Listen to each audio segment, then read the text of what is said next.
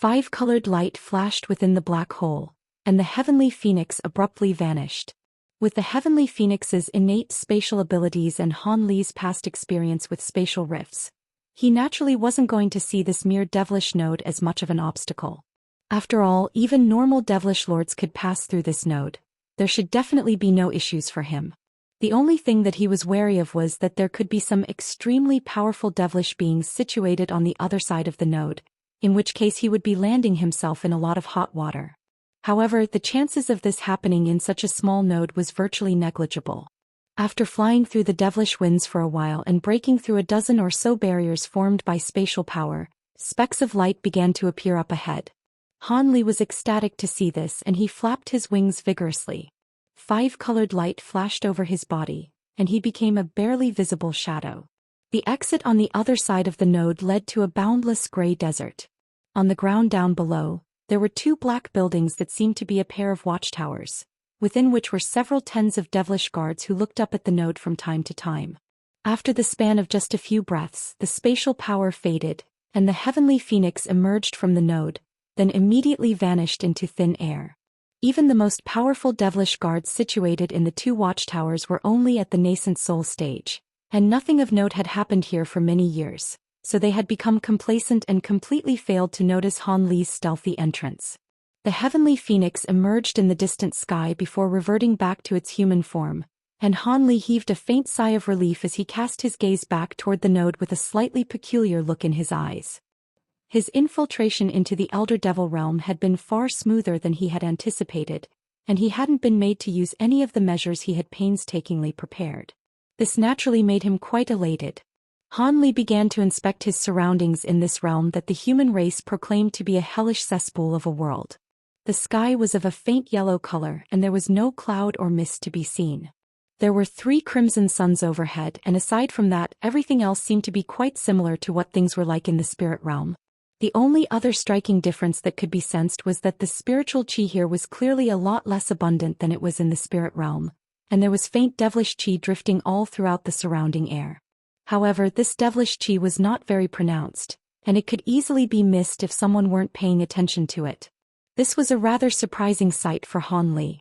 However, he hadn't ventured into the Elder Devil realm to conduct geographic research. He had something important that he had to do.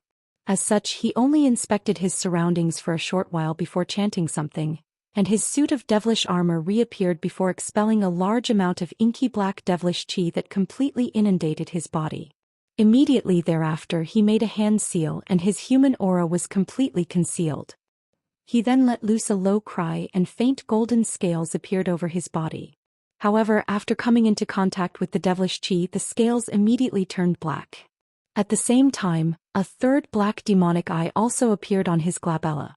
Han Li made a brief inspection of his own body with a faint smile on his face.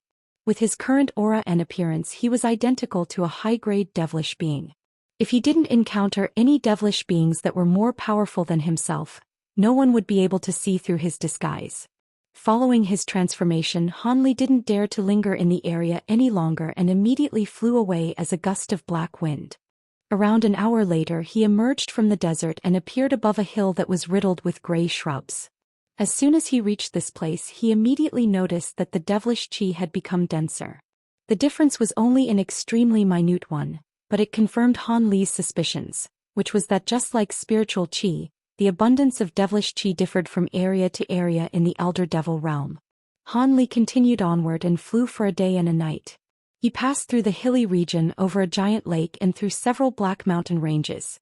Perhaps it was because the Elder Devil realm was very bleak and barren to begin with, or he was traveling in the wrong direction. But aside from a few low-grade devilish beasts, he didn't encounter any other devilish beings. This made Han Li feel slightly more relaxed but also a bit more wary. On the 4th day, Han Li finally encountered several mid-grade devilish beings with human bodies and horse heads battling at the foot of a small mountain. These devilish beings wielded wooden clubs with beast-hide garments draped over their bodies. They were extremely ferocious and seemed to possess a certain level of intelligence. There was a black devilish beast that resembled a saber-toothed tiger lying completely still nearby, and it was quite clear that these devilish beings were fighting over this prized prey. Han Li was ecstatic to see this. and he descended from above before releasing a few arcs of golden lightning to knock out these devilish beings. He then made a grabbing motion to draw one of them into his grasp before pressing a hand firmly onto the top of the devilish being's head. His eyes narrowed slightly and black light flashed from his fingertips as he unleashed a soul search technique. Just as he had expected, the devilish being possessed only a very elementary level of intelligence, and there really wasn't much for him to sift through in its spiritual sense. Thankfully, he wasn't searching for any complex information, and through his soul search technique, he discovered a suitable place that wasn't far away. Golden lightning sprang forth from his hand again to instantly incinerate this devilish being into dust, and he did the same for the other devilish beings as well as that devilish beast carcass. After that, he flew toward a different direction compared to his original one. Several hours later, a boundless canyon appeared up ahead. The black winds faded, and Hanli appeared in the air above the canyon before casting his gaze downward. The canyon down below was several thousand feet wide and unfathomably deep. Howling winds were blowing incessantly through it, and there was a vast expanse of murky yellow mist within it. Hanli descended into the canyon without any hesitation as gray light flashed over his body, and the fierce winds faded as soon as it came into contact with this gray light.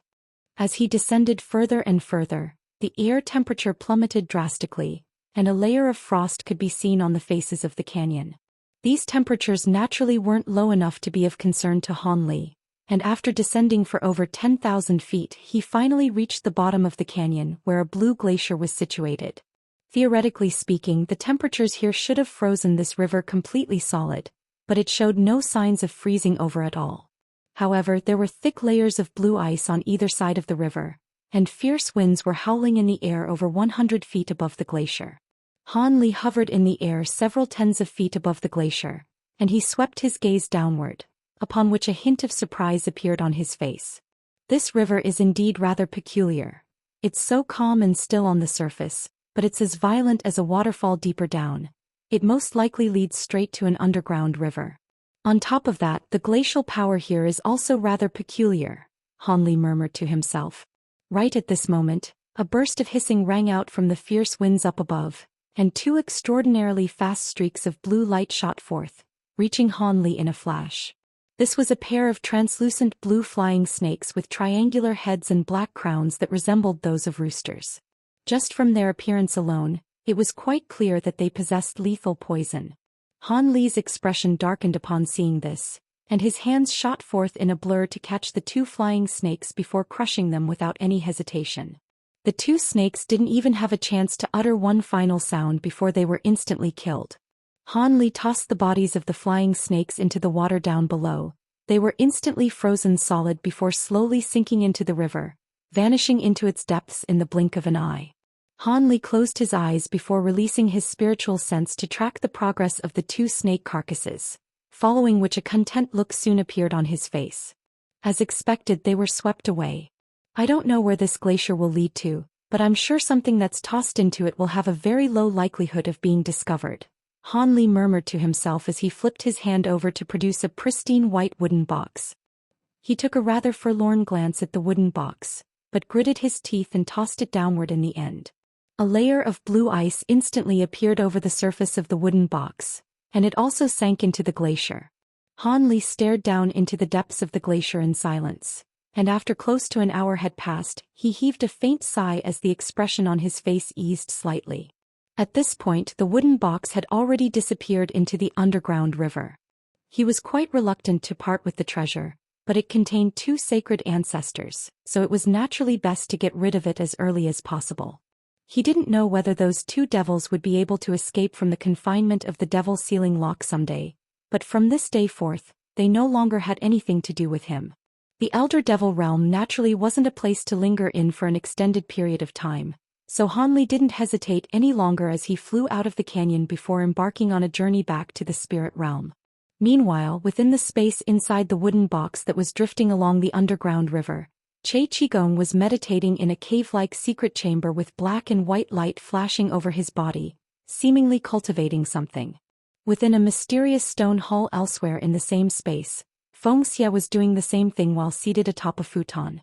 Both of them were completely oblivious to what was going on outside the wooden box, And if they were aware, they would most likely be cursing Han Li with all of the derogatory terms in their vocabulary. After all, Han Li had just unintentionally foiled their plan to secure the other half of the chaotic yin-yang qi through his cautious actions. The return journey proved to be a very smooth one for Han Li.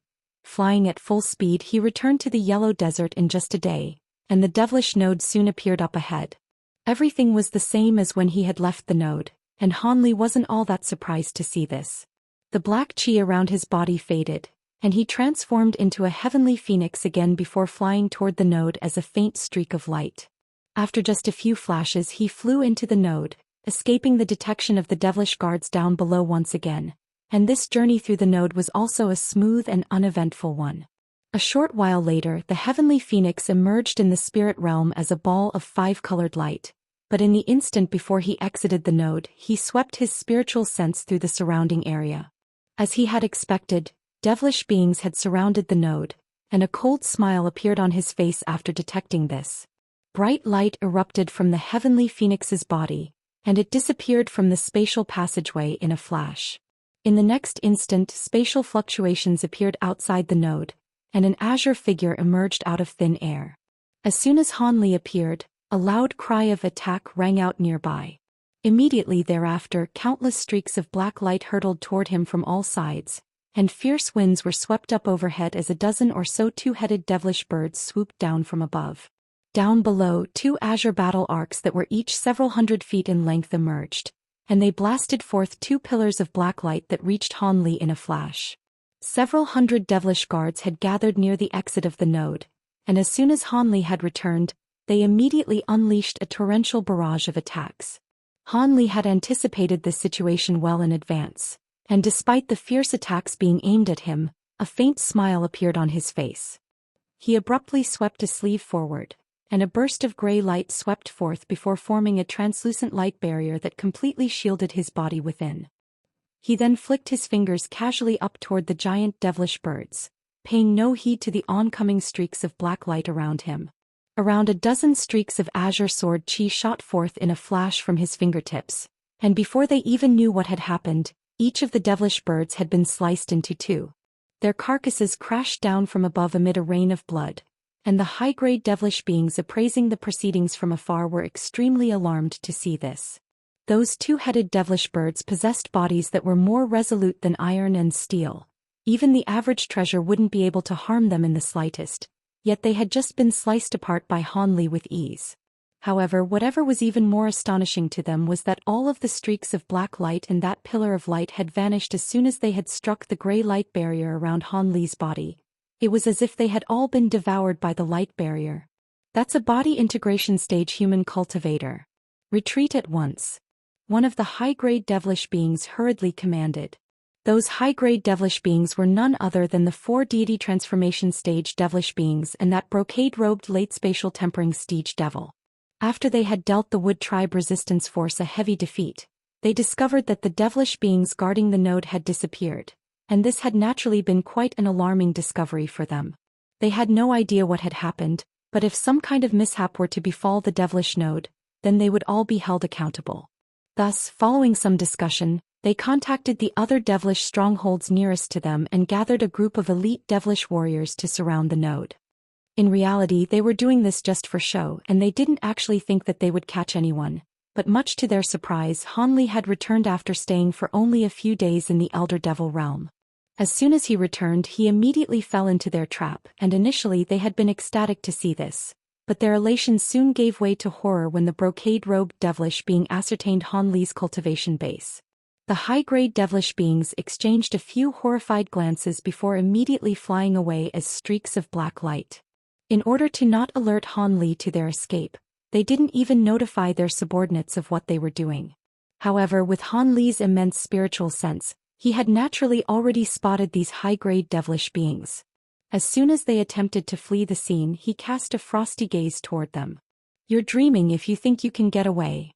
As soon as his voice trailed off, Han Li made a grabbing motion with his pristine white hand, and spatial fluctuations erupted in the air above the high-grade devilish beings, following which a giant 5-colored hand that was over 100 feet in size abruptly appeared before swooping downward.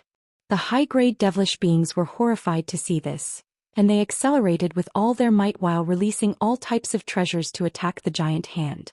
They weren't actually expecting their treasures to destroy the hand. They were simply hoping to delay it slightly and buy themselves some time for escape. However, in the instant that the treasures struck the massive hand, the hand immediately exploded into a vast expanse of 5-colored glacial flames that encompassed an area of around an acre. The 5-colored glacial light swept downward, and the 5 high-grade devilish beings were all instantly frozen solid. Only then did the devilish beings that had surrounded Hanli realize what was happening, and they immediately flew into a blind panic. However, before they had a chance to retreat, Hanli swept his sleeves through the air to release several tens of small azure swords, all of which transformed into streaks of azure sword chi. He then let loose a low cry and made a hand seal, sending the streaks of sword chi flying in all directions. Around 10 minutes later, not a single living devilish being remained in the entire devilish stronghold. A streak of azure light circled around high up in the air, then flew back toward human territory.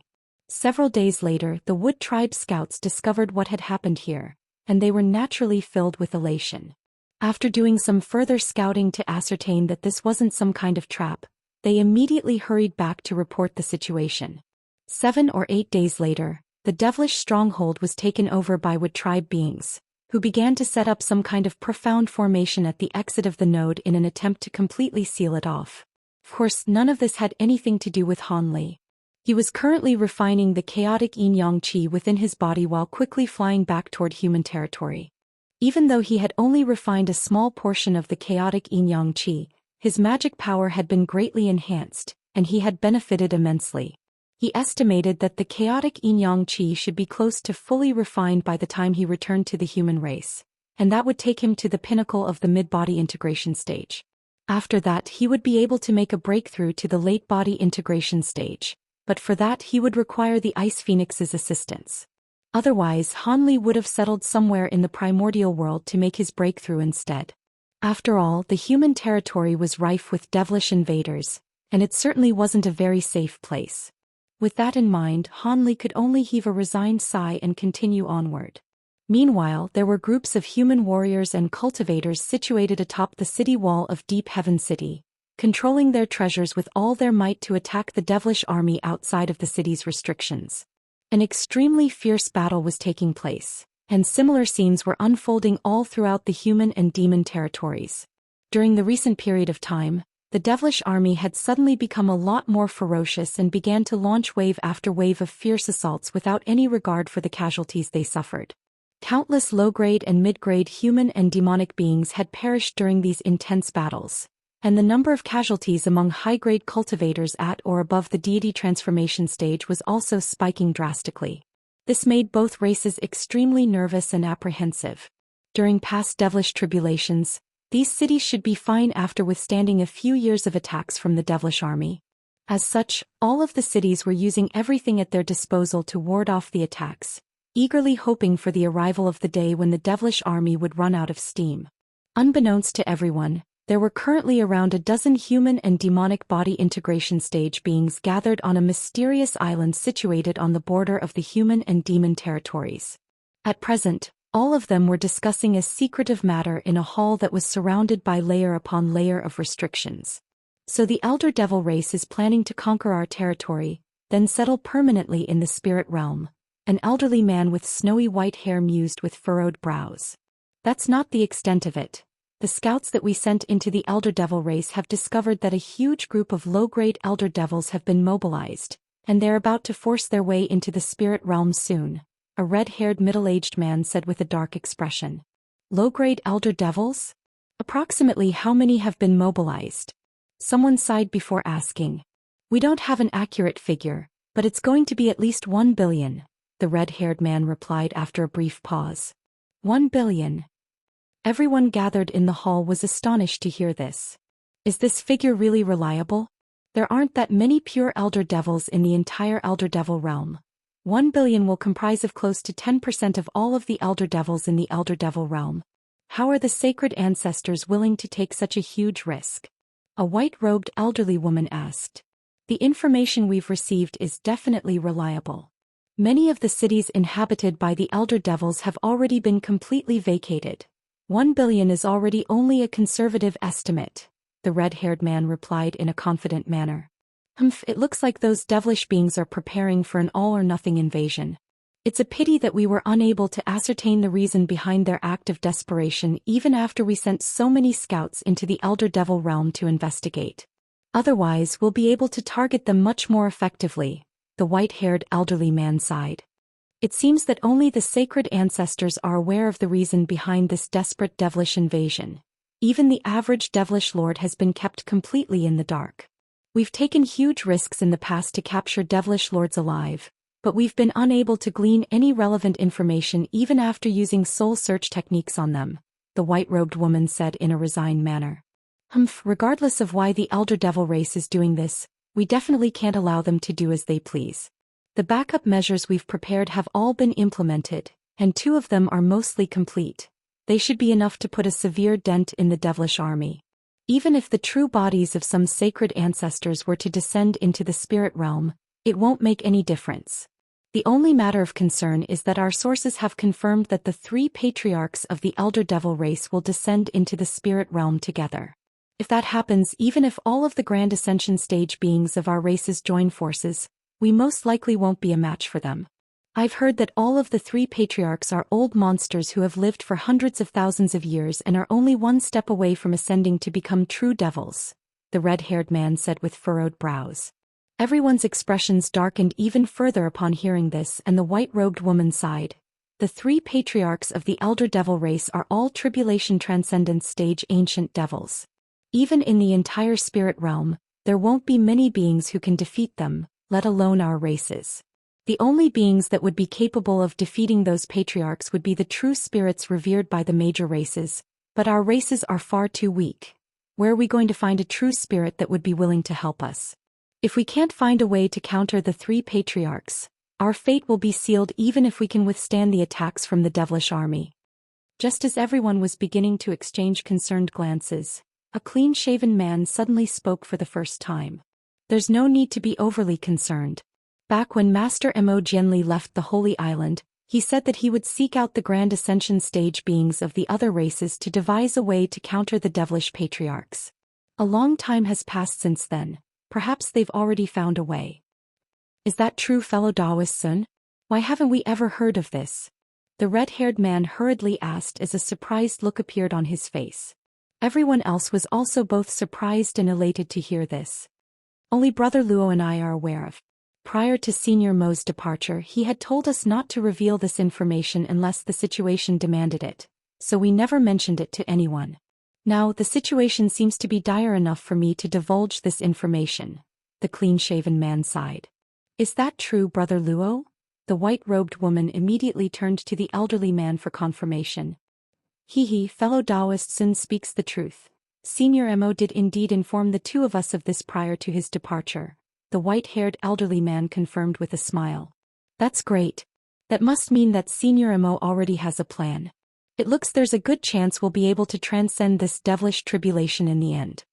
Everyone was very relieved to hear this, and they immediately began to discuss this new information among themselves. Alright, before we begin discussing specific arrangements, I have something that I need to announce. Fellow Daoist Black Rain, who departed from the Holy Island not long ago to capture the Pipe Dream Stone Spirit, has unfortunately perished. He had been accompanied by Tian Chan of the Holy Sovereign City, who informed us that they had parted ways after the Pipe Dream Stone Spirit had been captured. However, not long after that, fellow Daoist Black Rain's soul lamp was snuffed out, the red-haired man said with a grim expression.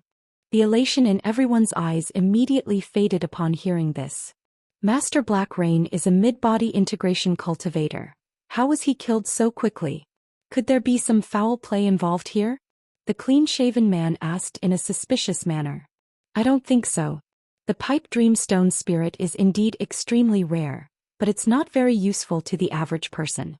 On top of that, fellow Daoist Tian Chan mentioned a witness. At the time, they just so happened to encounter another body integration stage fellow Daoist who helped them capture the stone spirit. Without his assistance, it wouldn't have been so easy for them to capture the stone spirit, the red-haired man replied with a shake of his head. A witness? Who is it? Is it someone else from the Holy Sovereign City? The elderly woman asked with furrowed brows. No. Come to think of it, I'm sure most of you have heard of him. The other witness is fellow Daoist Han, who progressed to the body integration stage just a few centuries ago, the red-haired man revealed. Are you referring to Han Li? I heard that he's a freakish cultivation prodigy from your human race who only took several centuries to progress from the deity transformation stage to the early body integration stage, the elderly woman said with a surprised look in her eyes. Hee, I'm afraid your information is outdated, fellow Daoist. This fellow Daoist Han is already a mid-body integration cultivator now, the white-haired elderly man chuckled. What? He made another breakthrough? That's way too fast. I had thought that the rumors of his cultivation aptitude were mere hyperbole, but it seems that they were understatements, if anything. The elderly woman was even more astonished now. All of the other body integration stage beings presented were also quite stunned to hear this. Perhaps, if it weren't for the ongoing devilish tribulation, fellow Daoist Han would have most likely already become a member of our holy island. Setting that aside for now, have you tracked down fellow Daoist Han to ascertain the details of what happened to fellow Daoist Black Rain? The white-haired elderly man asked. I tried to do that, but after getting into contact with Deep Heaven City, I was told that fellow Daoist Han had disappeared.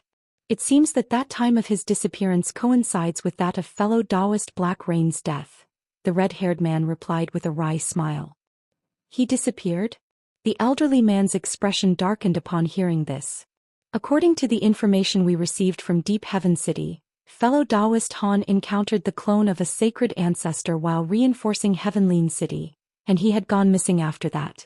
However, according to fellow Daoist Tian Chan, fellow Daoist Han had most likely encountered Tian Chan and Black Rain after he had escaped from the clone of that sacred ancestor. However, after the three joined forces to capture the stone spirits, Tian Chan was the only one who returned safely to the Holy Sovereign City, while the other two both went missing, the red-haired man said. With fellow Daoist Han's aptitude, there may be hope for him to reach the Grand Ascension stage in the future. It would truly be a pity if something has happened to him. However, cultivators like us are constantly defying the natural order anyway, so it's common for us to die early, especially during this devilish tribulation, the elderly woman sighed in a wistful manner. If fellow Daoist Han really has perished, then he can only lament his ill fortune. However, in contrast with Black Rain, fellow Daoist Han didn't leave behind a soul lamp in Deep Heaven City, so it's impossible to tell whether he's currently alive or not. Regardless of how Black Rain perished, the problem is that the pipe dream stone spirit that he captured has also disappeared. Without that stone spirit, the first step of our preparations can't be implemented. This is a pressing matter that concerns the survival of our two races, so we have to think of a way to rectify the issue right away, the red-haired man said with a grim expression. This is indeed an urgent matter. Is there anywhere else where we can find another pipe dream stone spirit? Can we replace the pipe dream stone spirit with something else? Do we not have a backup plan prepared in case of this exact situation? Everyone quickly began to offer their opinions and insights. A pipe dream stone spirit is far from easy to find. The one that we sent fellow Daoist Black Rain to capture was one that was discovered tens of thousands of years ago.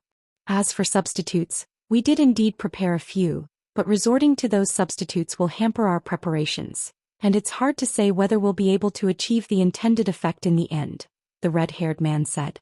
Everyone fell silent upon hearing this, and a tense silence descended over the entire hall. Leave the pipe dream stone spirit to me. I have more important matters that I'll require your assistance with, fellow Daoists. A faint male voice suddenly echoed throughout the hall, and everyone was rather bewildered to hear it. An ecstatic look immediately appeared on the red-haired man's face, and he sprang up from his chair as he exclaimed, "Senior Ao Shao, is that you?" Almost at the exact same moment, the gate of the hall was opened from the outside, and two people strode into the hall one after another. The first person was a man who appeared to be in his 30s with a faint smile on his face. He wore a set of silver robes and had a head of long black hair that trailed down to his waist. Behind him was a stunning silver-haired beauty with skin as fair as snow, and shimmering silver locks that looked as if they had been forged from pure silver. We pay our respects to Senior Ao Shao and welcome Senior Ao Shao to the Holy Island.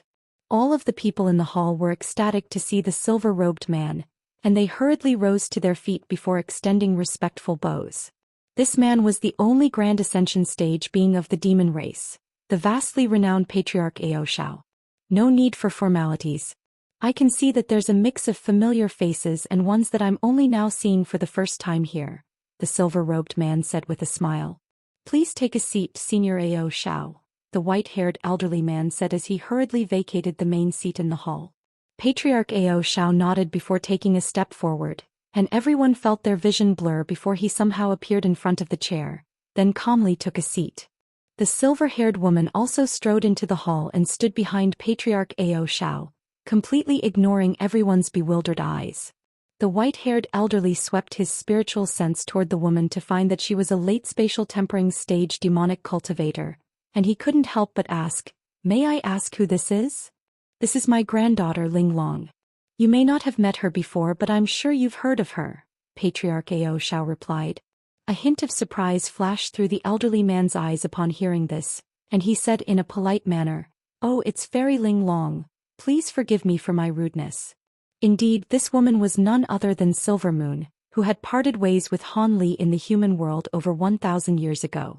Of course, this Silver Moon was different from the Silver Moon of the past. She had fused the split soul and possessed the complete soul of Silver Moon. Everyone else was also rather surprised to hear who this woman was. The Holy Island held a very special status among both the human and demon races, so the beings on the island naturally paid close attention to the 7 demon monarchs that ruled over the demon race. Fairy Ling Long was Wolf Monarch Tian Kuei's concubine, and she had once been sealed in the human world for many years. All of the elders of the Holy Island had heard about how her relationship with Wolf Monarch Tian Kuei had become rather strained following her return to the spirit realm, even though this was only the first time that they had met her. Silver Moon paid no heed to this and merely stood in silence behind Patriarch Ao Shao with her head slightly lowered.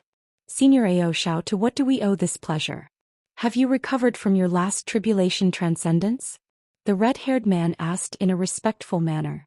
"My last tribulation transcendence was indeed a bit of an ordeal, but after resting for so many years, I've already completely recovered. Otherwise, I wouldn't have appeared here. As for why I came to the Holy Island, I was naturally invited here by fellow Daoist Mo," Patriarch Ao Shao said with a faint smile. "Does this mean you've already met Senior Mo? That's fantastic news.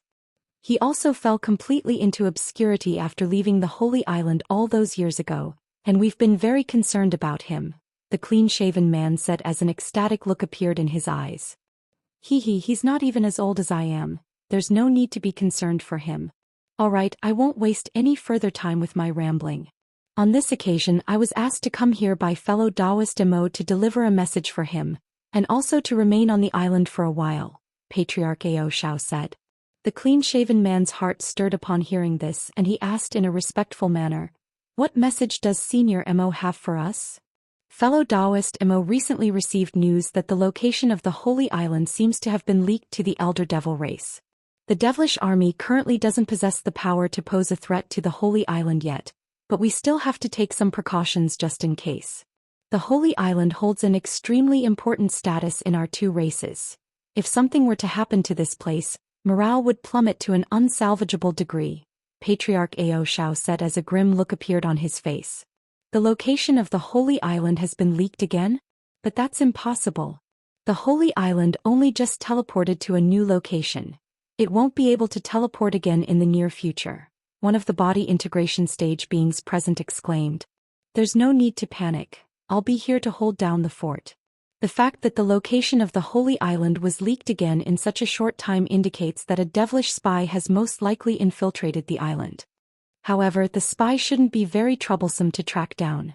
We just have to investigate all of the people who have entered the island since the commencement of the devilish tribulation to find the culprit, Patriarch Ao Shao said in a cold voice. The white-haired elderly man's heart jolted upon hearing this, and he hurriedly cupped his fist in a salute as he said, "I'll organize some people to conduct an investigation right away." Patriarch Ao Shao nodded in response, and after a brief pause he said something that came as quite a surprise to everyone. "The other message that fellow Daoist Mo wanted me to relay is that we need to adjust the countermeasures we've originally prepared against the devilish army." "Why is that?" "Those countermeasures are all powerful trump cards that took us and Senior Mo over 100 years to devise. Surely there won't be any issues with them, the elderly woman asked. This is most likely a decision that fellow Daoist Mo made after meeting the Grand Ascension stage fellow Daoists of the other races. I presume he must have identified some fallacies in the original countermeasures that had been prepared through his communication with those fellow Daoists. Rest assured, this doesn't require everything to be torn down and redone anew. Only 2 or 3 of the countermeasures will need to be adjusted. I'll disclose the specific details to all of you later. Coincidentally, one of the adjustments that need to be made makes the Pipe Dream Stone spirit redundant, as fellow Daoist Mo has already decided to substitute it with something else. This substitute will only produce a better effect than what it originally would have been, and I've brought the substitute along with me. Patriarch Zhou Xian flipped a hand over as he spoke to produce a jade vial, which he tossed toward the white-haired elderly man. The elderly man caught the box before removing the lid in a befuddled manner, upon which a stunned look appeared on his face. This is... Patriarch Zhou Xian raised a hand to cut the elderly man off. If you know what it is, then keep it to yourself. It's best to have as little people know about this thing as possible for now. The other Holy Island elders were quite curious about what was in the box, but it was naturally inappropriate for them to pry into such matters. The elderly man hurriedly gave an affirmative response before carefully stowing the jade box up his sleeve. The elderly woman hesitated momentarily before asking, "By the way, Senior, have you heard that there's a chance the 3 devilish patriarchs could descend into our spirit realm?" "I have indeed heard of this, and it was fellow Daoist Mo who informed me of this in person," Patriarch Zhou Xian replied in a calm manner. His calm display instilled everyone in the hall with a lot of confidence, and a hint of elation appeared in the elderly woman's eyes as she asked, "Does this mean you've already thought of a countermeasure against them, Senior?"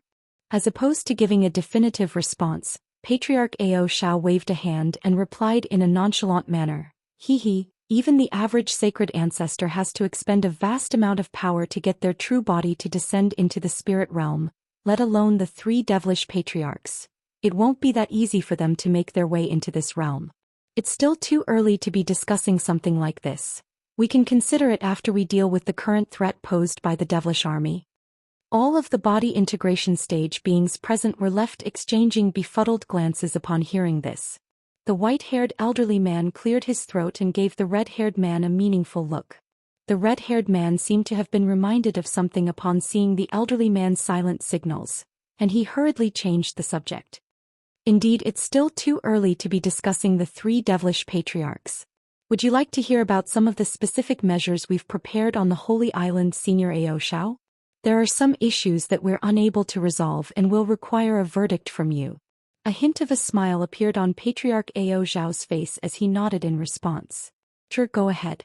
Firstly, in order to deal with those low-grade devilish beasts, we've been nurturing an army of spirit beasts, and that army is basically complete. We've also begun breeding some ferocious insects with shorter lifespans, and they should just about reach maturity once our final battle against the devilish army commences. Also, in order to refine those profound heavenly holy artifacts, we've moved all of the tool refinement masters of our human race onto the island, and they should be able to begin refining the treasures in about half a year.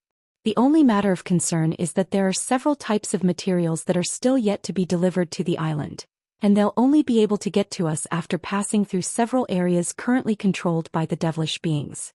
Hence, we have to decide on someone to send out to receive the materials. I suggest..." The red-haired man seemed to be responsible for taking care of all general matters on the island, and Patriarch Zhou Xian listened in silence to his report. His expression remained completely unchanged, but the contemplative look in his eyes suggested that he was considering all of the matters that were being raised. After the red-haired man finished, some of the other people in the hall also stepped forward to report some other matters. Only after 2 hours had passed did everyone finish delivering their reports. After hearing what everyone had to say, Patriarch Zhou Xian didn't make a single decision. Instead, he suddenly rose to his feet with a smile and said, "It sounds like you've all done quite well. These are all matters that you can take care of on your own. There's no need for an old geezer like me to go around barking orders. I'm rather weary from my journey to get here, so I'll be going to rest now." Everyone else exchanged a few wide-eyed glances upon hearing this. The red-haired man was the first to react, and he hurriedly rose to his feet before extending a respectful bow. "In that case, Please allow me to organize a place for you to stay, Senior. Patriarch Ao Xiao nodded before making his way out of the hall in an unhurried manner, followed closely by Silver Moon. Only then did everyone else in the hall react to the situation, and they all stood up to bid Patriarch Ao Xiao farewell. Just as Patriarch Ao Xiao had made it to the entrance of the hall, a thought seemed to suddenly occur to him, and he turned back before pointing at two of the people in the hall as he said, "By the way, you two come and see me later. I have something to discuss with you." The people that he had pointed to were the white-haired elderly man and a tall and thin man who had barely spoken at all. The two of them faltered slightly before hurriedly giving an affirmative response. Patriarch Ao Xiao nodded before departing from the hall, and as soon as he left, a middle-aged woman who appeared to be in her 40s turned to the tall and thin man before asking, "Do you know Patriarch Ao Xiao, fellow Daoist Su? One of my seniors is an old acquaintance of Senior Ao's, so I did see him from afar a few times," the man replied in an ambiguous manner. "Oh. Then do you know why Senior Ao could be looking for you?" the middle-aged woman asked. "How would I know? I'm just as confused as you are, fellow Daoist. Also, Senior Ao didn't just ask to see me on my own. He instructed both myself and Brother Luo to go and see him, so he must have something to tell us," the man replied with a shake of his head. The middle-aged woman merely smiled and didn't pry any further into the matter. Following Patriarch Ao Xiao's departure, the rest of the people in the hall didn't have any intention of staying behind either.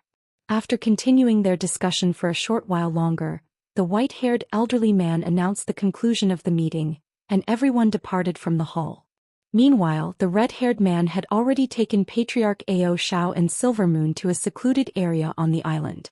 Not only was this the area on the island with the greatest abundance of spiritual qi, there were 7 or 8 independent pavilions that were spaced out very far apart from one another. Not only were these pavilions extremely intricate and well-constructed, they each had a designated tool refinement chamber, pill refinement chamber, and secret chamber for cultivation purposes. After leading Patriarch Ao Xiao to this place, the red-haired man asked him to choose a pavilion himself, only for Patriarch Ao Xiao to merely pick a pavilion at random. The red-haired man naturally didn't dare to state any objections, and after organizing a group of servants for him and Silver Moon, he immediately departed. Patriarch Ao Xiao sat on the main seat in the hall and raised a hand in an expressionless manner to dismiss the servants in the room. Thus he and Silver Moon were the only people left in the hall. He sat on his chair in silence and narrowed his eyes slightly, seemingly contemplating something. All the while Silver Moon stood peacefully beside him, content to remain silent as well. "At your current cultivation base, there's no reason why you shouldn't have made a breakthrough to the body integration stage with all of the pills I've given to you. However, you've failed thrice in the past century. It seems that the only thing holding you back is your inability to get over your own inner demons. If you fail another breakthrough attempt, then you'll most likely find it very difficult to ever make a breakthrough," Patriarch Ao Xiao suddenly said. Silver Moon lowered her head slightly and replied, "Sorry for disappointing you with my incompetence, grandfather. Looks like it'll be very difficult for you to undo the knot in our heart. Ever since you returned from that lower realm, you've given Tian Kuei the cold shoulder and even moved in to live with me. I've never forced you to tell me the reason for this, and I haven't forced you to return to Tian Kuei either, as I wanted you to iron out your own mental state. However, not only has your mental state not improved, the knot in your heart has only grown more convoluted during these past years." Ao Xiao sighed with a shake of his head, and even though the tone he was using was quite benevolent, the faint tinge of disappointment in his voice was still quite apparent. "Grandfather, Tian Kuei and I." Silver Moon raised her head to argue something, but Patriarch Ao Xiao merely raised a hand to cut her off. "There's no need for you to explain anything. I know what you want to say. Tian Kuei took advantage of my time in seclusion to break his promise to me, planning to harvest your origin-ine physique even before you had reached the body integration stage. He failed to do that, so he employed other underhanded methods to split your soul into two, causing you to suffer through the agony of a split soul for over 1,000 years. After that, you descended into that lower realm, and then he tampered with the star-defying plate so that you couldn't return to the spirit realm in time. Do you really need me to run through everything he did?" A furious look suddenly appeared on Patriarch Ao Xiao's face as he spoke, and he slammed his hand down onto the copper armrest of his chair. A burst of white flames flashed, and the armrest was completely erased from existence. You know about all of this, grandfather? Silvermoon shuddered as her face paled drastically. Do you really think I'm so old and senile that I don't even know when someone's mistreating my granddaughter? If it weren't for the fact that I don't have much time left and he's the only junior I can entrust the wolf race to, I would have tortured him to death long ago. Patriarch Ao Xiao harumphed coldly. Silvermoon's face paled even further upon hearing this, and a wry smile appeared on her face as she said, "The blame can't be entirely pinned on him. Technically, I'm his main concubine, and his cultivation base hadn't progressed in many years. He knew that my origin-ine physique could help him break through his bottleneck, so it's inevitable that he would try something." You're still speaking out for his sake? Before you married him, you were already the holy maiden of our Silvermoon race. Prior to attaining full mastery of that Silvermoon cultivation art, your lifespan would be significantly cut short if you were to lose your virginity. There's no way that he wouldn't have been aware of this. On top of that, after he married you, he took on many more concubines and never considered your feelings. It seems that ever since he became a demon monarch, he's forgotten that our Silvermoon race is the premier branch of the wolf race. If it weren't for the fact that all of my juniors possess lackluster cultivation aptitude and none of them have reached the body integration stage, there's no way I would have resorted to assisting an outsider like him to become the wolf monarch. A cold look appeared in Patriarch Ao Zhao's eyes as he spoke. Silvermoon bit down on her lower lip, but heaved a faint sigh and remained silent in the end. However, following the ordeal that you suffered in that lower realm, you awaken your 7-star moon physique, so that's an unexpected silver lining on the situation. With your past cultivation aptitude, the spatial tempering stage would have been your limit, but with this 7-star moon physique, it's not impossible for you to reach the grand ascension stage in the future. I didn't possess exceptional cultivation aptitude in my youth either. Only after awakening the same physique was I able to reach my current cultivation base. Patriarch Ao Zhao's eyes gradually began to light up as he spoke. However, Silvermoon's face remained deathly pale as she shook her head in response. I would rather not have this physique if it means I could have avoided the ordeal I had to go through. I know you've been through a lot these past years, but seeing as you now have the potential to progress to the body integration stage, I can cast aside the inhibitions I once had. Tian Kuei had better pray that he perishes in battle against the devilish army. Otherwise, once the devilish tribulation ends, I'll subject him to a fate worse than death. Silvermoon's heart jolted with shock upon hearing this. You don't mean? Patriarch Ao Xiao continued, there's no rule prohibiting a woman from becoming one of the 7 demon monarchs. I had always been reluctant to make an outsider the wolf monarch, and Tian Kuei has betrayed my trust, so I'm naturally going to strip him of the title of wolf monarch. Silvermoon's mouth gaped open upon hearing this, and only after a long while did she murmur in response, that doesn't seem to be appropriate. Patriarch Ao Xiao reverted back to his usual calm expression, but his voice cooled significantly as he asked, why is that? I'm not plotting against Tian Kuei for no reason. He only has himself to blame for what he's done to you. Are you still harboring feelings toward him? Silvermoon hesitated momentarily before replying with a wry smile. Of course I no longer harbor any feelings for him after what he did to me. It's just that even though I've attained this physique, there's still no guarantee that I'll be able to progress to the body integration stage. If I fail to do so, then our wolf race will still need Tian Kuei as our leader. Indeed, it seems you won't be able to progress to the body integration stage so long as you're unable to overcome your inner demons. Now that we're in the midst of this devilish tribulation, we can't afford to wait for you to make slow and steady progress. If something were to happen to me during this devilish tribulation, you would be in an extremely perilous situation. So be it, I'll have to make an exception and do something drastic. Take a look at what's in this jade slip. Patriarch Ao Xiao sighed with furrowed brows before suddenly opening his mouth to expel an azure jade slip that hovered towards Silvermoon. Silvermoon was a little perplexed, but she still caught the jade slip before pressing it against her own forehead. After injecting her spiritual sense into the jade slip, she immediately exclaimed, Art of Indifference? That's right. This art of indifference is an ancient secret technique that I stumbled upon many years ago. Not only is it extremely powerful, cultivating it will have incredible effects on one's mental state. If you decide to cultivate it, I'll use other secret techniques to help you achieve elementary mastery of this art as quickly as possible. That'll most likely be enough to iron out the flaws in your mental state, and a breakthrough to the body integration stage should be all but assured at that point. However, as the name of the cultivation art suggests, using it will inflict upon your severe side effects. Apparently, as one progresses in this cultivation art, their emotions and desires will gradually fade, and they could even become completely non-existent once full mastery is achieved.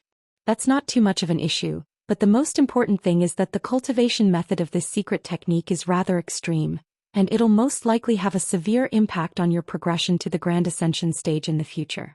I'll let you weigh up the pros and cons involved for yourself, Patriarch Xiao said with a slightly conflicted expression. Silvermoon's expression changed several times upon hearing this, and she seemed to be rather hesitant. As for Patriarch Xiao, he slowly closed his eyes and didn't say anything further, waiting patiently for Silvermoon to make a decision. After a long while, Silvermoon removed the jade slip from her forehead and lowered her head to contemplate her options. After a while longer, she seemed to have made a decision, and she adopted a serious expression as she asked, "Grandfather, will this secret technique really allow me to progress to the body integration stage prior to our final battle against the devilish army?" Patriarch Xiao reopened his eyes and replied, "I can't make any guarantees, but there's at least a 70% to 80% chance that it will. Otherwise, I wouldn't be bringing it out for your consideration. Having said that, there's no hurry. You can think about this for a few days before getting back to me." Silvermoon opened her mouth to say something, but swallowed her words in the end and replied, "Yes, grandfather." Just as Patriarch Xiao was about to say something further, his expression suddenly changed as he cast his gaze toward the gate of the pavilion. Moments later, the sound of footsteps rang out, and a young female servant appeared outside before informing in a respectful voice, "Master Xiao, there are 2 elders of the island here to see you. They sure aren't wasting any time. Tell them to come in," Patriarch Xiao instructed as his expression eased slightly. The servant gave an affirmative response before departing. A short while later, the white-haired elderly man and the man with the Su surname strode into the room, and they immediately extended respectful bows at the sight of Patriarch Xiao. "We pay our respects to Senior Xiao. What would you like us to do for you?" Elder Su asked. "There's no hurry, take a seat first," Patriarch Xiao said with a smile as he pointed at the chairs beside him. The 2 elders naturally didn't dare to raise any objections, and they expressed their gratitude before taking a seat as they were told. "Come to think of it, both of you have some ties with me. One of you is a descendant of an old acquaintance of mine, while the other is fellow Daoist Mo's in-name disciple. I have something important that I need to have done, and I only feel comfortable entrusting this task to you too," Patriarch Xiao said in a benevolent manner. The 2 elders were clearly quite flattered to hear this, and Elder Su immediately said, "Please tell us what you'd like us to do, Senior." "I heard from fellow Daoist Mo that when he's not on the Holy Island, the onus of leadership falls upon you, fellow Daoist Luo. In that case, I need you to search for some treasures and materials for me. These items are all quite rare. We have leads on the whereabouts of some of them, but you'll have to search for the other ones. My only requirements are that these things have to be gathered in secret, and that they be gathered as quickly as possible," Patriarch Xiao replied. The white-haired elderly man faltered slightly upon hearing this before immediately nodding in agreement. "I'll send out some trustworthy people to gather the items right away, and we'll make sure to keep things strictly confidential." "Good. Here is a list of what I want." Patriarch Xiao raised a sleeve as he spoke, and a jade slip flew out from within. The white-haired elderly man immediately stood up and caught the jade slip before stowing it away up his sleeve without even looking at it, showing through his actions that he was going to do his best to track the items in the jade slip regardless of what they were. A pleased look appeared on Patriarch Xiao's face upon seeing this, and he turned to Elder Su next. "Junior Su, I need you to take a trip to the primordial world to meet a few mighty figures from the other races. As for what you need to do after you meet up with them, that's all recorded in this jade slip. Make sure to keep what you're doing a secret from the rest of the island as well." "I'll be sure to do so," Elder Su replied in a respectful manner as he also rose to his feet. These 2 tasks concern the 3 devilish patriarchs, and fellow Daoist Mo is aware of them as well. I'll only give you a maximum of 5 years to complete these tasks. If you exceed that time limit, severe consequences could follow, do you understand? A serious look appeared on Patriarch Xiao's face as he spoke. The two body integration stage elders were ecstatic to hear that countermeasures were being prepared against the devilish patriarchs, and they exchanged an elated glance before vowing, "Rest assured, Senior, we'll be sure to complete the tasks in time even if it costs us our lives." "All right, that's all for now. Go and get started on that right away and make sure the tasks are completed as soon as possible," Patriarch Ao Shao instructed as he raised a hand to toss another jade slip toward Elder Su. The two elders didn't dare to say anything further, and they both extended respectful bows before departing from the pavilion. Following their departure, Silvermoon's brows furrowed slightly as she asked, "Grandfather, are those two trustworthy? Aren't there already devilish spies who have infiltrated the Holy Island?" If even these two are untrustworthy, then no one is trustworthy. They were recommended to be by Mo Jianli as neither of them have left the Holy Island in the past 1,000 years. Besides, if they really were devilish spies, do you think I would have failed to identify them? At the very least, there shouldn't be any major issues with the Holy Island elders that we saw earlier, and that's already very good news, Patriarch Ao Shao replied with a faint smile. Silvermoon's expression eased slightly upon hearing this, and she extended a curtsy toward Patriarch Ao Shao as she said, "In that case, it seems I was overthinking things. I'll be going to rest now." Patriarch Ao Shao nodded with a tender look in his eyes. "Go on. We've been traveling for several months, so you're indeed in need of some rest." "You have some rest too, grandfather. You only just recently recovered from your tribulation transcendence. Don't pile too much work on yourself," Silvermoon replied. "Haha, do you really think I've become a useless old man?" Ao Shao chuckled in a nonchalant manner. Silvermoon smiled and said, "Not at all. With your current appearance, no one would bat an eyelid even if I were to claim that you were my brother. You're far from an old man." After that, she turned and strode out of the room, and her sprightly footsteps indicated that her mood had improved significantly. Following Silvermoon's departure, Patriarch Ao Zhao's smile faded, and he sighed to himself, "I really hope she doesn't decide to cultivate that art of indifference." Despite what he was saying, he displayed no intention to go after Silvermoon and merely closed his eyes as he began to meditate in his chair. After a while, he opened his eyes and suddenly said, "Show yourself." "I pay my respects to Master Ao Shao." A female voice rang out nearby and spatial fluctuations erupted, following which a semi-transparent figure appeared several tens of feet away from Patriarch Ao Shao. The figure then gradually became clearer and revealed itself to be a slender woman in a tight-fitting black robe. She wore a copper wolf head mask, and her hands were also sheathed in a pair of black gloves, so she wasn't revealing even a single sliver of skin. "Welcome back, Liaoying.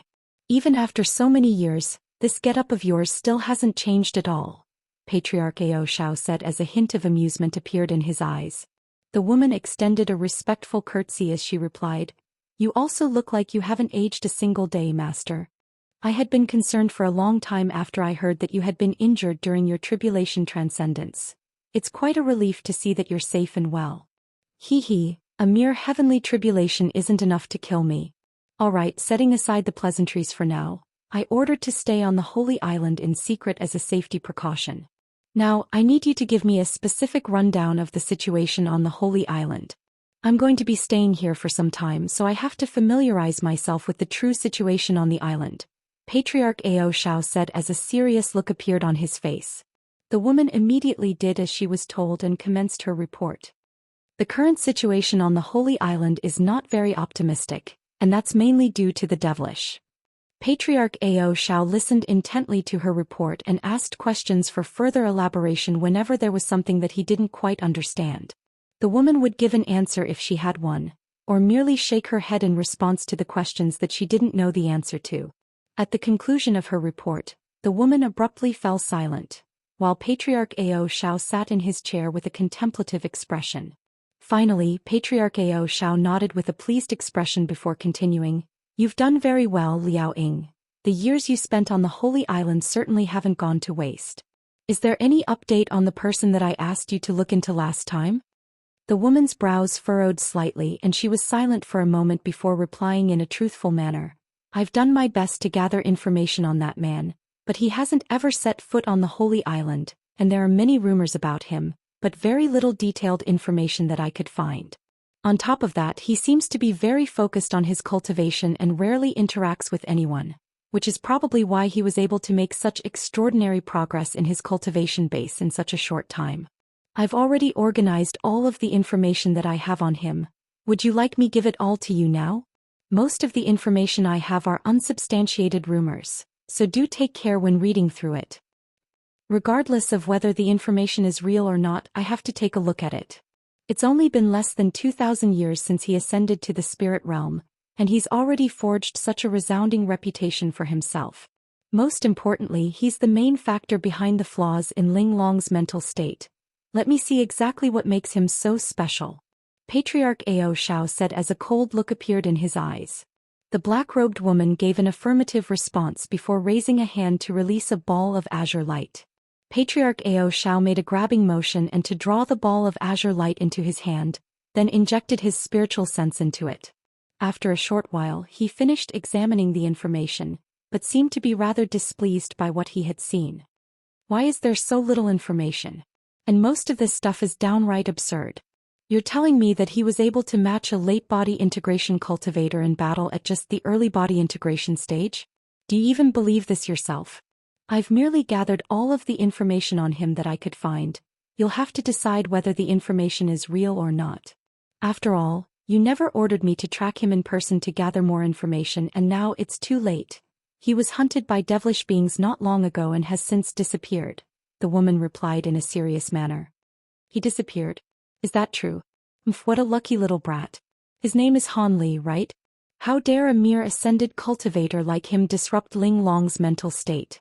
Because of him, she's been unable to make a breakthrough that should have come easily to her. He deserves to be killed thousands of times for what he's done. Patriarch Ao Xiao said as a hint of killing intent flashed through his eyes. If you really want him dead and he manages to return alive, I can take him out in your stead. That way, no one will be able to link his death to you, the woman suggested in a cold voice. Patriarch Ao Xiao shook his head without any hesitation. There's no need for that. The masked woman seemed to know a lot about Silvermoon's situation, and she asked in a slightly surprised manner. Why is that? Has young Mistress Ling Long already been made aware of his existence?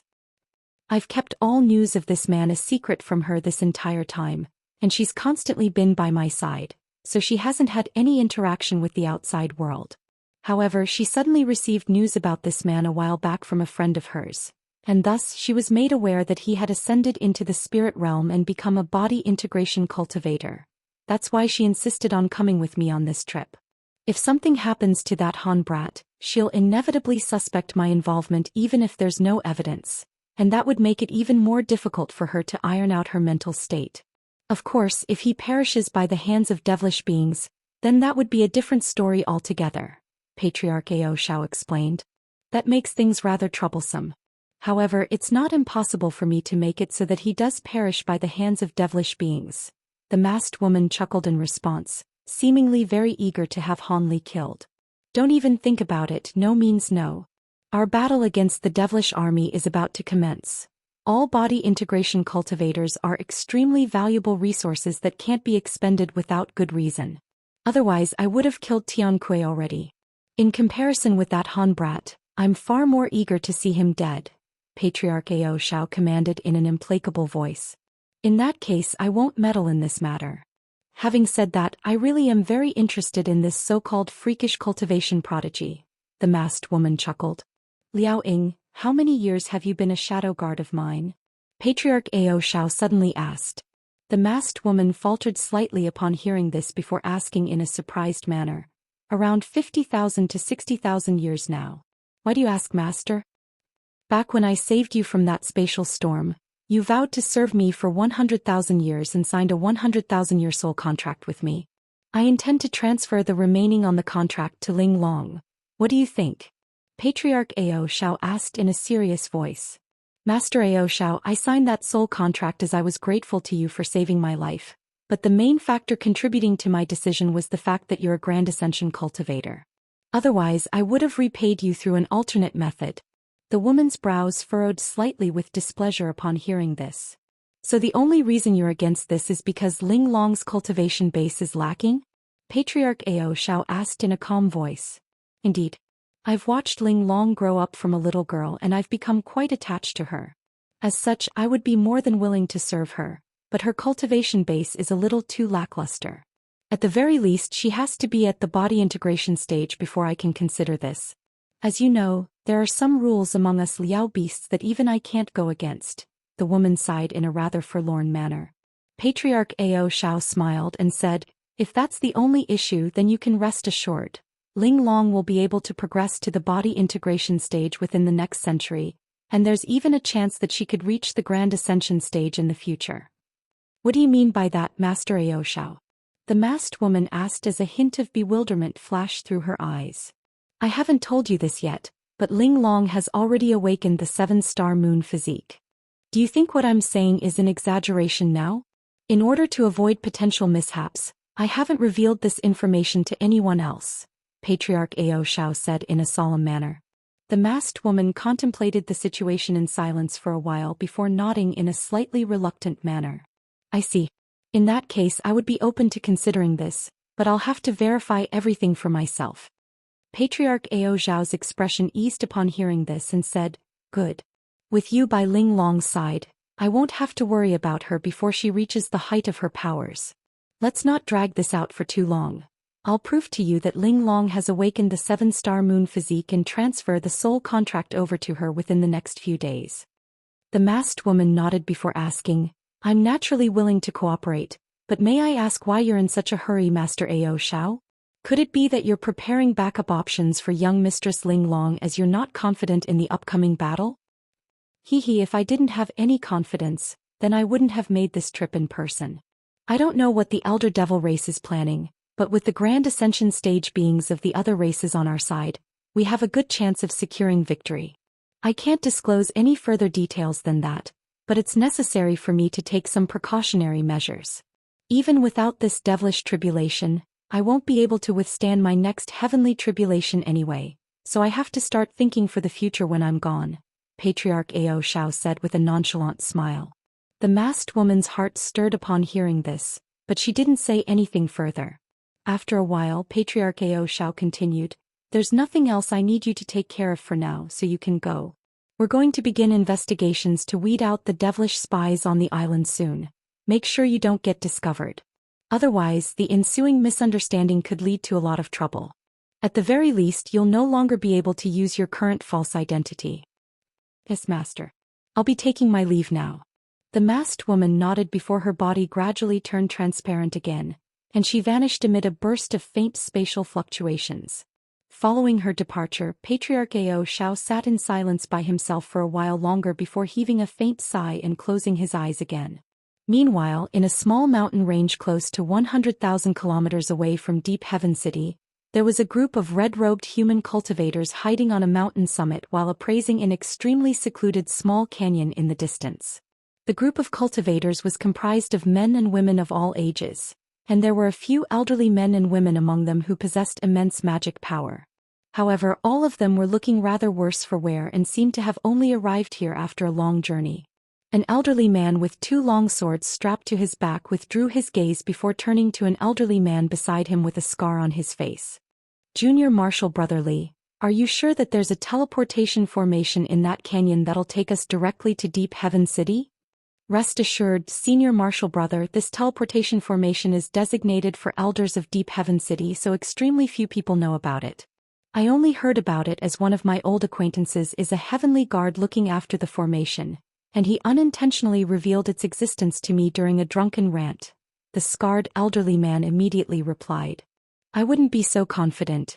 It's been quite a long time since those devils took over this area.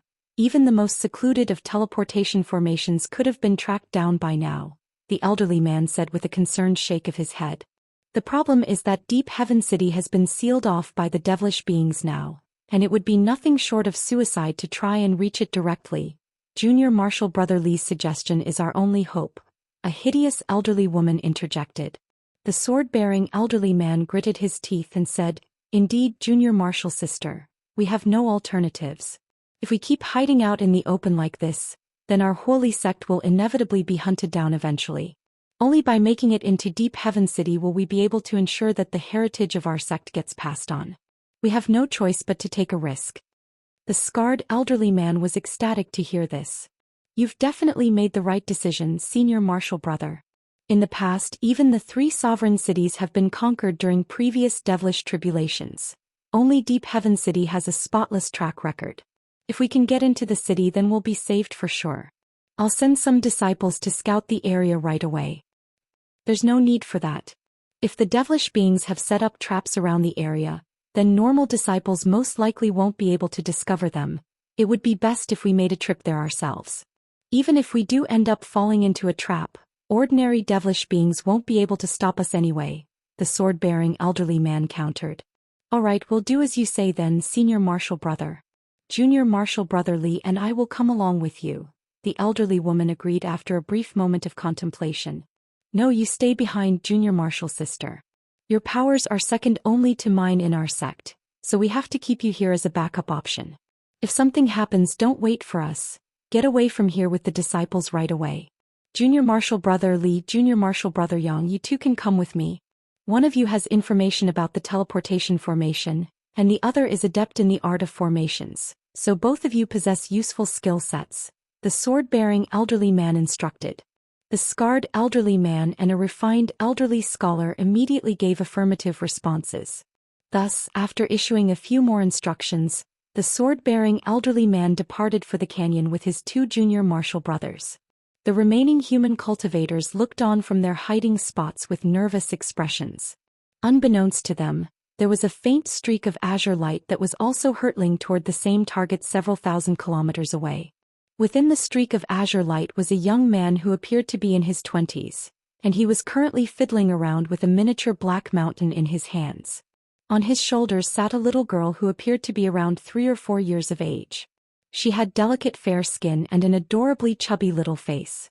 She had one hand grabbing onto Han Li's robes, and an unknown spirit that she was munching on in her other hand. Han Li turned to glance at the little girl sitting on his shoulders, and a faint smile appeared on his face. The little girl was none other than the leopard Kirin beast that had just awakened.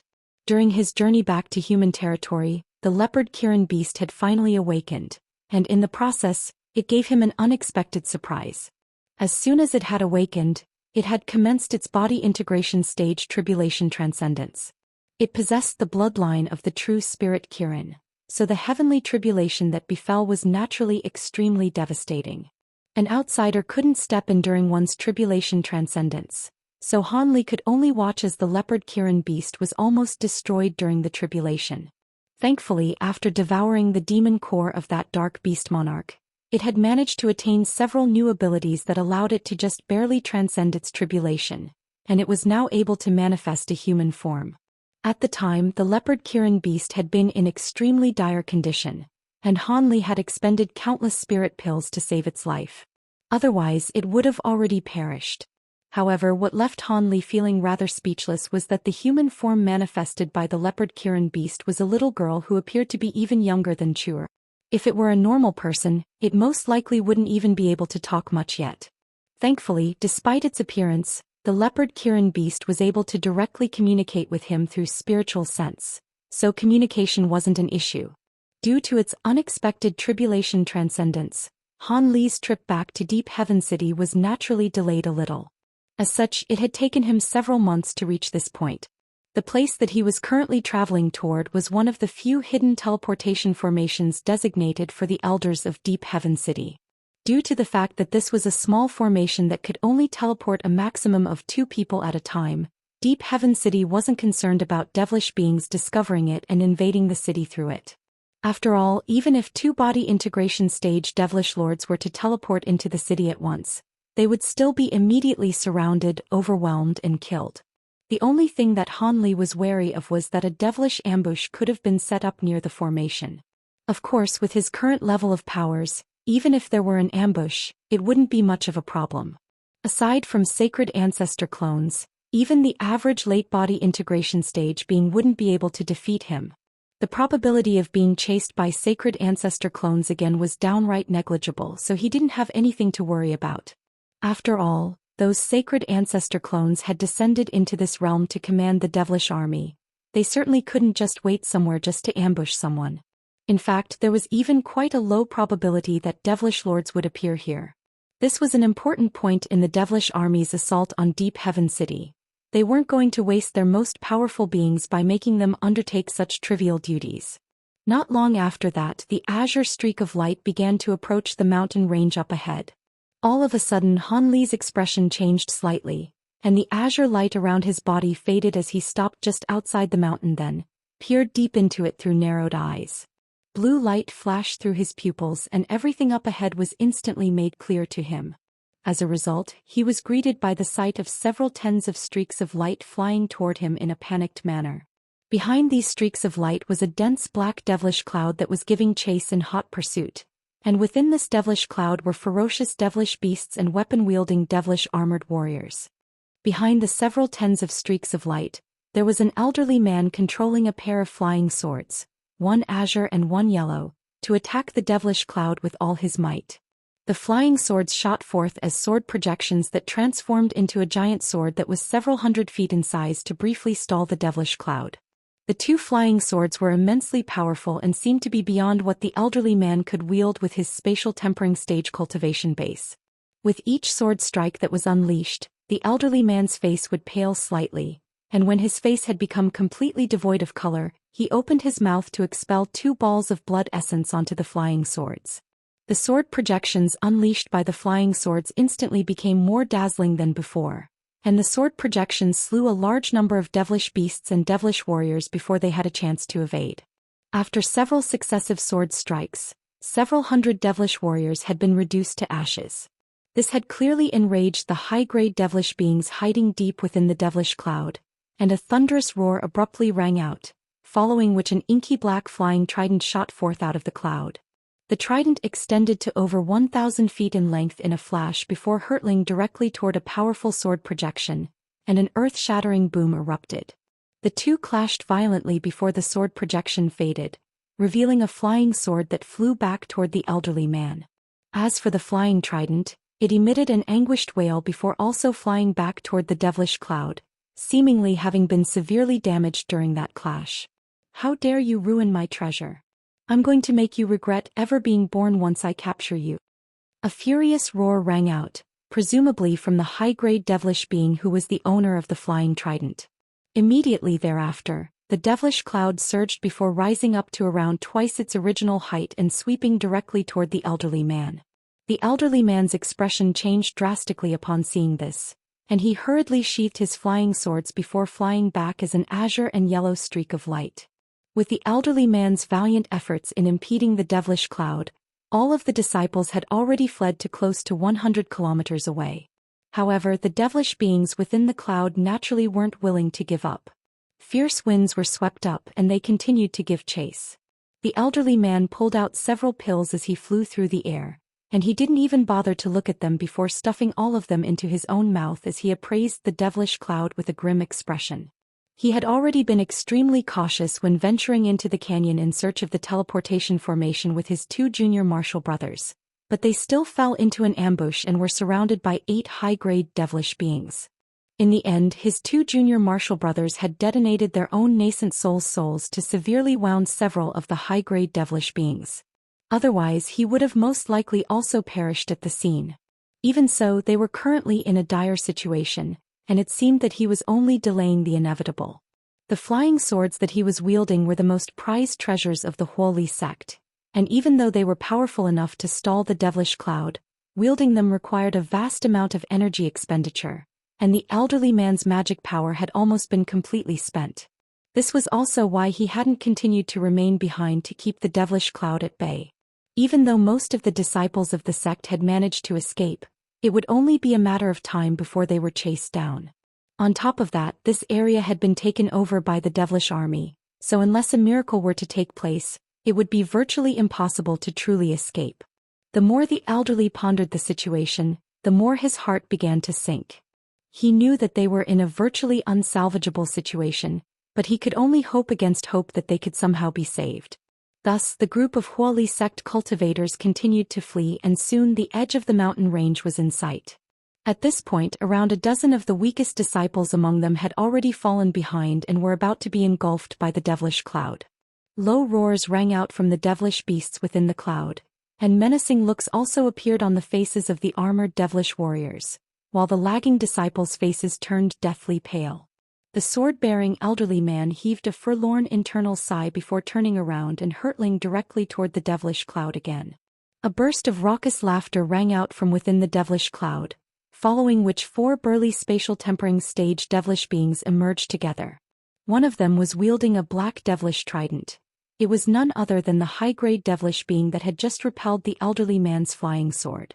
The other 3 devilish beings possessed powers that weren't inferior to this devil in the slightest.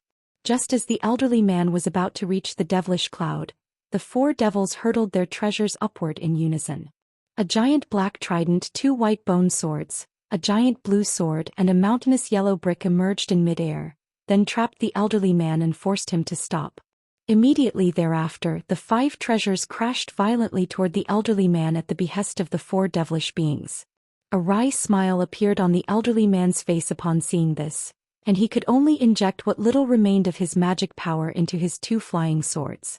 A loud buzzing sound instantly rang out from the 2 swords, and they transformed into a pair of giant sword projections again, then conjured up a thick sword barrier that shielded him from above. These 2 flying swords were indeed remarkable treasures, but the collective attacks from those 4 devilish beings were nothing to be scoffed at either. Following a heavy blow from all 5 treasures, the sword barrier completely shattered, and the 5 treasures continued to descend toward him with devastating might. The elderly man's face paled even further upon seeing this, and in his desperation he could only open his mouth to expel a burst of azure light as one final struggle. However, right at this moment, a cold male voice suddenly sounded nearby.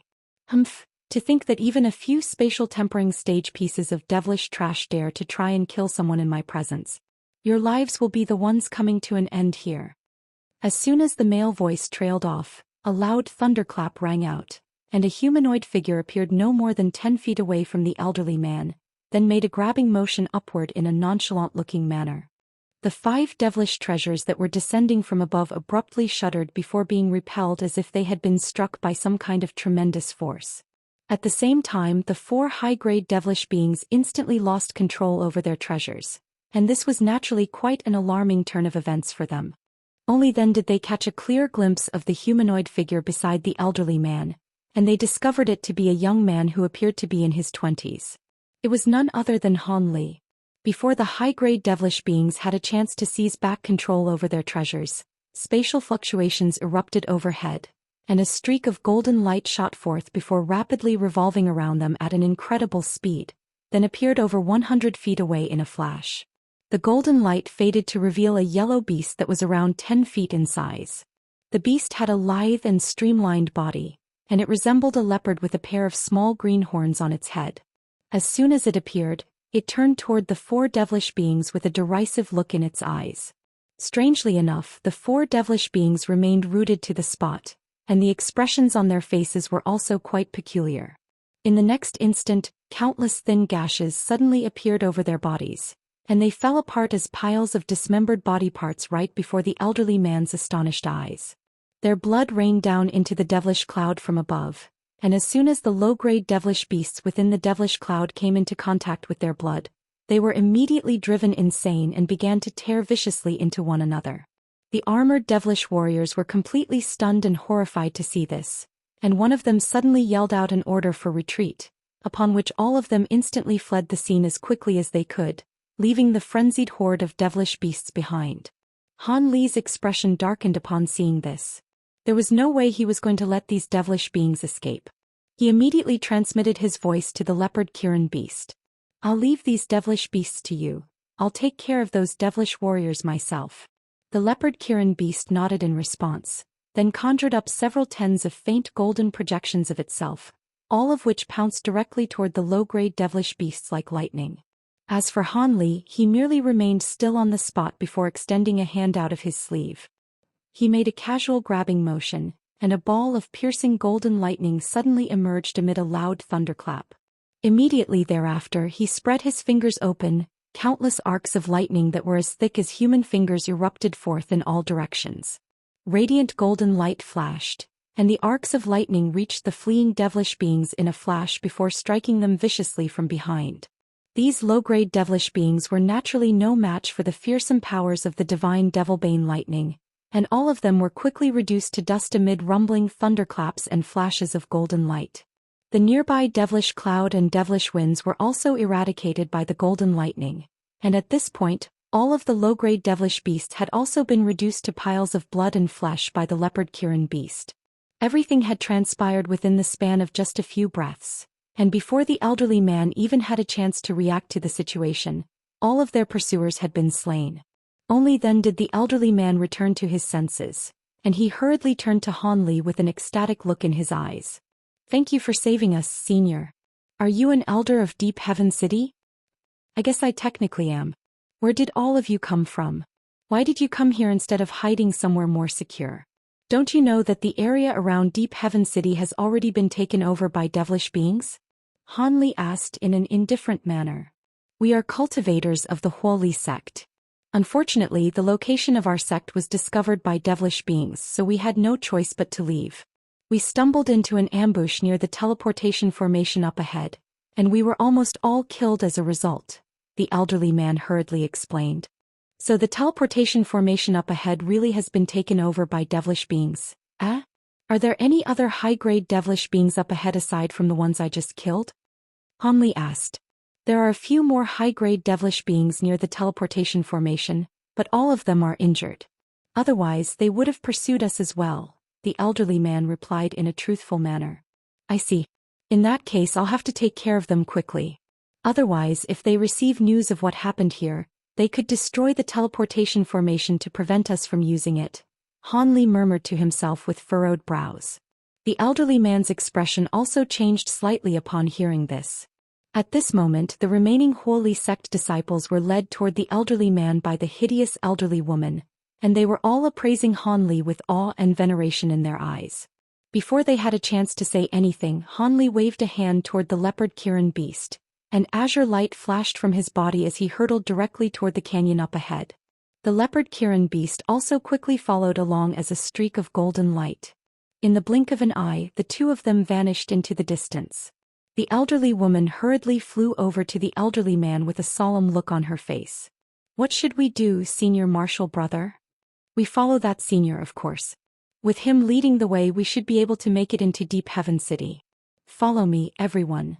This will be our final chance to make it to safety," the elderly man replied without any hesitation. The elderly woman immediately nodded in response. After quickly taking a few more pills to replenish his magic power, a slightly abnormal flush appeared on the elderly man's face, and he immediately flew toward the canyon, followed by all of the remaining disciples of the Huoli sect. In contrast with the unease and anxiety they had been experiencing before, all of them were now filled with hope and excitement. A distance of less than 1,000 kilometers naturally didn't take very long to cover for cultivators like them, and a short while later they arrived near the canyon, but before they had a chance to descend toward it, they were greeted by an earth-shattering boom. Several streaks of azure sword chi erupted into the heavens from within the canyon, then vanished in a flash.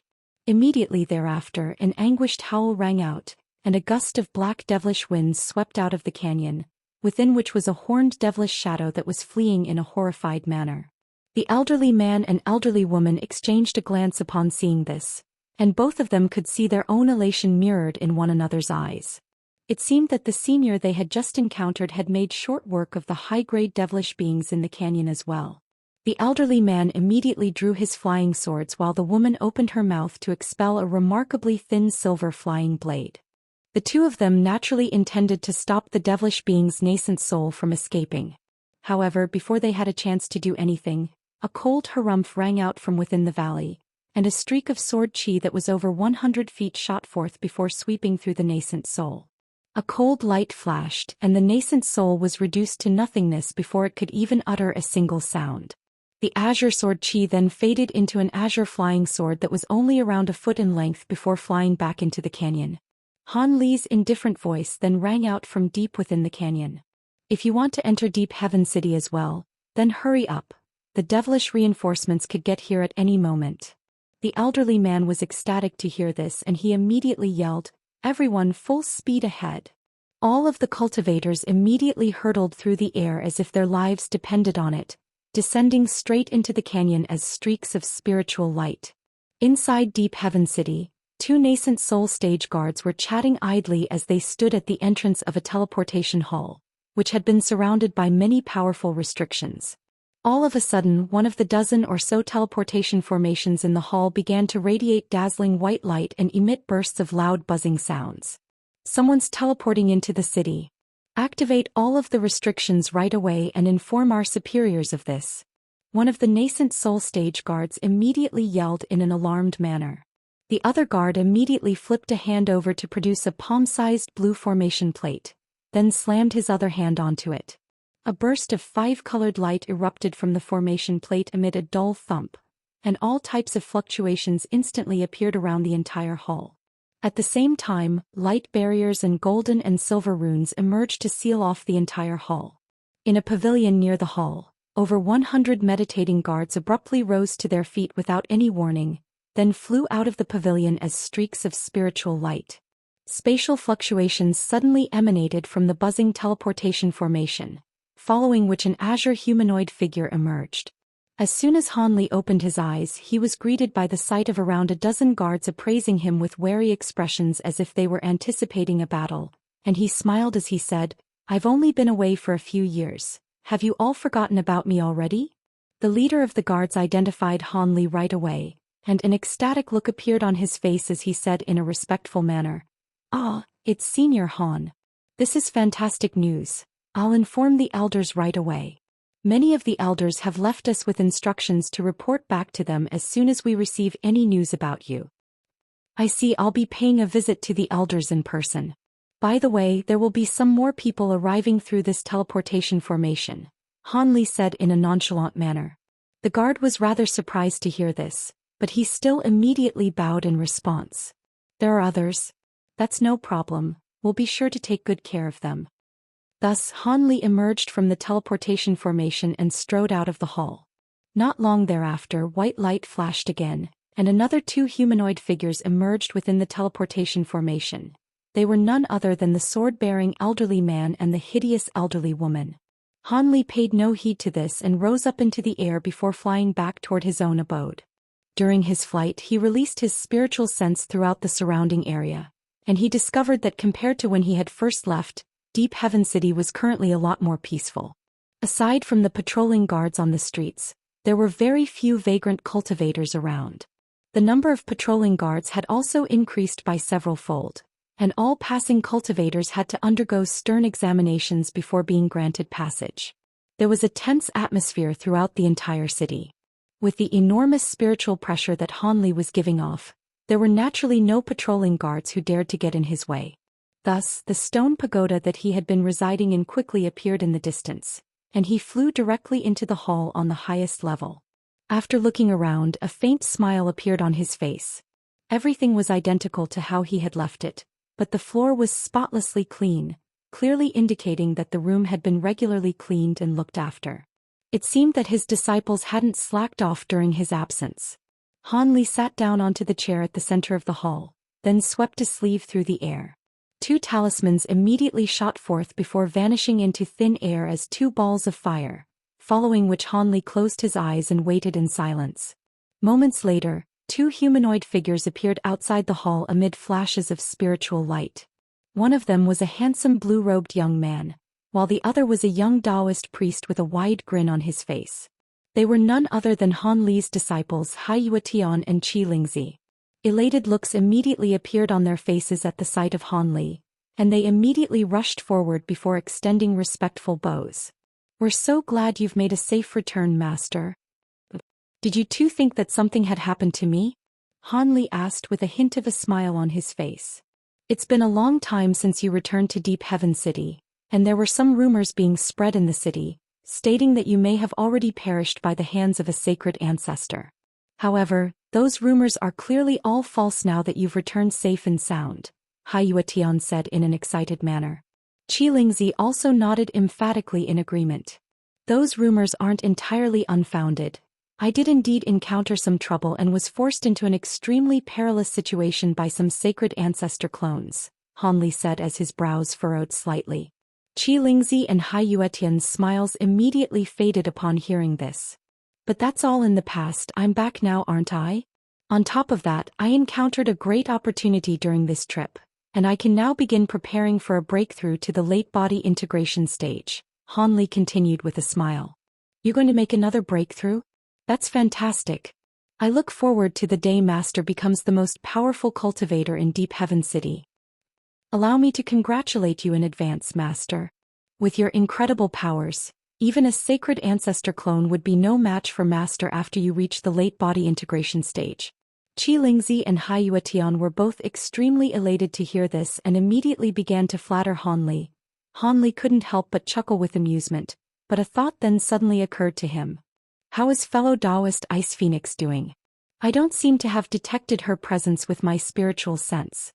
Hai Yuetian and Lingzi's smiles stiffened upon hearing this, and they exchanged a peculiar glance before one of them replied in a hesitant manner.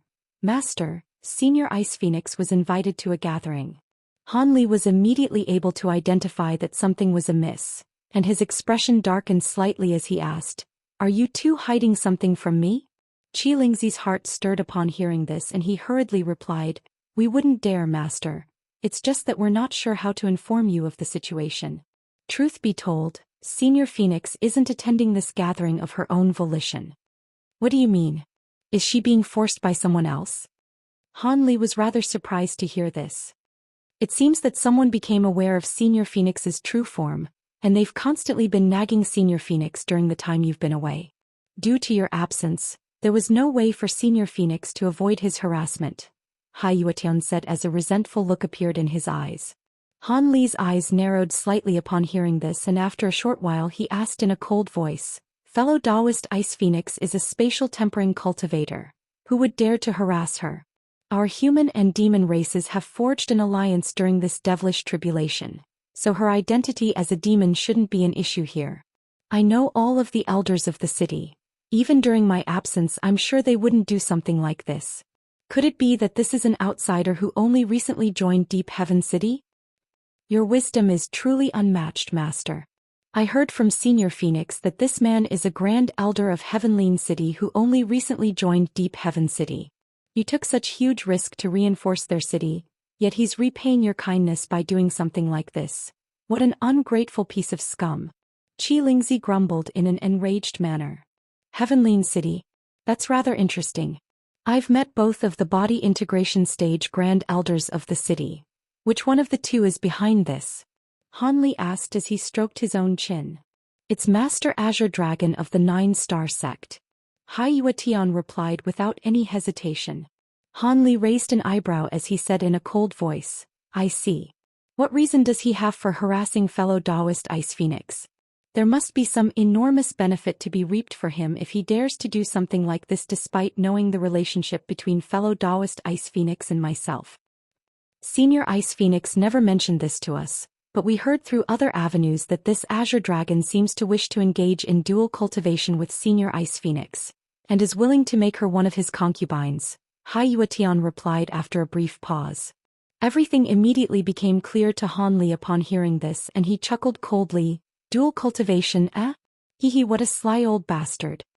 He didn't know how Master Azure Dragon had managed to identify the Ice Phoenix's true form, but it seemed that he was aware of the benefits of Ice Phoenix origin in Qi, and that was why he was trying to court the Ice Phoenix at all costs. As for why he still hadn't achieved his objective, this was partially due to the Ice Phoenix's unwillingness to oblige, and also due to the fact that he couldn't force himself upon her as he had to maintain his reputation in the eyes of the other body integration cultivators in the city. Of course, the reason why he dared to be so reckless in the first place had to be because he had thought that Han Li had already perished. Han Li contemplated the situation for a moment before asking, What is fellow Daoist Ice Phoenix's stance on this? Is she against this? Of course she's against this. In the beginning she constantly hid in the pagoda to avoid this Master Azure Dragon, but after that he somehow forced her to meet him a few times outside the pagoda. Senior Ice Phoenix was very careful and made sure to meet him only in places where there were many people around, but I heard that this Master Azure Dragon is becoming quite impatient and has threatened on multiple occasions to use force if Senior Ice Phoenix continues to resist. We've always been very concerned about this, but we know that the elder of the city won't step in unless that Master Azure Dragon actually does something out of line. I'm assuming this is also why Master Azure Dragon had refrained from taking drastic measures up to this point. Qilingzi was clearly smarter than Huatian and offered his own analysis. Han Li nodded in response as a hint of killing intent flashing through his eyes. Perhaps so. Do you know where this gathering is being held? I heard that it's going to be a small exchange convention held at the Origin Pocket Pavilion. However, only cultivators at or above the spatial tempering stage can attend the convention, so we were unable to accompany Senior Ice Phoenix. Huatian replied in a resigned manner. You two wouldn't be able to make any difference even if you had accompanied her. So be it, I'll make a trip there myself and bring her back, Han Li said with a dark expression before rising to his feet. He then flew directly out of the stone pavilion, and Qilingzi and Huatian were both quite startled by Han Li's abrupt departure as they hurriedly extended respectful parting salutes. When the two of them raised their heads again, Han Li was already nowhere to be seen. The two of them couldn't help but exchange a glance upon seeing this. Master normally doesn't interact much with Senior Ice Phoenix. I didn't think he cared that much about her. Do you think Master has feelings for her? Perhaps we'll have to start referring to Senior Ice Phoenix as Mistress, soon. Huatian said as a suggestive smile appeared on his face. Hee, it's best for us not to discuss our seniors like this, but it's certainly a possibility. Qilingzi was giving quite a straight-laced response, but the look on his face clearly indicated that he was very curious as well. Huatian naturally rolled his eyes at him upon seeing this. At this point Han Li was already several tens of kilometers away. He had stayed in Deep Heaven City for quite some time, and during that time he had visited the renowned Origin Pocket Pavilion on 2 or 3 occasions. The pavilion was rather far away from his stone pagoda, and he couldn't fly at full speed in the city, so it would take him some time to get there. As he was flying through the air, there was a contemplative look in his eyes, indicating that he seemed to be pondering something. The Origin Pocket Pavilion was a place for high-grade cultivators to meet up and hold discussions. Its owner was a body integration stage elder of Deep Heaven City, so no one dared to cause any trouble in the pavilion.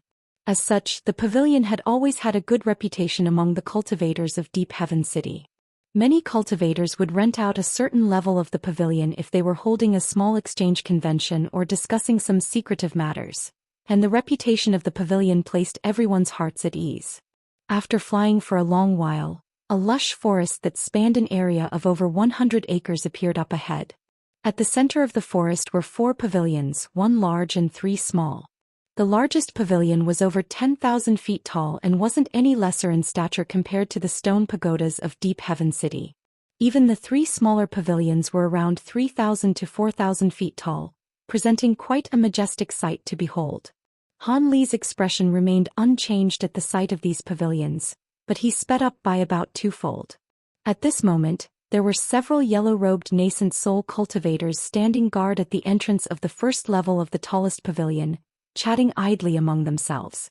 All of a sudden, a blur flashed past their eyes and something seemed to pass right by them and entered the pavilion. The guards were naturally very alarmed to see this, and they hurriedly turned toward the entrance while one of them instantly summoned an alarm-raising talisman.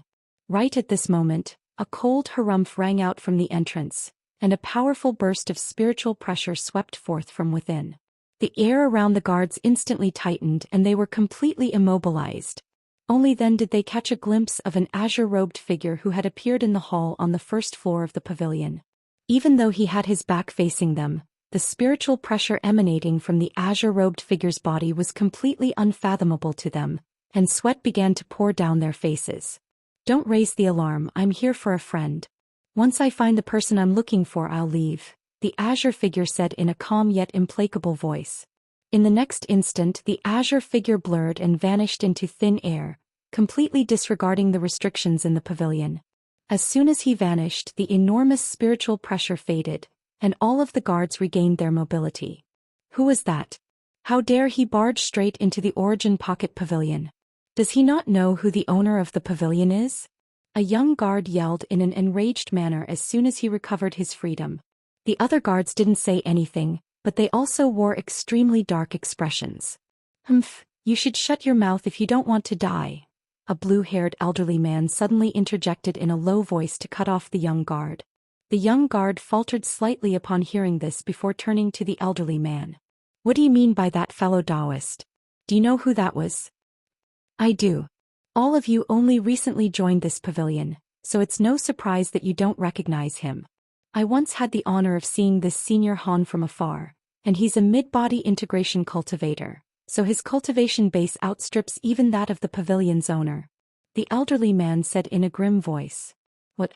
A mid-body integration cultivator?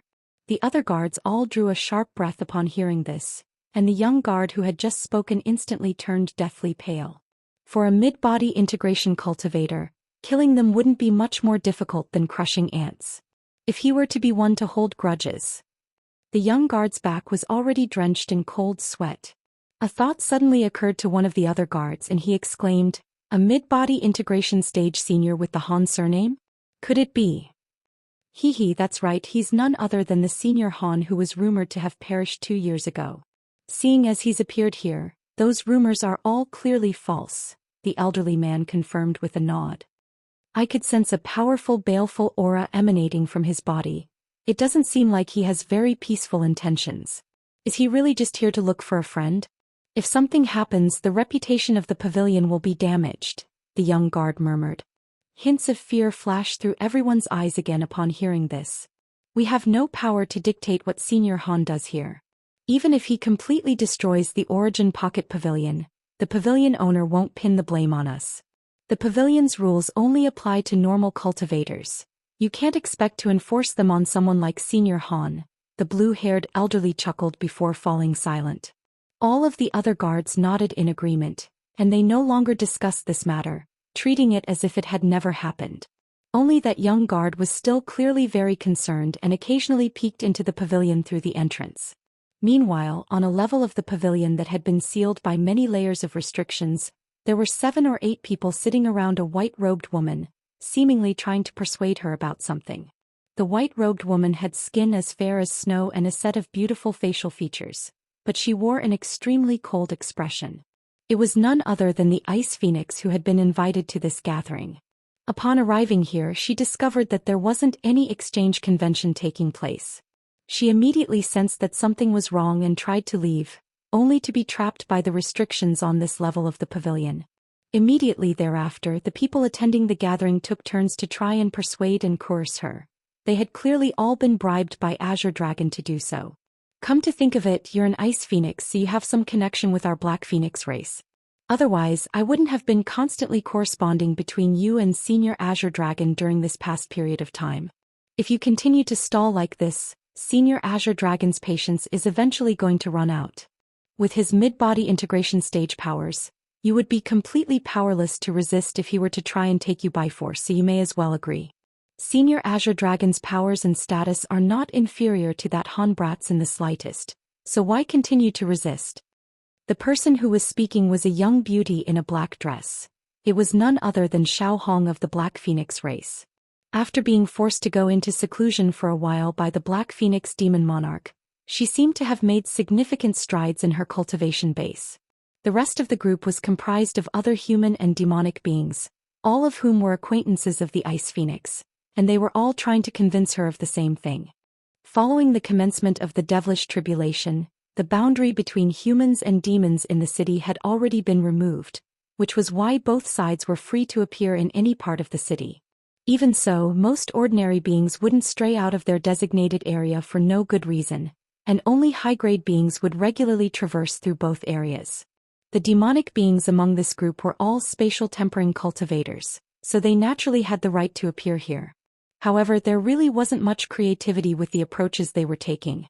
They were merely rattling off the same narrative about how Master Azure Dragon was a body integration cultivator, and that countless female cultivators in the city would be over the moon if they were chosen by Master Azure Dragon as a dual cultivation partner. However, regardless of what they said, the Ice Phoenix remained completely silent, and her frosty gaze made it seem as if she were trying to freeze the opposite wall solid. Xiao Hong's brows furrowed tightly upon seeing this, and after a while, a cold look appeared in her eyes as she said, "We've said everything we have to say. It's time for you to give us a verdict now." Are you willing to engage in dual cultivation with Senior Azure Dragon? It seemed that she was the leader of the group of persuaders. The Ice Phoenix finally responded, but her words were as sharp as daggers. I won't agree to this no matter what you say. Come to think of it, I find this to be rather strange. As a member of our demon race, shouldn't you be aware that engaging in dual cultivation with humans is strictly prohibited in our race?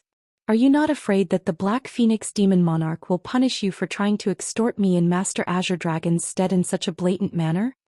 Xiaohong's expression changed slightly upon hearing this, but her expression quickly returned to normal as she chuckled. How silly of me to have forgotten to mention this. Senior Azure Dragon possesses a demonic bloodline, so he's a half-demon. It's just that he chose to remain in the human race and eventually became the Grand Elder of the Nine-Star Sect. As such, I'm not concerned about that at all. Besides, even if Senior Azure Dragon weren't a half-demon, our human and demon races must unite against the devilish army, so the demon monarchs and body integration stage elders will all turn a blind eye anyway. Having said that, your answer has been quite disappointing. You leave me with no choice but to defer you to someone else. Someone else. The Ice Phoenix's face immediately paled upon hearing this, and she seemed to have already guessed whom Xiaohong was referring to. Sure enough, Xiaohong immediately rose to her feet before turning to one of the side doors of the hall in a respectful manner. Senior Azure Dragon, we've done everything in our power, but it seems you'll have to convince fellow Daoist Ice Phoenix in person. I see. It seems I'll have to tame this disobedient little Ice Phoenix myself, even though I'm very reluctant to have to resort to something like this. A male voice rang out from the other side of the door, following which the door was opened, and a brocade-robed man strode into the room in an unhurried manner. The man appeared to be around 40 years of age and had a very authoritative appearance. He was holding a thick white book in his hand, and it was none other than Master Azure Dragon.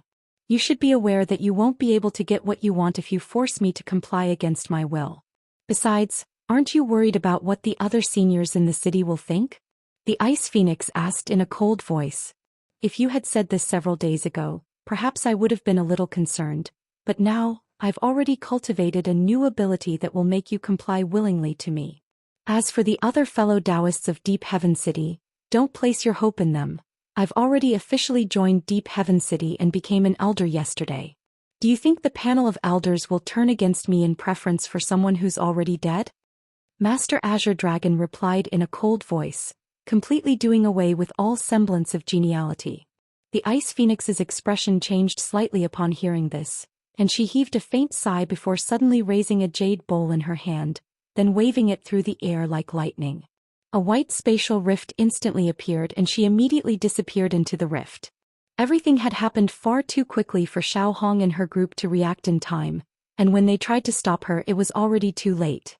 However, Master Azure Dragon's expression remained unchanged as he gently brandished his white book. Silver light flashed and an ancient silver rune emerged from the book, then swelled to the size of a human head before drifting over to where the spatial rift had just vanished. A loud boom rang out and the silver rune exploded, following which the space there shattered like a sheet of glass. A muffled groan rang out as the Ice Phoenix stumbled out of midair, and only after taking a few steps backward did she manage to just barely right herself. She then looked up at Master Azure Dragon, and even though her expression remained as cold as ever, a hint of despair had crept into her eyes. If you could get away right under my nose, then I'll spell my name backward from now on. Now then, are you going to allow these fellow Daoists to seal off your magic power, or are you going to make me do it? Master Azure Dragon asked with a haughty look on his face. Xiaohong and the others instantly surrounded her from all sides, and the Ice Phoenix's heart sank even further. Just as Xiaohong was about to spring into action, a cold male voice suddenly sounded within the hall. Oh, what's your name going to sound like when spelled backward? Would you be able to give me a verbal demonstration, fellow Daoist Azure Dragon? At the same time, a resounding boom rang out and the door, which had been sealed tightly shut by multiple restrictions, suddenly exploded inward. Immediately thereafter, a violent burst of power surged into the room, and the two spatial tempering cultivators situated in front of the door were hurled up into the air like a pair of sandbags, then smashed heavily into the opposite wall. Unfortunately for them, the wall had also been reinforced by restrictions, and they weren't simultaneous cultivators as Hanli was, so they were instantly knocked out cold with blood. It seemed that even their nascent souls had been knocked unconscious by the impact. Everyone else was naturally very alarmed by this, and they immediately rushed away from the door. Master Azure Dragon's expression also changed drastically upon hearing this voice, whereas the Ice Phoenix immediately turned toward the entrance with elation in her eyes. The terrifying aura that had surged into the room receded, and an azure-robed young man walked in. It was none other than Han Li. "Brother Han, you're finally back," the Ice Phoenix said as an excited flush appeared on her face. Han Li nodded in response as he turned to the Ice Phoenix with a faint smile on his face. "I encountered some trouble along the way, but thankfully I was able to make a safe return." Following a brief moment of panic, Master Azure Dragon immediately returned to his senses before forcing a smile onto his own face as he said, "It's truly fantastic news that you were able to escape from that sacred ancestor, Brother Han. We have to organize a feast to celebrate your return." However, Han Li didn't even take a single glance at him. Instead, he turned toward Xiao Hong's in a completely emotionless manner, and his eyes were like a pair of sharp daggers. Aside from the two cultivators who were lying unconscious on the ground, all of the other spatial tempering cultivators immediately turned deathly pale. Even the ones among them who hadn't ever met Han Li in the past had naturally realized who he was, and their hearts were filled with horror. The main reason why they had agreed to help Master Azure Dragon was that he had guaranteed them that Han Li was already dead. Otherwise, they would have never dared to meddle in something like this. As it turned out, not only was Han Li not dead, he had caught them red-handed, and the evidence of their involvement was downright irrefutable. "Welcome back to the city, Senior Han, my master." A burly man with a rather crude appearance cupped his fist in a salute as he approached Han Li, but Han Li merely swept a sleeve toward him, and he was immediately sent flying before also crashing into the opposite wall. He then thumped down onto the ground and threw up a mouthful of blood, unable to get up again. Everyone hurriedly turned their attention toward him to find a large hole had been torn into the front of his robes, revealing a suit of smooth silver armor. The armor appeared to have remained completely unscathed, but in the next instant, a crisp crack rang out, and the suit of armor shattered into pieces that fell onto the ground around him. Han Li's nonchalant-looking attack had not only severely wounded the man, it had even destroyed the armor treasure that he was wearing. This made the spatial tempering cultivators' hearts sink even further, and they felt as if they had been plunged into a glacial pit. Master Azure Dragon's eyelids twitched slightly upon seeing this, but thinking back to how Han Li had once faced several body integration stage beings on his own, he was unable to muster up the courage to directly confront Han Li. "Brother Han, you've just attacked a prized disciple of Elder Gu from the panel of elders. I'm afraid you'll have to give Elder Gu an explanation for this," he said after clearing his throat in an awkward manner. "Why do I need to explain things to him? If Elder Gu has a problem, he can come to see me." "Speaking of explanations, I believe you owe me one," Han Li chuckled coldly without displaying any intention of letting this matter slide. Rather than make any attempt to argue his case, Master Azure Dragon admitted, "I didn't intend for things to be like this. I had thought that you had already passed away, so I wanted to take fellow Daoist Ice Phoenix for myself. Seeing as you're alive and well, I'll be sure to pay you a visit at a later date to deliver a formal apology." "You think an apology will suffice? I took a great risk to go to Heavenly City to assist you, yet this is how you decide to repay me. If I don't make an example out of you, how can I expect anyone else in the city to respect me?" Han Li asked in a frosty voice. Master Azure Dragon was beginning to lose his temper upon hearing this, and he also adopted a more aggressive stance. "What do you want from me then? Do you want to fight me? Sure, I'd be happy to oblige with that request. You dared to try and walk all over my authority, so you must be quite confident in your own abilities. Let me see if you have what it takes to back up your actions." Han Li chuckled coldly without any hesitation.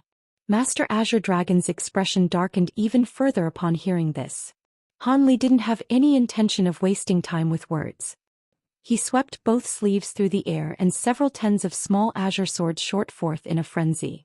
At the same time, golden light flashed from his body, and he released a burst of astonishing spiritual pressure directly toward Master Azure Dragon. Master Azure Dragon was also unable to repress his fury any longer. He raised his hand with an enraged look on his face, and the white book that he was holding instantly spread open. Spiritual light of different colors flashed within the book, and it seemed that countless runes were about to emerge from within it. Xiaohong and the others were naturally extremely alarmed by this turn of events, but they didn't dare to try and sneak away in fear of incurring Han Li's wrath. As such, they could disperse throughout the hall to get as far away from the two body integration cultivators as possible. They knew that this distance didn't grant them any safety in the face of a battle between body integration cultivators, but it offered them some internal solace.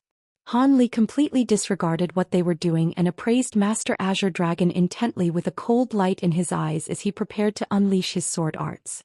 Right at this moment, a streak of white light flew into the hall, then circled around in midair before landing right in between Han Li and Master Azure Dragon.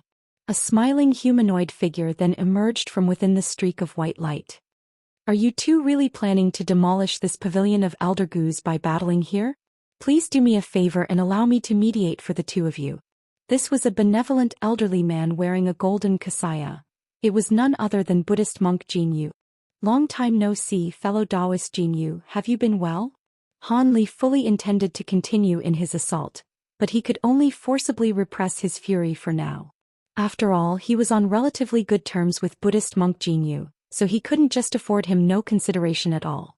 Master Azure Dragon was naturally very relieved to see the arrival of Buddhist monk Jinyu. He was well aware of just how fearsome Han Li was, so he naturally wanted to avoid a battle. It was just that Han Li was insulting him in front of these juniors, so he had to protect his own pride and reputation. He immediately cupped his fist a polite salute toward the monk and said, "Forgive me for not coming out to greet you, fellow Daoist Jinyu. I received news that fellow Daoist Han had returned to the city, so I immediately set off to come here. Thankfully, I managed to get here in time before the situation escalated any further. I notified two of the fellow Daoists who just so happened to be nearby on my way here, so they should arrive soon as well. Please allow the three of us to mediate this conflict. After all, we are in the midst of a devilish tribulation, and both of you are top-grade powerful beings of the city, so any conflict between the two of you could affect the internal stability of the city. Isn't that right, fellow Daoist Gu?" Buddhist monk Jinyu suddenly turned toward the entrance of the hall with a meaningful expression as he spoke. "I really must thank you, fellow Daoist Jinyu. If you hadn't stepped in, perhaps my origin pocket pavilion would cease to exist from this day forth." A burst of hearty laughter rang out, following which a gray humanoid figure appeared outside the door without any warning. It was a gray-robed elderly man with a dark complexion. "Fellow Daoist Gu." Han Li was immediately able to identify this man as the owner of the Origin Pocket Pavilion, whom he'd met on several previous occasions. "It's fantastic to see that you've made a safe return, fellow Daoist Han. You have to come pay me a visit when you have some spare time. I really am very interested to hear how you managed to escape from a sacred ancestor," the gray-robed man said with a smile. Even though he had only met Han Li on a few fleeting occasions, he was speaking to Han Li as if they were old friends. "You're speaking far too highly of me, Brother Gu. I only escaped from a scared ancestor clone. If a sacred ancestor's true body had come after me, there's no way I would have been able to escape," Han Li explained with a wry smile.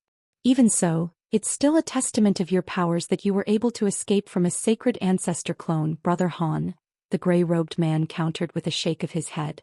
Han Li naturally wasn't going to argue the issue any further, and he merely smiled before turning to Buddhist monk Jinyu. "Who's the other fellow Daoist you were referring to aside from Brother Gu, fellow Daoist Jinyu?" Rest assured, fellow Daoist Han. It's an acquaintance of yours," Buddhist monk Jinyu said with a smile. "An acquaintance of mine?" Han Li's eyes narrowed lightly upon hearing this, and a certain person instantly sprang into his mind. Master Azure Dragon cleared his throat and was just about to say something when silver light suddenly flashed outside. A streak of silver light flew into the hall, then faded to reveal a silver-robed woman. The woman was none other than Fairy Silverlight, and an elated look immediately appeared on her face at the sight of Han Li. "Brother Han, your powers have progressed significantly again.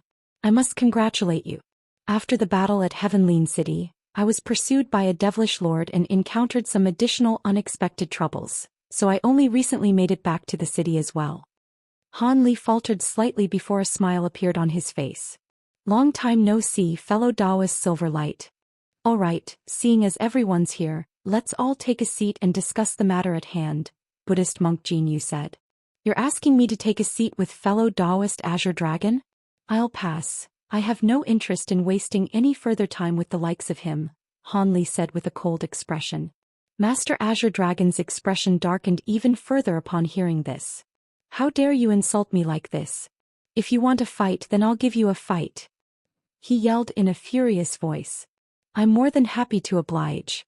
Han Li replied without any hesitation, and azure light flashed from his body as he prepared to resume the battle. Hold on, fellow Daoists. Please listen to what I have to say. Fellow Daoist Silverlight may not be aware of the details behind this, but fellow Daoist Gu and I are both aware of what's been going on. It's just that the devilish army has recently increased the intensity of their assault against the city, so we haven't had a chance to step in. Come to think of it, we really must apologize to you, fellow Daoist Ice Phoenix, Buddhist Master Jin Yu said in an apologetic manner as he hurriedly stepped in again. The Ice Phoenix was indeed rather displeased with Buddhist monk Jin Yu and the other elders, but she displayed no sign of this. Instead, she replied in a respectful manner, Azure Dragon is the one behind this. It has nothing to do with you or anyone else, senior. Buddhist monk Jin Yu shook his head as he replied in an earnest manner, I may not be directly responsible for this, but as an elder of Deep Heaven City, I certainly can't shake off all responsibility. However, seeing as Azure Dragon is now also an elder of the city, I hope that you can let things slide, Brother Han. After all, Benefactor Azure Dragon did indeed do something wrong, but he hasn't caused any harm to fellow Daoist Ice Phoenix. How about we get fellow Daoist Azure Dragon to offer some spirit stones to Fairy Ice Phoenix as compensation? As for the sum of the spirit stones, I'll make sure that it's satisfactory to fellow Daoist Ice Phoenix. Do you think I'll be in need of spirit stones, fellow Daoist? Han Li's brows furrowed slightly upon hearing this. You naturally won't be in need of spirit stones, but I'm sure they'll be greatly welcomed for fellow Daoist Ice Phoenix. Of course, if you have some other conditions you can state them as well, Buddhist monk Jin Yu said. After pondering this proposition for a moment, Han Li didn't give an immediate response. Instead, he turned to the other two body integration stage elders and asked, Brother Gu, fellow Daoist Silverlight, what do you think? I normally wouldn't offer my opinion in something like this, but in the face of the pressure exerted on the city by the devilish army, I also hope that the two of you can set aside your differences to ensure the internal cohesion of the city isn't disrupted, Elder Gu replied in a slightly ambiguous manner. Han Li displayed no reaction to this wily response as he turned toward Fairy Silverlight. I only recently returned to the city, but I've heard some things about this, and I also think that fellow Daoist Azure Dragon has gone too far. However, every body integration cultivator is an extremely precious resource to the city, so I wouldn't want to see a battle between you two either. Having said that, I don't think spirit stones alone will be enough as compensation. I suggest fellow Daoist Azure Dragon offer fellow Daoist Ice Phoenix some additional treasures or materials that she requires as well, Fairy Silverlight suggested, and it was quite clear that she was taking Han Li's side. So all three of you are convinced that I'm in the wrong here, Master Azure Dragon harumphed coldly. I'm sure you know better than anyone else whether you're at fault, fellow Daoist. Are you going to make us find evidence against you? So we have some right here. Buddhist monk Jin Yu's expression also darkened slightly as he turned toward Xiao Hong's group in a calm manner. Xiao Hong and the others all lowered their heads upon hearing this and didn't dare to respond. Finally, Han Li turned to the Ice Phoenix and asked, What do you think, fellow Daoist Ice Phoenix? With so many seniors present, it's not in my place to say anything. I'll let you make the decision, Brother Han, Ice Phoenix replied. Han Li's eyes narrowed slightly as he contemplated the matter for the moment before continuing. In that case, setting aside the aforementioned spirit stones and treasures, I have another condition. If he agrees, then I'll let things slide for now. What's your condition, fellow Daoist Han? Buddhist monk Jin Yu asked. It's very simple. I can't say that I'm rolling in wealth, but I'm certainly not missing spirit stones and treasures. My condition is for fellow Daoist Azure Dragon to take 3 attacks of mine without evading. After that, I'll let things slide, Han Li said as a cold look flashed through his eyes. What? You still want to fight, Brother Han? Buddhist monk Jin Yu was rather alarmed to hear this. It's not a fight. I'm only asking him to take 3 attacks from me. I think it would be more apt to refer to it as a sparring match, Han Li countered in an indifferent manner. After discussing this with Fairy Silverlight and Elder Gu for a short while, Buddhist monk Jin Yu turned to Master Azure Dragon. What do you think of this, fellow Daoist Azure Dragon? Master Azure Dragon hesitated momentarily before asking in a cautious manner, is the usage of treasures permitted? Cultivators like you and me rely heavily on our treasures, so their usage is naturally permitted. What's the problem? We're both of the same cultivation base. Are you so unconfident in your own abilities that you don't even dare to take 3 attacks from me? Han Li asked with a hint of mockery in his voice. Master Azure Dragon hesitated momentarily before finally giving a cold harumph. There's no need to goad me. I agree to your condition. Just as Han Li had said, if he didn't even dare to take 3 attacks from another cultivator of the same cultivation base, then his reputation in Deep Heaven City would be swept to the ground. Good. Seeing as you have no objections either, let's find a place and settle this matter as quickly as possible. I don't want to waste any more time than is necessary on something like this, Han Li said with a cold look in his eyes. Sure, you pick the place. Master Azure Dragon replied without any hesitation. There should be a designated sparring venue here, right, fellow Daoist Gu? Han Li asked as he turned toward the gray-robed elderly man. Of course. Our Origin Pocket Pavilion has a private space established in a spatial rift. Even a body integration stage battle in the rift wouldn't affect the outside world, so it'll be perfect to facilitate your sparring match, Elder Gu replied. Buddhist monk Jin Yu's eyelids twitched slightly in response to the 3-attack agreement that had just been forged. All of the elders of the city had heard from Fairy Silverlight that Han Li was far more powerful than cultivators of the same cultivation base and had even managed to kill several devilish lords in succession. But if it were only 3 attacks, then Master Azure Dragon should be able to handle it. Otherwise, one could only say that Master Azure Dragon was nowhere near as powerful as his reputation suggested, and there would be no need for the panel of elders to continue protecting him at the risk of offending Han Li. After thinking through all of this, Buddhist monk Jin Yu tried his hand at persuasion again, but could only give up with a wry smile when his efforts failed to bear fruit. As for Fairy Silverlight and Elder Gu, the former was on Han Li's side, while the other didn't want to offend either side, so they naturally raised no objections either. Thus they were led out of the hall by Elder Gu. However, just before departing, Han Li suddenly turned toward Xiao Hong and the others and said in a cold voice, if I don't see you at my abode at the same time tomorrow, I'm sure you know the consequences that await you. After that he strode out of the hall, and none of Xiao Hong's group dared to say anything in response. As for Buddhist monk Jin Yu and the others, they merely pretended not to have heard anything and didn't even look at Xiao Hong's group before departing. Master Azure Dragon took an expressionless glance at them before his departure, but didn't say anything in the end. Following the departure of Han Li and the others, a demonic cultivator with dense black fur all over his face immediately turned to Xiao Hong with a depressed expression. What do we do, Fairy Xiao? Senior Azure Dragon seems to have no intention of standing up for us. This is not what we agreed upon initially, fellow Daoist. You told us that Senior Azure Dragon had assured you that Senior Han had already passed away, and that Senior Azure Dragon would stand up for us, so there's no risk involved. I believe you owe us an explanation. Another human cultivator chimed in an urgent manner. The other remained silent, but all of them were also looking at Xiao Hong. Do you think I can be exempt from all of this? I merely passed on Senior Azure Dragon's promise to all of you. How would I know that he would be so wary of Senior Han that he doesn't even dare to stand up for us? It's a good thing that all of us have powerful backers, so that man couldn't just kill us on the spot. Having said that, we're definitely going to be punished tomorrow. Xiao Hong snapped in the face of all of the accusatory eyes being directed at her. So you're saying we really do have to visit Senior Han tomorrow? Someone said in a hesitant manner. I suggest you don't try to run away. If you do that, Senior Han really will have a reason to kill us. When that time comes, even our seniors won't be able to protect us. Xiao Hong harumphed coldly. You're right, fellow Daoist Xiao. Senior Han has most likely already planted spiritual sense marks within our bodies without our detection, so trying to escape would be akin to committing suicide. Besides, the devilish army has already surrounded Deep Heaven City. Where can we even go? I suggest you all set aside any funny ideas you're hatching and do as Senior Han instructs tomorrow. I have to inform one of my seniors of this, so I'll be taking my leave now. One of the more mature cultivators sighed before departing with a concerned look on his face.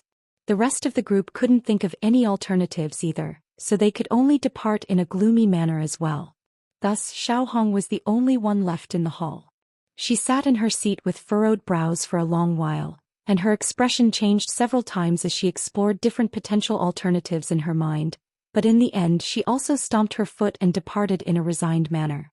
As for everyone else, they had all gone back either to prepare lavish presents or to seek out their backers. At this point Han Li and the others had already been led by Elder Gu to an even larger hall on the highest level of the pavilion. Han Li was currently appraising a small formation that had been set up at the direct center of the hall, and Elder Gu strode toward the formation before making a hand seal to cast several profound incantation seals into it. The spiritual light formed by the incantation seals vanished into the formation in a flash, following which the formation was activated amid a loud buzzing sound. Only then did Elder Gu turn to everyone else with a smile and said, "We can get to the sparring venue through this teleportation formation. Please follow me, fellow Daoists. This formation will be able to teleport all of us into the venue at once." "Sure," Han Li replied with a smile before drifting to the center of the formation. With his current level of powers, a spatial rift wasn't going to be enough to trap him, so he naturally had no inhibitions. Master Azure Dragon was unwilling to display any weakness, and he also flew into the formation as a ball of azure light. Buddhist monk Jin Yu shook his head in a resigned manner before following suit, and he was followed by the Ice Phoenix, whose brows were tightly furrowed. Elder Gu and Fairy Silver Light were the last ones to enter the formation, and as soon as the former stepped into the formation he immediately made a hand seal. 5-colored light was instantly released by the formation before enveloping everyone, and Han Li felt his surroundings blur before he appeared in an unfamiliar place. He swept his gaze through the surrounding area to find that this was quite a large space that spanned several thousand acres in area. As was the case with all spatial rifts, the area was surrounded by murky gray spatial walls. There was a tall platform that had a diameter of over 1,000 feet at the center of the space, and there was faint spiritual light shimmering from the platform, clearly indicating that it had been fortified through the use of restrictions. There were also a dozen or so stone pillars standing around the platform, each of which was over 100 feet tall. There were extremely intricate patterns engraved on the surfaces of these pillars, and there were also top-grade spirit stones embedded into them as well, creating quite a lavish sight to behold. Fairy Silver Light was immediately able to identify the formation and she exclaimed, "This is the heavenly bipolar formation. You sure made a heavy investment into this place, Brother Gu. With this formation in place, it'll indeed be very difficult for a body integration stage battle to affect the outside world." A hint of surprise also appeared on Buddhist monk Jin Yu's face. "Hehe, you're far too kind, fellow Daoist Silver Light. I have to test out some abilities and cultivation arts from time to time, so I decided to make this investment." Elder Gu was speaking in a modest manner, but there was a hint of smugness in his eyes. Han Li appraised this setup through narrowed eyes for a moment before flying onto the platform as a streak of azure light. The azure light faded in mid-air, and Han Li was revealed again before turning toward Master Azure Dragon with a cold expression. "Do I need to invite you onto this platform, fellow Daoist Azure Dragon?" Master Azure Dragon's expression darkened as he harumphed coldly, and he abruptly stepped forward, upon which his body was hoisted up into the air by a burst of azure chi. He drifted lightly over to the platform, then descended upon it across from Han Li. Elder Gu immediately flipped a hand over to produce a silver jade plate upon seeing this, then tossed it toward the platform. The jade plate transformed into a silver ball of light that hovered high up in the air, and Elder Gu pointed a finger at it from afar while chanting an incantation. A loud rumbling boom rang out, and piercing light erupted from the spirit stones embedded onto the stone pillars. At the same time, a pillar of light shot forth from the top of each stone pillar before converging toward the silver ball of light. In the next instant, the silver ball of light exploded, releasing specks of silver light that transformed into a dense light barrier that encompassed the entire platform. Not only was the light barrier shimmering with silver light, there were countless white runes surging out of it, basking the entire stone platform in a mysterious white glow. "All right, the restriction is ready. We won't be affected no matter how fierce their battle becomes now," Elder Gu said as he turned to Buddhist monk Jin Yu with a smile. "Thank you, fellow Daoist Gu. Hopefully this is going to be nothing more than a casual sparring match," Buddhist monk Jin Yu said in a concerned manner. Rest assured, fellow Daoist. If it's only 3 attacks, then fellow Daoist Azure Dragon will definitely be able to endure it. I'm sure both of them will be displaying their true power during this sparring match. I'm very much looking forward to this. In particular, I heard that fellow Daoist Han has killed several devilish lords. I'm sure he'll put on a spectacular display for us, Elder Gu said with a faint smile. Buddhist monk Jin Yu merely heaved another resigned sigh in response. As for the Ice Phoenix, she was appraising Han Li with a concerned look on her face. Are you ready? Here I come. Han Li said in a cold voice as a hint of baleful aura began to emanate from his body. Almost at the exact same moment he clenched his fists and a loud thunderclap rang out. Golden lightning erupted from his arms, then converged to form a pair of menacing golden lightning pythons that sprang up into the air. Divine Devilbane lightning? I'm not a Devil Dao cultivator. What is that lightning going to do to me? Master Azure Dragon harumphed coldly as he raised his hand, and a clear ringing sound erupted from the book that he was holding. It then transformed into a 5-colored light barrier before him, and immediately thereafter he flipped his hands over to summon a pair of giant brushes, 1 golden and 1 silver, each of which was around 10 feet in length. Despite what he was saying, he didn't dare to treat Han Li with any complacency and immediately summoned his bonded treasures. Han Li remained completely expressionless as he swept both sleeves through the air to release 72 small azure swords, which then combined as one at his behest to form a giant azure sword that was over 100 feet in length. He then pointed toward the 2 golden lightning pythons from afar, and a rumbling thunderclap rang out as the 2 pythons abruptly pounced toward the giant sword before vanishing into it in a flash. The giant azure sword instantly swelled to over 1,000 feet in size, and countless arcs of golden lightning erupted from within it in a frenzy. However, that wasn't all. Han Li looked up at the huge sword before opening his mouth to expel a ball of silver flames, and as soon as it emerged, the silver fireball transformed into a silver fire raven. The fire raven flapped its wings and swelled drastically to around 10 feet in size before also flying toward the massive sword like a speeding arrow. In the next instant, a layer of silver flames appeared over the surface of the entire giant sword, following which Han Li uttered the word, slash. As soon as his voice trailed off, the massive sword immediately came crashing down toward Master Azure Dragon. It wasn't descending very quickly, but it was radiating a scorching aura that instantly turned the space down below red hot, as if it had been set alight. Master Azure Dragon's expression changed drastically upon seeing this, and bright light erupted from the tips of his 2 brushes, following which countless ancient runes surged forth in a frenzy.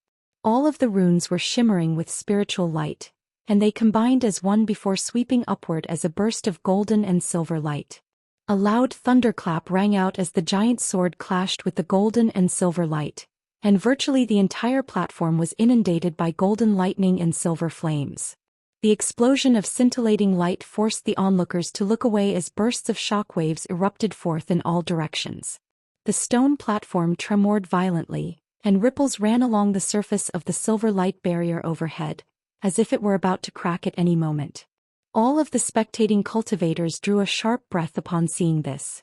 Han Li's first attack was far more powerful than they had anticipated, and Elder Gu's expression changed slightly as he immediately flicked his fingers through the air, casting a series of incantation seals toward the surrounding stone pillars. These incantation seals transformed into streaks of light that vanished into the pillars in a flash, and the pillars of light stemming from the tops of the pillars became around twice as thick as before, fortifying the light barrier so that it became as solid as it originally had been. As a result, the stone platform also instantly recovered its stability. Moments later, the scintillating light encompassing the entire stone platform finally faded, and Han Li and Master Azure Dragon were revealed again. Han Li had his hands clasped in an expressionless manner, and he was still hovering at the exact same spot as before. In contrast, Master Azure Dragon had descended onto the stone platform. The 5-colored light barrier before him had vanished, leaving only a tattered white book in its wake. At the same time, his 2 brushes had also dimmed significantly and seemed to have lost a lot of their spiritual nature.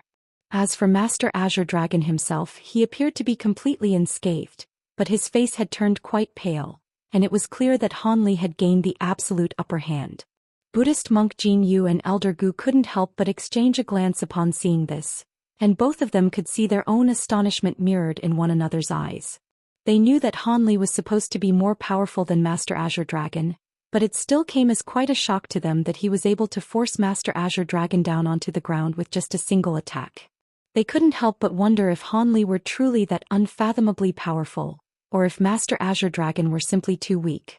Han Li chuckled coldly as he waved a hand through the air, and spatial fluctuations erupted nearby, following which countless small azure swords emerged out of thin air before flying back into his body. He had gained the upper hand during that last clash, but the giant azure sword had been shattered, and he had no intention of using his flying swords for the second attack, so he naturally recovered all of them. Immediately thereafter he made a hand seal, and his body began to swell drastically in size as a layer of golden fur appeared over his skin. In the blink of an eye, he had transformed into a giant golden ape that was several tens of feet tall.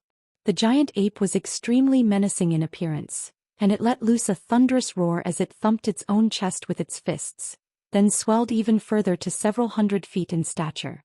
It turned toward Master Azure Dragon with a bone-chilling gaze, and Master Azure Dragon's expression changed slightly before he yelled in an enraged manner, "Do you think you're the only one with a transformation technique? Have a taste of my Azure Dragon avatar." As soon as his voice trailed off, he laid a hand onto the top of his own head, and a pillar of azure light erupted from his head before transforming into an Azure Dragon projection. He then swept a sleeve through the air to release 7 small black swords, all of which plunged into various parts of his body like lightning. Immediately thereafter he opened his mouth to expel 7 balls of blood essence, all of which disappeared into the 7 swords. In the next instant the 7 swords vanished, but countless crimson threads suddenly erupted from all over his body, binding around the Azure Dragon projection in a flash before abruptly pulling it downward.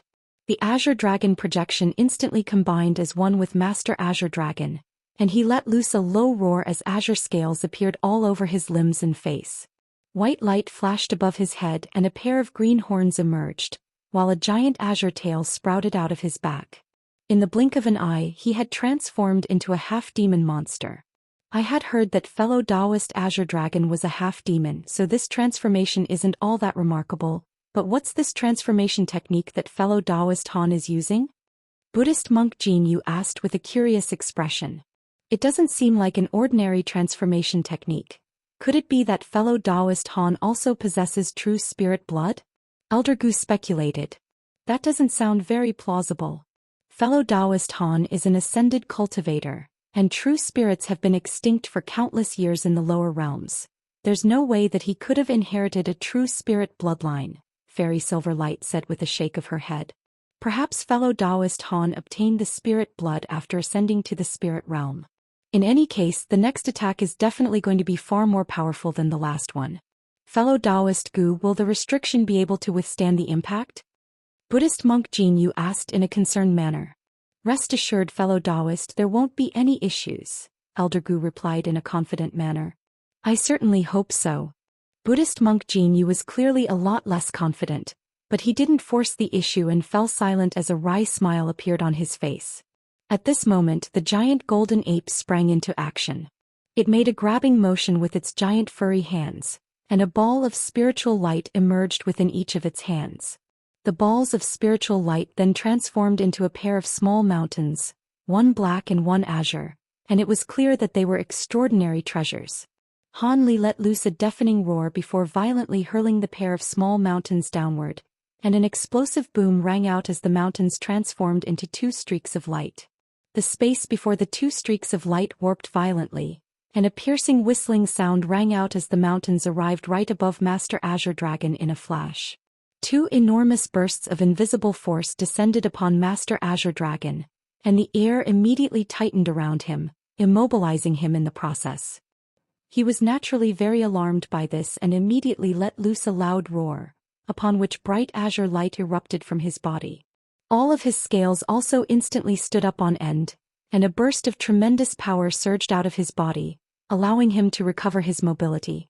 Immediately thereafter he reached out with his dragon claws viciously toward the pair of descending mountains. Among all true dragons, the Azure Dragon's physical prowess ranked among the top 3. This Azure Dragon avatar of his couldn't compare with an actual Azure Dragon, but due to the presence of the Azure Dragon bloodline within his body, his physical constitution was far more powerful than the average human. Not only was his entire body as resolute as a top-grade treasure, after activating his true dragon bloodline, he could attain a part of the Azure Dragon's enormous power.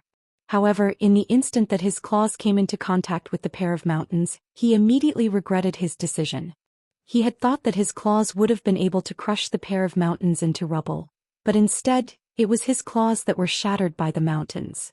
He immediately withdrew his arms like lightning, then opened his mouth to expel a ball of azure light. The ball of light struck one of the mountains while he swept his tail toward the other mountain like a giant whip. Two resounding booms and a muffled groan rang out, and Master Azure Dragon flew back like a tossed rag, backtracking over 10 steps before just barely managing to steady himself. An astonished look had appeared on his face, and he opened his mouth to say something, only to throw up a mouthful of black blood instead. With the recent improvement in Han Li's power, his giant mountain ape transformation was now far more fearsome than back in the Battle of Heavenly City. Even if his strength couldn't compare with that of an actual giant mountain ape, he still possesses around 30% to 40% of its strength, and that, in conjunction with the two extreme mountains, was far too much for Master Azure Dragon to handle. Thus he was immediately sent flying by the pair of mountains. If it weren't for the fact that he had instinctively withdrawn his hands in time and summoned a treasure to save himself, not only would his fingers have been shattered, his arms would have been snapped as well. Even so, excruciating pain was spearing through all of his meridians, and he was unable to muster up most of his magic power. Right at this moment, a ferocious light flashed through Han Li's eyes, and he abruptly stepped, covering a distance of over 1,000 feet in a single step, thereby taking him to only several tens of feet away from Master Azure Dragon. Third attack. Han Li's cold voice rang out, and his giant furry fist was thrust violently through the air. Master Azure Dragon's expression changed drastically upon seeing this, and he immediately tried to unleash some type of cultivation art to take evasive measures, only for a bone-chilling harumph to suddenly ring out in his heart. Master Azure Dragon felt as if a thunderclap had erupted right within his ears, and a sharp pain stabbed into his mind. He gave a muffled groan and was rendered completely unable to muster up any magic power. Meanwhile, an astonishing baleful aura erupted from Han Li's body as his giant golden fist hurtled directly toward Master Azure Dragon's head. Even before the fist had struck its target, Master Azure Dragon was struck by a sense of asphyxiation from the enormous pressure it was giving off. With Han Li's incredible strength in his giant ape form, Master Azure Dragon's head would definitely be pulverized by this punch, even in his half-demon form. Master Azure Dragon was still reeling from Han Li's spirit stun thorn, so he was completely unable to evade or defend himself, and a horrified look appeared on his face. However, as a body integration cultivator, he naturally had a few life-saving trump cards up his sleeve. White light flashed, and a translucent shield flew out of his body before positioning itself in front of him. At the same time, all of his scales instantly shrank to form a suit of azure armor that encased his entire body. These two layers of defenses were more than enough against the average body integration cultivator's attacks, but they were destroyed with ease by the giant ape's golden fist. Golden light flashed as the translucent shield was shattered amid a resounding boom, following which the golden fist struck the suit of azure armor. All of a sudden, an azure dragon projection erupted forth and pounced directly toward the golden fist, but right at this moment, the giant fist transformed into a golden vortex that was around 10 feet in size. The vortex released a burst of incredible tearing force, and the azure dragon projection was instantly torn to shreds. In the instant that the projection was vanquished, the suit of azure armor also crumbled away. The golden vortex then reverted back into a giant golden fist that hurtled directly toward Master Azure Dragon's head, and the killing intent imbued within it was detectable even to the cultivators outside the light barrier. Master Azure Dragon's face had become deathly pale under the illumination of the golden light being released by the fist. Fellow Daoist Han, no. Sup brother Han? All of the cultivators outside the light barrier immediately cried out in a horrified manner. In the next instant, the giant golden fist glanced past Master Azure Dragon's ear before striking the stone platform behind him. What everyone had failed to notice was that a hair-thin object had shot forth out of the golden fist and instantly vanished into Master Azure Dragon's ear just as it was passing by his face. The entire stone platform tremored violently, and a giant crater that was around 10 feet deep appeared while the surface of the restriction flashed violently with spiritual light. Master Azure Dragon's face was completely devoid of color, and he could only stare in silence as the giant ape slowly withdrew its fist. Everyone outside the light barrier heaved a collective sigh of relief upon seeing this. Han Li reverted back to his human form amid a flash of golden light, then turned to Master Azure Dragon with undisguised killing intent in his eyes. I don't care how you came to Deep Heaven City and how you became an elder. I don't want to see you here 3 days from now. If you haven't left Deep Heaven City by then, I suggest you pick a burial site for yourself. After that, Han Li flew off the stone platform as a streak of azure light before landing beside the ice phoenix. Buddhist monk Jin Yu hurriedly tried to say something, but Han Li cupped his fist in a salute and said, "Fellow Daoists, I've done everything I came here to do. I've only just returned to the city and have some matters to attend to, so I'll be taking my leave now." As soon as his voice trailed off, he swept a sleeve through the air to release a burst of azure light, which swept up both the ice phoenix and himself, then carried them both over to the teleportation formation. Following a burst of rumbling from the formation, both of them vanished. Han Li hadn't given Buddhist monk Jin Yu and Elder Gu any chance to try and mediate the situation. Before the two had a chance to say anything, Han Li and the ice phoenix had already left.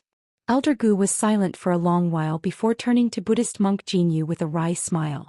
"Looks like fellow Daoist Han wasn't joking. Benefactor Han has gone too far here. No matter what differences there are between them, Master Azure Dragon is already an elder of our city. How can he leave Deep Heaven City just because fellow Daoist Han told him to? Rest assured, fellow Daoist Azure Dragon, I'll visit fellow Daoist Han with a few other fellow Daoists to convince him not to take such drastic measures," Buddhist monk Jin Yu said with a shake of his head. Only then did Master Azure Dragon return to his senses, and his face was still completely devoid of color as he shook his head in response. "There's no need for that.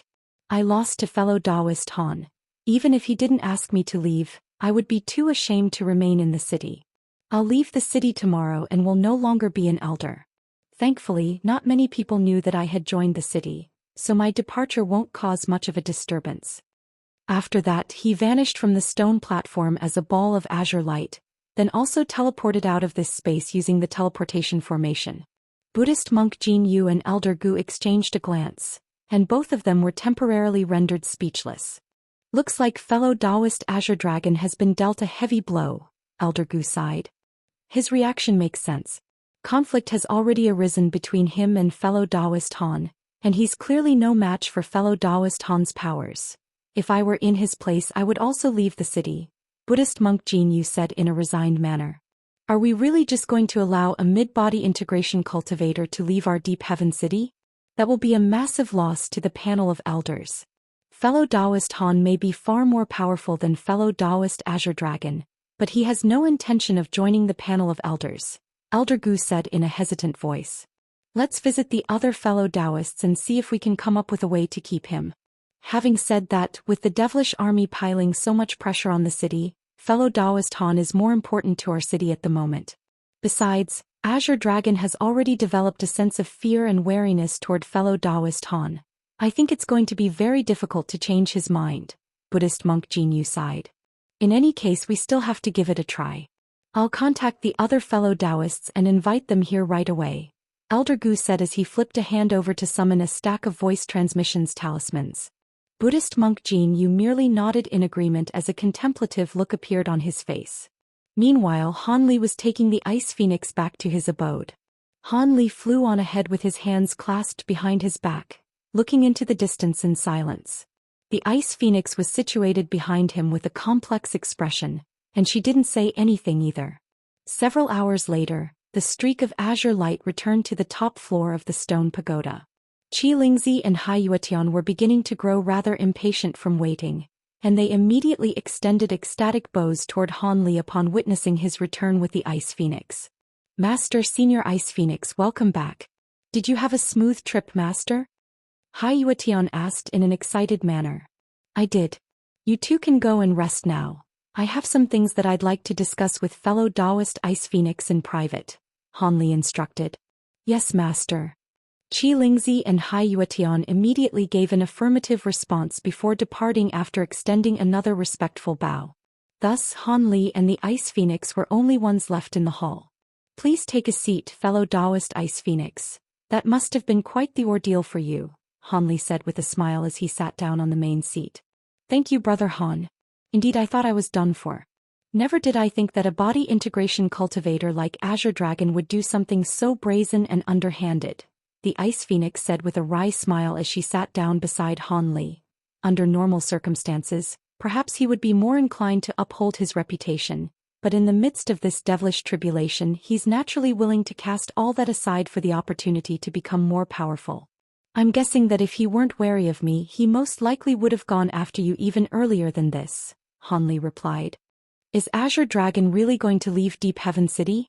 Even if he were willing, surely the panel of elders wouldn't be willing to let him go. After all, a mid-body integration cultivator is currently an extremely prized asset to Deep Heaven City, the Ice Phoenix said in a concerned manner.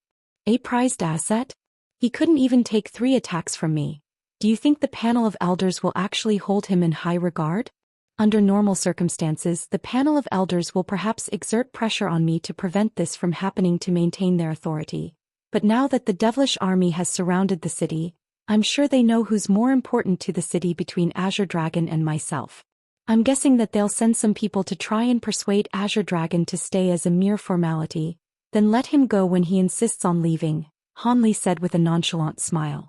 You're right, the panel of elders wouldn't dare to do anything to antagonize you at a time like this. However, that Azure Dragon is undoubtedly going to be extremely resentful toward you. You'll have to be wary of him in the future. Of course, you won't have anything to fear, but he could target your disciples, the Ice Phoenix cautioned. It's all right, Azure Dragon won't trouble anyone ever again, Han Li replied with a mysterious smile. What? You don't mean?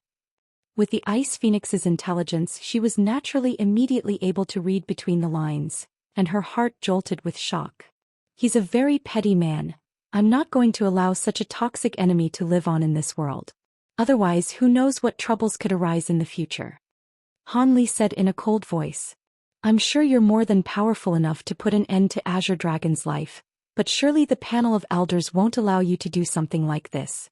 Besides, no matter how discreetly you do this, the panel of elders will still suspect you for foul play, the Ice Phoenix said in a hesitant manner. I won't do this in the city and I'll have someone else take him out in my stead, Han Li replied with a faint smile. A hint of surprise appeared on the Ice Phoenix's face before she hurriedly cautioned, You have an ally who's capable of doing this? Please do exercise caution, brother Han. That Azure Dragon may be no match for you, but he's still a mid-body integration cultivator. It'll most likely be very difficult for other people to kill him. Rest assured, fellow Daoist Ice Phoenix. I'll make sure that the job gets done, Han Li replied in a confident manner, then swept a sleeve through the air to release a ball of yellow light, which then transformed into a little girl who appeared to be around 2 or 3 years of age. The little girl had fair skin and a pair of large black eyes that were extremely adorable to behold. Go and keep an eye on Azure Dragon. If I'm not mistaken, he'll most likely leave the city before the 3-day time limit runs out. Follow him out of the city, then put an end to him in a secluded location, Han Li instructed. The little girl's lips didn't move, but a tender female voice suddenly rang out in the hall. You make it sound so simple. I can keep an eye on him with no issues. With my current powers, I can conceal myself even from the average late-body integration cultivator. However, I don't think I have the power to put an end to his life. I only just went through metamorphosis, so my powers won't outstrip his by much. Master Azure Dragon has already been wounded by me. Even if he immediately takes pills to try and recover, he won't be able to make a full recovery anytime soon. On top of that, I planted something in his body so he'll only be able to unleash around 30% of his powers at most. In his current state, you'll be more than enough to put an end to him, Han Li said with a hint of a smile on his face. Oh, in that case I don't have any further issues. The little girl gave an adorable smile before vanishing on the spot amid a flash of golden light. Brother Han, who was that? Ice Phoenix couldn't help but ask. That was a spirit beast of mine. It only underwent metamorphosis recently, Han replied. Your spirit beast? From the sounds of it, it also seems to be at the body integration stage, the Ice Phoenix said with a stunned expression. It is indeed at the early body integration stage, but it's inherited some of the bloodline of the true spirit Kirin, so even the average mid-body integration cultivator won't be a match for it, Han replied in a truthful manner. A wry smile appeared on the Ice Phoenix's face upon hearing this. I finally understand why you're not concerned about repercussions from the panel of elders now. With that spirit beast to assist you, you're most likely the undisputed #1 cultivator of Deep Heaven City. I wouldn't dare to claim such a title. Deep Heaven City has protected the human and demon races for hundreds of thousands of years. Surely you don't think that the city is only as powerful as it appears on the surface, fellow Daoist Ice Phoenix. Who knows how many powerful cultivators there are lurking beneath the surface? Han replied with a solemn shake of his head. Have you heard some rumors, Brother Han? The Ice Phoenix asked in a surprised manner. No, I'm merely speculating. All right, let's not dwell on this topic any longer.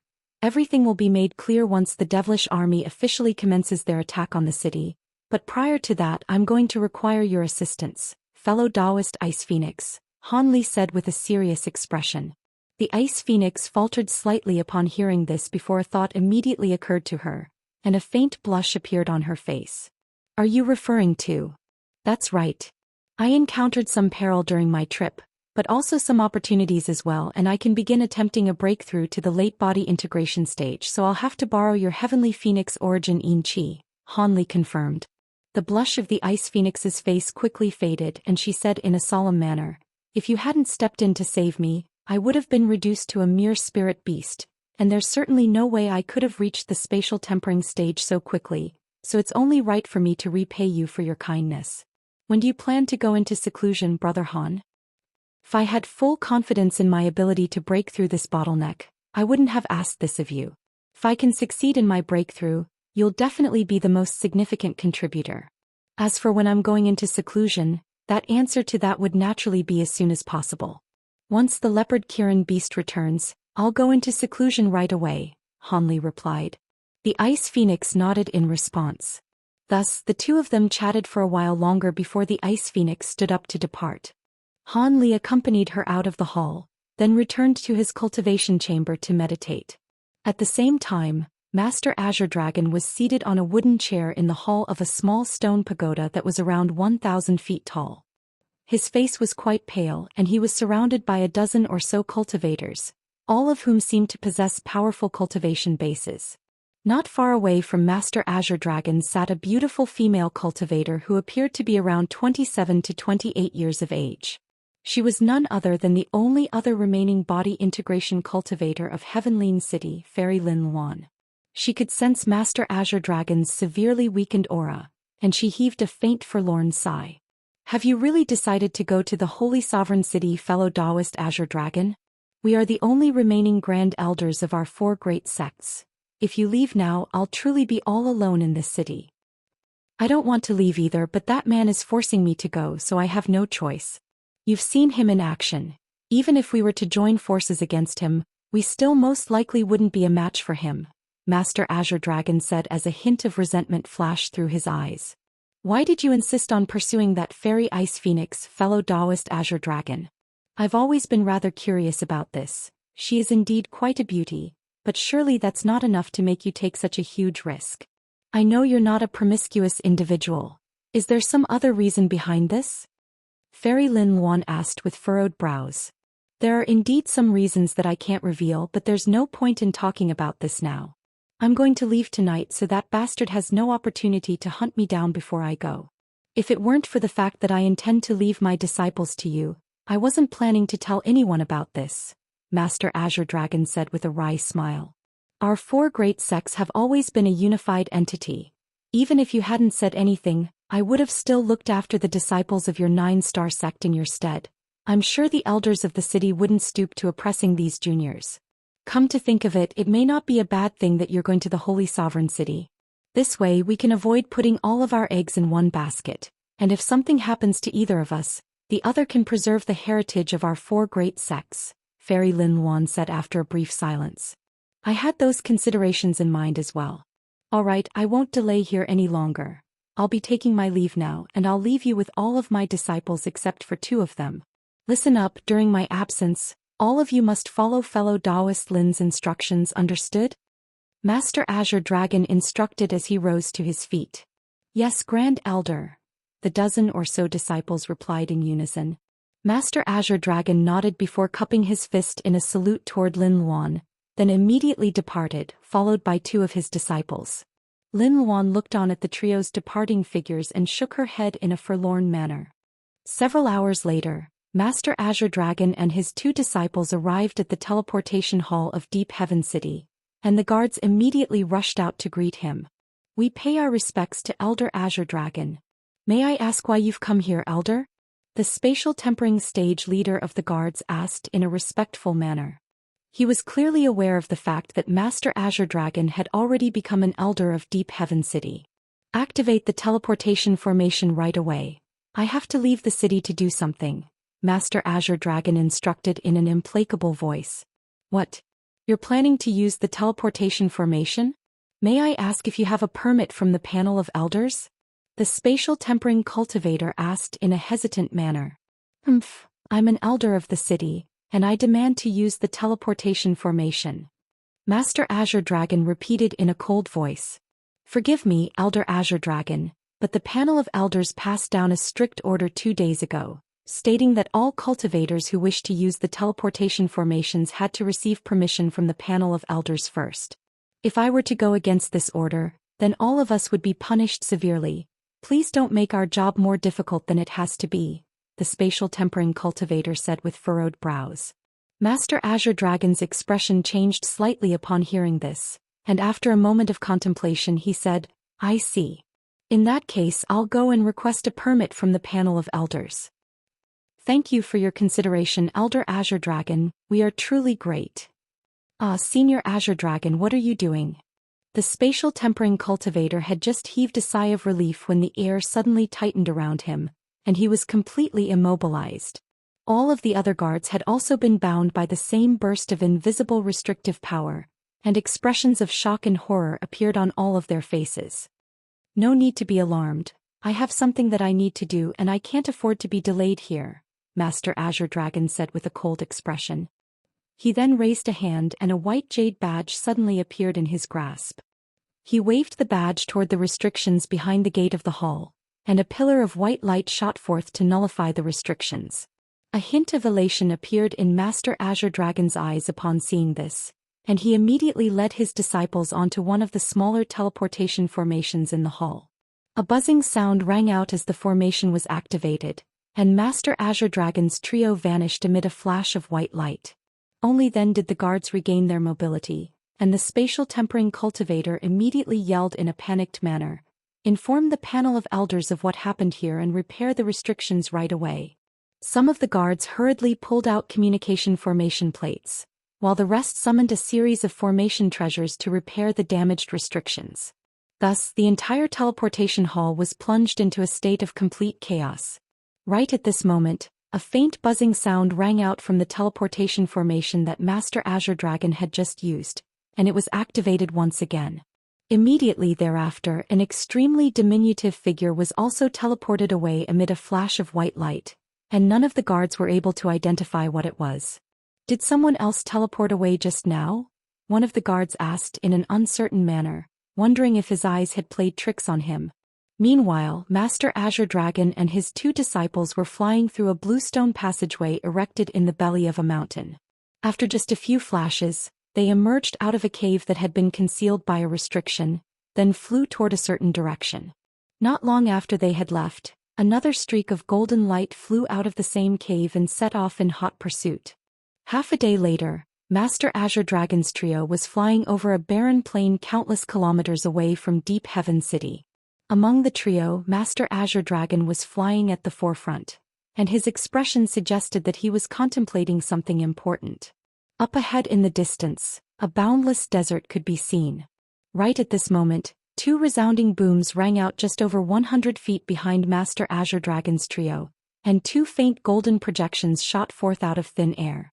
Sharp claws projections swept through the air, hurtling directly toward Master Azure Dragon's trio. The claw projections left golden cracks in the space in their wake, and they wove into a giant net that was impossible to evade. Master Azure Dragon was greatly alarmed by this, and a horrified look appeared on his face. "Hanli, you bastard!" he roared in an extremely resentful voice, then flipped his hands over to summon a pair of giant brushes, one golden and one silver. He swept the brushes through the air and countless golden and silver runes surged forth in a frenzy, transforming into a light barrier that shielded him on all sides. Immediately thereafter, azure scales appeared over his face and limbs, and he rushed directly toward the net of claw projections with devastating force. In the instant before his body came into contact with the claw projections, he opened his mouth to expel a ball of azure light, which crashed toward the net ahead of him. The net of claw projections had seemed to be extremely formidable, but it was torn apart by the ball of azure light with ease. Master Azure Dragon faltered slightly upon seeing this before rushing out of the net in an elated manner, then appeared over 1,000 away. Just as he was heaving an internal sigh of relief, 2 howls of anguish suddenly rang out behind him. Crap! Master Azure Dragon hurriedly turned around to find that his 2 disciples had already been dismembered, and their bodies were plummeting down from above in bloody chunks. Their protective treasures had been instantly destroyed by the claw projections, and even their nascent souls hadn't managed to escape. Master Azure Dragon cast his gaze toward the 2 golden projections, and he immediately realized that something was amiss. "You're not Hanli. Who dares to attack me?" "Hee, there's no need for my master to dirty his hands with the likes of you." The voice of a little girl rang out, following which the 2 projections combined as one to form a ball of golden light. Within the golden light was a horned leopard-like beast that was around 10 feet in size. It was none other than the leopard Kirin beast. Master Azure Dragon swept his spiritual sense toward the golden beast, and he immediately drew a sharp breath. "You're a body integration stage spirit beast. Are you Hanli's spirit beast? Seeing as you've already figured it out, you can pass on without any regrets now. I was sent by my master to erase you from the face of this realm," the leopard Kirin beast said as a vicious light flashed through its eyes. He thinks a mere early body integration stage spirit beast can take my life? What a joke." Master Azure Dragon roared with a furious expression. "You've been wounded by my master and can't muster up anywhere near your full power, yet you still dare to act so cocky. Let me see if you keep this up when I tear your nascent soul out of your body." The leopard Kirin beast snarled. Immediately thereafter, its body blurred, and specks of golden light appeared all around it before manifesting over 100 identical golden beastly projections. "Ha, I just so happen to be missing a fur coat, I guess you'll suffice." Master Azure Dragon swept his sleeve through the air with an enraged look on his face, releasing 4 or 5 treasures that began to revolve around him. At the same time he thrust his twin brushes forward, and even more runes emerged before him. The leopard Kirin beast let loose a low roar, and all of the beastly projections hurtled directly toward him as streaks of golden light. Master Azure Dragon immediately sent his treasures flying toward these beastly projections, yet just as he began to draw upon the magic power within his own body, a layer of black chi suddenly appeared over his face. 5 days later, Hanli was meditating in his secret chamber when his expression suddenly changed slightly, and he slowly opened his eyes. Moments later, spiritual light flashed from the door of the secret chamber, and a burst of golden light flew into the chamber through the door, then revealed itself to be a small golden beast that was only around a foot in size. "You're finally back. You've been away for quite some time. Did you encounter some difficulties?" Hanli asked with a faint smile. "Master, what did you do to that Azure Dragon?" "Almost as soon as we started battling, he seemed to have fallen prey to some kind of extremely potent poison, and it was almost as if he were going to die even if I hadn't hunted him down," the leopard Kirin beast said with its eyes wide in amazement. "Hee, I merely injected a wisp of the revolving evil spirit light within the spirit engulfing heavenly flames into his body. He would have been fine had he not used too much magic power, but as soon as he tries to do so, the revolving evil spirit light would immediately take effect. With its vicious poison, even a body integration cultivator would have to meditate for a long time to refine it or temporarily repress its effects with their magic power. However, he clearly wouldn't have been able to do any of that while battling you, so his only possible fate was death," Hanli replied in a nonchalant manner. Your powers have become truly unfathomable, Master. It's incredible that you were able to tamper with another body integration cultivator like this without their detection, the leopard Kirin beast said in an amazed voice. It's not all that remarkable. This is just a little trick that I recently developed, and it wouldn't have worked if Master Azure Dragon had spent some time to carefully examine his own body. I take it that he's no longer around, right? Han Li asked as his eyes narrowed slightly. Rest assured, Master. I devoured that Azure Dragon's nascent soul, so he's as dead can be.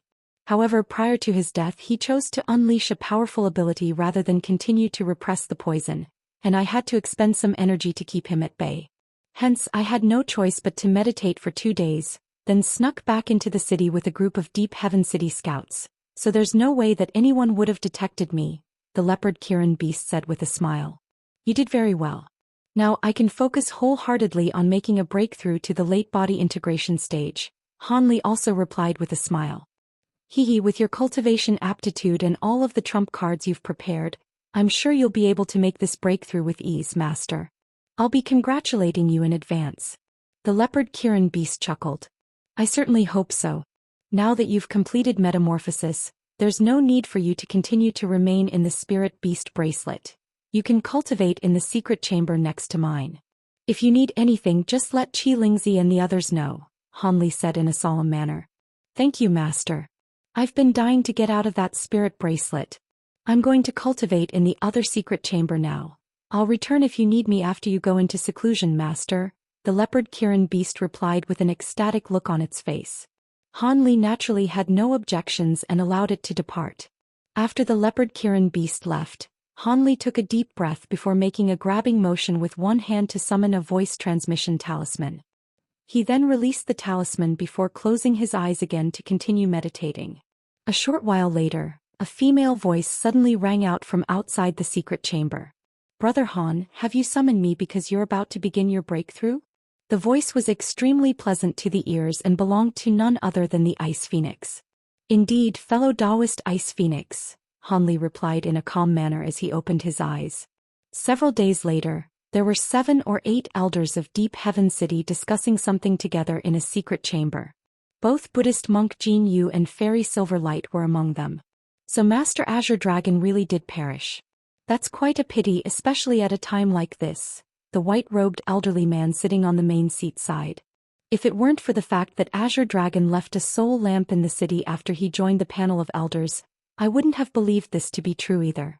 According to the cultivator looking after the soul lamps, his one was snuffed out within half a day of his departure from the city, Buddhist monk Jin Yu said with a wry smile. He was asking for it. He knows that there are devilish beings everywhere around the city, yet he still dared to restrict the guards and forcibly teleport away.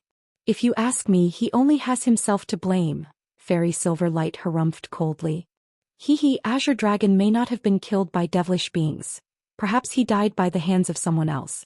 Didn't the guards at the teleportation hall say that someone used the same teleportation formation as Azure Dragon right after he left? Perhaps that was the perpetrator, a burly black-robed man said. Are you suspecting fellow Daoist Han? Fairy Silverlight's expression darkened slightly upon hearing this. Please don't jump to conclusions, Fairy Silverlight. I never said that. All I said is that maybe Azure Dragon didn't perish by the hands of devilish beings. The man immediately denied. It was quite clear that he was quite wary of Han Li. Fairy Silverlight merely smiled and remained silent. All right, seeing as Master Azure Dragon forced his way out of the city, he has renounced his status as a member of our panel of elders. As such, there's no need for us to investigate this matter. Our top priority now should be the devilish army that has surrounded the city, the white-robed elderly man said with furrowed brows. But Master Azure Dragon is a mid-body integration cultivator. Don't we have to at least provide all of the cultivators in the city an explanation of how he died? Also, will this affect Fairy Lin Luan's attitude toward our city? The owner of the Origin Pocket Pavilion, Elder Gu, said in a contemplative manner. There's no need for that.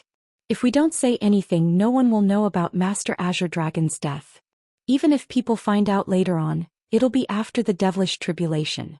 During these perilous times, everything can wait until a later date. As for fellow Daoist Lin, she's an extremely intelligent woman. I'm sure she'll know how to handle the situation. the white-robed elderly man said in a cold voice. Everyone else exchanged a few glances upon hearing this before nodding in agreement in the end. All right, seeing as no one has any objections, let's discuss fellow Daoist Han next. Buddhist monk Jinyu, I heard that you sent someone to invite fellow Daoist Han to a gathering 2 days ago, but he had already gone into seclusion. Is that true? The white-robed elderly man asked. It is. I wanted to make a last-ditch effort to try and convince fellow Daoist Han to coexist with fellow Daoist Azure Dragon in the city, but his disciples told me that he had gone into seclusion and wasn't going to be seeing any guests, Buddhist monk Jinyu replied. It seems that he predicted that you would try to seek him out, so he's intentionally avoiding you, the white-robed elderly man said in a contemplative manner. Perhaps so. A few days ago I saw the juniors who had been bribed by Azure Dragon, and all of them were as pale as ghosts. I heard that fellow Daoist Han is extorting them for a huge sum of spirit stones and materials. I wonder if they'll be able to gather everything that fellow Daoist Han demanded of them, Buddhist monk Jinyu said with a peculiar expression. Hee, those little brats deserve to be taught a lesson for sticking their noses into something like this. If you ask me, fellow Daoist Han has already let them off the hook quite easily. If he weren't wary of the backers behind those juniors, I'm sure he would have punished them even more severely, the white-robed elderly man chuckled coldly. That's true. Having said that, the way that fellow Daoist Han has addressed this matter has truly been a relief to me. If he had insisted on enforcing a more severe punishment on those juniors, that could have led to quite a conflict as well, Buddhist monk Jinyu sighed in a resigned manner. Indeed. If things really had escalated to that extent, then even I would be scratching my head, the white-robed elderly man chuckled. By the way, I heard that Azure Dragon was defeated by fellow Daoist Han in just 3 attacks. Surely that's an exaggeration, right? The black-robed man asked. No, it's true. Fellow Daoist Han's powers were truly incredible. Even the average late-body integration stage most likely won't be a match for him. Fairy Silverlight and fellow Daoist Gu were also present. I'm sure they'll back me up here, Buddhist monk Jinyu replied with a serious expression.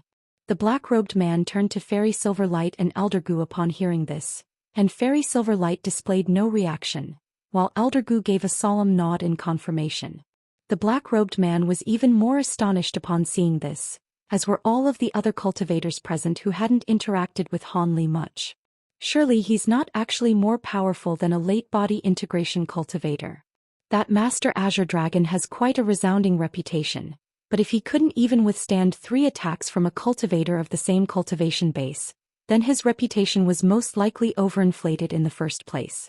Just because fellow Daoist Han was able to defeat him doesn't mean he's actually that freakish of a talent. The black-robed man was really grasping at straws now. I'm afraid you're mistaken, fellow Daoist. That Master Azure Dragon was a half-demon who can adopt a half-dragon form, and that, in conjunction with his Buddhist cultivation arts, presented a very formidable package.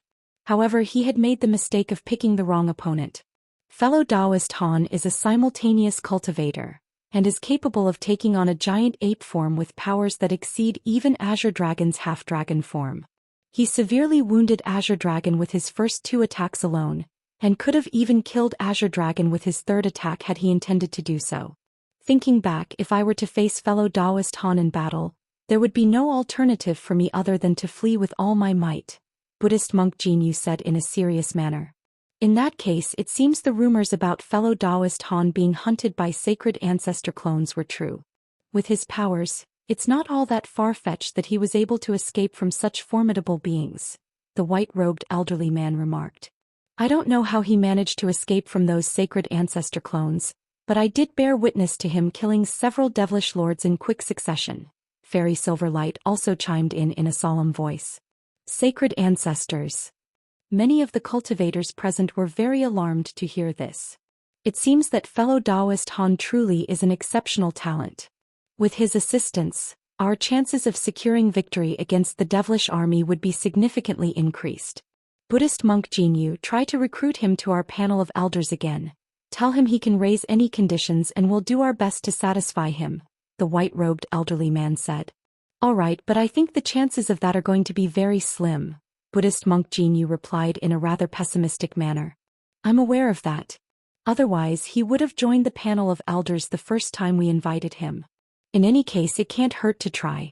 Alright, setting this matter aside for now, we received a report from our scouts stating that the devilish army is very likely going to launch an all-out assault on our city in several months to a year, the white-robed elderly man said as a grim look appeared on his face, and all of the other elders' hearts jolted upon hearing this. Shortly thereafter, the meeting between the elders concluded, and everything resumed as normal in Deep Heaven City. Just as the white-robed elderly man had said, without anyone leaking the news, none of the ordinary beings in the city were aware that a mid-body integration stage human cultivator had already passed away. Of course, this news wasn't kept a secret from Fairy Lin Luan. Upon hearing this news, she was initially quite shocked and horrified, but she quickly calmed down and never mentioned Master Azure Dragon again, as if she had never even known him. Unfortunately for the panel of elders, their attempts to recruit Han Li had proven to be futile. Han Li had been in seclusion this entire time, proclaiming that he was cultivating some type of powerful ability. Thus, Buddhist monk Jin Yu could only wait patiently until he came out of seclusion. He was sure that Han Li would emerge from seclusion before the devilish army commenced its all-out attack. Aside from Buddhist monk Jin Yu, Fairy Silverlight, and several other body integration cultivators, all of the other elders had their attention drawn to the frequent harassment attacks launched by the devilish army, so they eventually forgot about Han Li. Even the white-robed elderly man only asked about Han Li a few more times before setting the matter aside. At this point, the devilish army still hadn't deployed their main forces to attack the city, but the harassment attacks they were unleashing were becoming more and more ferocious. During these attacks, even spatial tempering stage casualties had become very commonplace. Thus, the elders of the city naturally had to step in, and 2 or 3 elders had to be present to face every devilish attack in order to ensure that morale remained high. At the same time, the entirety of Deep Heaven City was operating at full capacity. All types of tool refinement workshops were packed to the rafters with workers, and treasures and spirit tools were being refined with no material expenses being spared. The cultivators who were adept in the art of talismans had also been grouped together to craft low-grade talismans day and night. In a battle of such a massive scale, low-grade talismans were often more effective and efficient to produce than mid-grade and high-grade ones. After all, with the time and materials required to refine a mid-grade talismans, tens or even hundreds of low-grade talismans could be produced, and that wasn't even taking into account the vast disparity between the success rates of refining the different talismans. As for high-grade talismans, only a select group of expert talisman refinement masters could produce them. On top of that, many of the low-grade cultivators and manual laborers in the city had also been put to work. They were organized into several enormous groups of different numbers as the backup forces of the city. Aside from that, all of the city's formations and restrictions had also been thoroughly examined several times to ensure that they could be relied upon to resist the devilish army. In summary, Deep Heaven City was preparing for war. Under this tense and frenetic atmosphere, half a year flew by in the blink of an eye. On this day, the white-robed elderly man and Buddhist monk Jin Yu were discussing an important matter in a conference hall when the door was abruptly flung open from the outside, and a silver-armored guard hurriedly rushed in. "Who said you could come in here?" the white-robed elderly man asked in a vexed manner. "Senior, I came here to inform you that the spiritual qi outside is in a completely chaotic state. It seems that someone is making a major breakthrough," the guard hurriedly reported as he extended a respectful bow. "A major breakthrough? Could it be that someone's progressing to the mid-body integration stage? That's fantastic news. Why do you look to be in such a panic?" the white-robed elderly man asked as his expression eased slightly. "The issue is that the heavenly phenomena are far too ferocious for a mid-body integration stage breakthrough. The situation seems to be even more fearsome than what late-body integration stage breakthroughs are rumored to be like," the guard replied in a panicked manner. The white-robed elderly man was rather surprised to hear this. "Oh, let's go and take a look, fellow Daoist Jin Yu." "Sure, I'm also very interested to see just which fellow Daoist is making their breakthrough," Buddhist monk Jin Yu replied with a nod. Thus, they were led out of the hall by the guard, and as soon as they emerged outside, the white-robed elderly man's expression immediately changed slightly. With his mid-body integration stage spiritual sense, he was instantly able to sense that the spiritual qi in the air had become extremely active, as if they were being affected by some type of fearsome power. He unconsciously sped up, And in the blink of an eye, he and Buddhist monk Jinyu had arrived on a massive terrace. There were around a dozen guards gathered on the terrace, all of whom were looking into the distance with flabbergasted expressions. The white-robed elderly man's brows furrowed slightly upon seeing this, and he cleared his throat to make his presence known. Only then did the guards notice him and Buddhist monk Jinyu, and they immediately extended respectful bows. Just as the white-robed elderly man was about to scold these subordinates of his, Buddhist monk Jinyu suddenly let loose a faint cry of surprise. The white-robed elderly man immediately cast his gaze toward the same direction as Buddhist monk Jinyu, upon which an astonished look appeared on his face. There in the distance, the sky had turned bright red and crimson fiery clouds were revolving in mid-air like a giant fireball. Beneath the fiery clouds, countless wisps of colorful light were rapidly converging to form a series of rainbow bridges. Close to half of the entire city was encompassed beneath the fireball and crimson clouds. But compared to this stunning visual stimulus, the spiritual pressure radiating from the heavenly phenomena was even more astonishing. Due to how far away they were, they could only sense a tiny portion of this spiritual pressure, but they were still struck by a sense of asphyxiation. Furthermore, this pressure was only continuing to mount, and it seemed that something terrifying was brewing in the distance. These heavenly phenomena really are far more fearsome than what a mid-body integration stage breakthrough could bring about. Let's go and take a closer look, fellow Daoist Jin. It would be extremely fortunate for the city if someone could make a late-body integration stage breakthrough. We have to keep a lookout for them and ensure that they aren't disrupted, the white-robed elderly man said. Of course, witnessing a late-body integration stage tribulation transcendence would be a brilliant opportunity for us. If we can see it up close, I'm sure it'll benefit our future cultivation immensely, Buddhist monk Jinyu immediately agreed. Thus, the white-robed elderly man swept a sleeve through the air to release a burst of white that swept up his own body, then flew away into the distance. Buddhist monk Jinyu also followed along as a ball of golden light, and only then did the guards heave a collective sigh of relief before erupting into spirited discussions surrounding the heavenly phenomena that were taking place. At this point, all of the high-grade cultivators in the entire city had been alerted by these phenomena, and countless streaks of light were converging from all directions. The low-grade and mid-grade cultivators were also very intrigued, but they knew that this was not something that they could participate in, so they could only look on from where they were. But that certainly didn't stop them from discussing the situation with those around them. The theories they came up with came in all shapes and forms. There were some stating that a certain spirit treasure was emerging, while others were proclaiming that an almighty spirit beast was creating these phenomena. Of course, most believed that this was stemming from a certain cultivator's tribulation transcendence, and some of the more knowledgeable and experienced individuals had guessed that this had to be a body integration stage tribulation transcendence. Of course, none of them could have imagined that the body integration cultivators were just as astonished as they were once they gathered close to the heavenly phenomena. The white-robed elderly man and Buddhist monk Jinyu weren't the first ones to arrive on the scene. Over 20 spatial tempering and body integration cultivators had arrived before them, and they were appraising the phenomena from close to 100 kilometers away.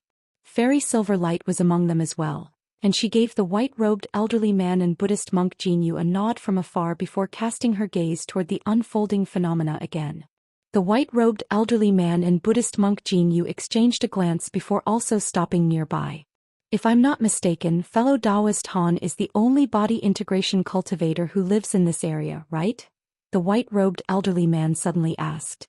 Indeed, and fellow Daoist Han's abode seems to be situated right at the center of this heavenly phenomena, Buddhist monk Jinyu replied.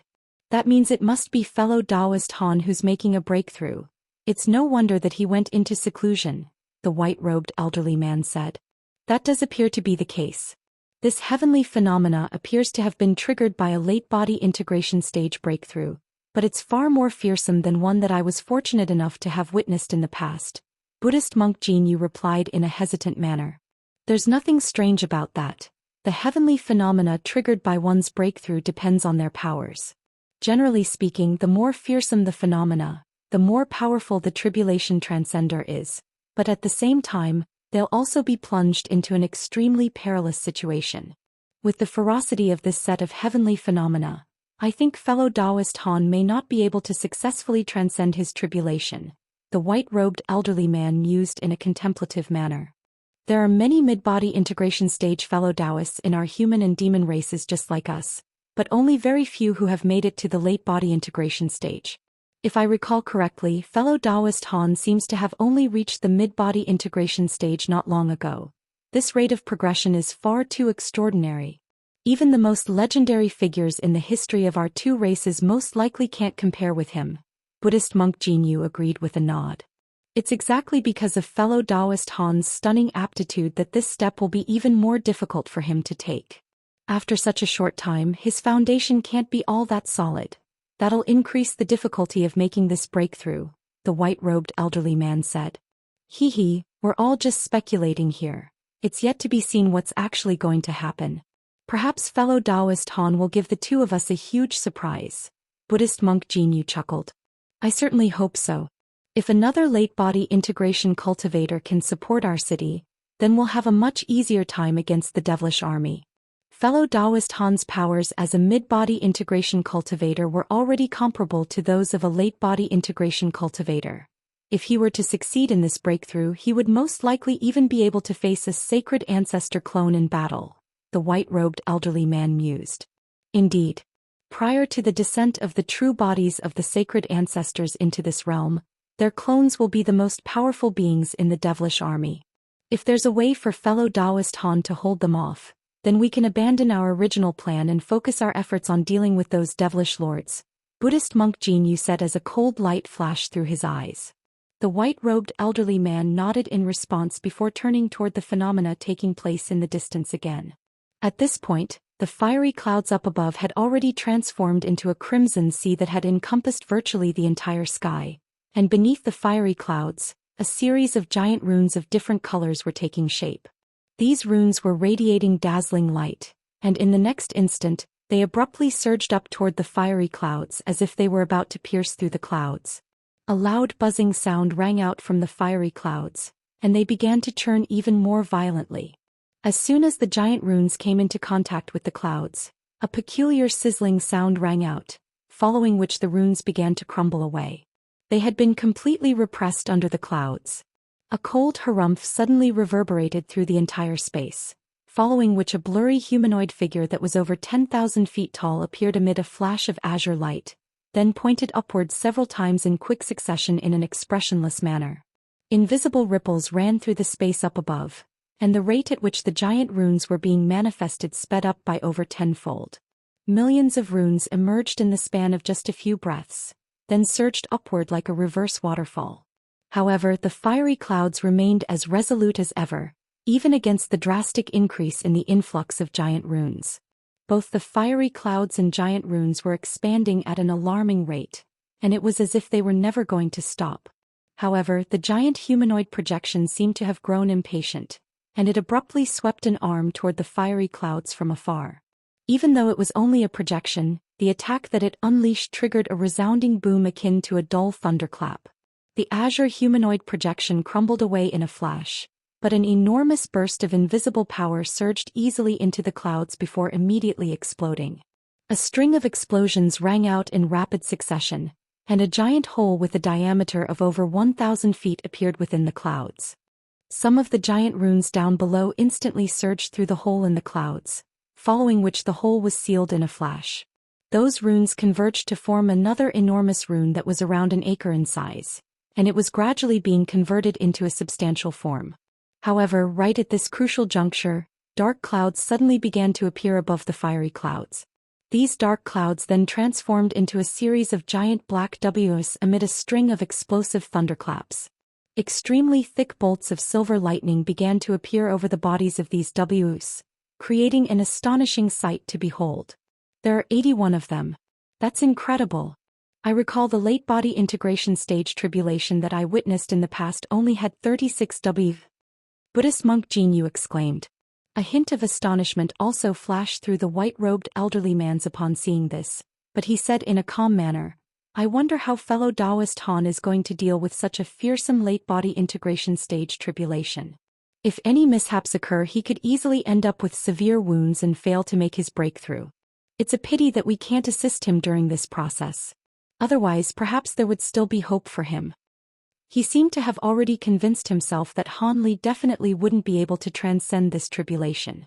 There's no need to be overly concerned, Brother Gu. Fellow Daoist Han must have his reasons for attempting a breakthrough at a time like this.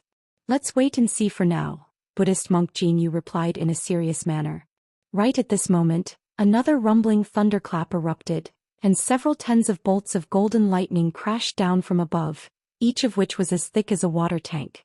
The lightning pierced directly through the massive rune and fiery clouds, then struck the giant black W's with devastating force. A resounding boom rang out, and massive holes were blown into the bodies of the black W's by the bolts of golden lightning, while the silver lightning around their bodies were all devoured by the golden lightning. If it weren't for the fact that the golden lightning had disappeared after only a brief moment, the black W's really could have been completely destroyed. However, the golden lightning seemed to have enraged these W's, and they let loose ferocious roars as cloud and mist surged toward the holes in their bodies, regenerating them in a flash. The W's then opened their mouths to expel gusts of fierce black winds which swept downward in a frenzy, and the fiery clouds down below began to burn with even greater ferocity. The wind and flames complemented one another, forming a massive sea of flames that encompassed an area of close to 100 kilometers. The sea of flames then began to descend, and the space down below was illuminated into a bright red color, as if the entire space were being set alight. Buddhist monk Jin Yu and the white-robed elderly man's expressions both changed slightly upon seeing this. If the tribulation transcender were to fail to control this sea of flames, countless normal cultivators down below would perish. The other cultivators nearby also drew a sharp breath in unison. They didn't think that the heavenly tribulation would be this formidable even in its initial stages. If they were in Han Li's place, all of them would have most likely been reduced to ashes already. At the center of the sea of flame was none other than the stone pagoda that Han Li was staying in. This pagoda was naturally protected by some restrictions, but if it were to be struck by the sea of flames, it would most definitely be destroyed. Right at this moment, a ball of silver light appeared at the top of the pagoda, following which a clear cry rang out as giant silver fire raven emerged. When it first appeared, the fire raven was only around 10 feet in size, but as it spread its wings, it swelled to over 100 times its original before hurtling directly toward the sea of flames. A dull thump rang out as the silver fire raven vanished into the sea of flames, but in the next instant, the sea of fire suddenly began to churn violently. The crimson flames converged rapidly toward the giant fire raven as if they were being drawn by an irresistible force, then quickly vanished amid flashes of light. In just a short time, over a fifth of the entire sea of flames had disappeared, and at this rate, it wouldn't be long before the whole sea of fire ceased to exist. However, before that could happen, the giant black W's up above suddenly opened their mouths to expel bursts of white chi that swept downward. The white chi appeared to be quite ordinary, but as it dispersed through the air, over 10 translucent and peerlessly sharp ice spikes that were each around 10 feet in length were created. Before the ice spikes had even begun to descend, a burst of ghastly howling rang out from within the stone pagoda down below, following which 5 wagon wheel-sized skulls flew out, then opened their mouths to expel 5 streams of glacial flames that swept directly upward. As soon as the ice spikes came into contact with these glacial flames, they reverted back to white spiritual chi before vanishing amid the flames. Even after these 2 types of attacks had been nullified, the black W's remained completely unfazed. Their bodies twisted around and they exploded amid resounding booms. The fragments of their bodies then transformed into countless giant rocks of different sizes. The smallest of these rocks were smaller than human heads, but the largest ones were over 10,000 feet in size and resembled small mountains.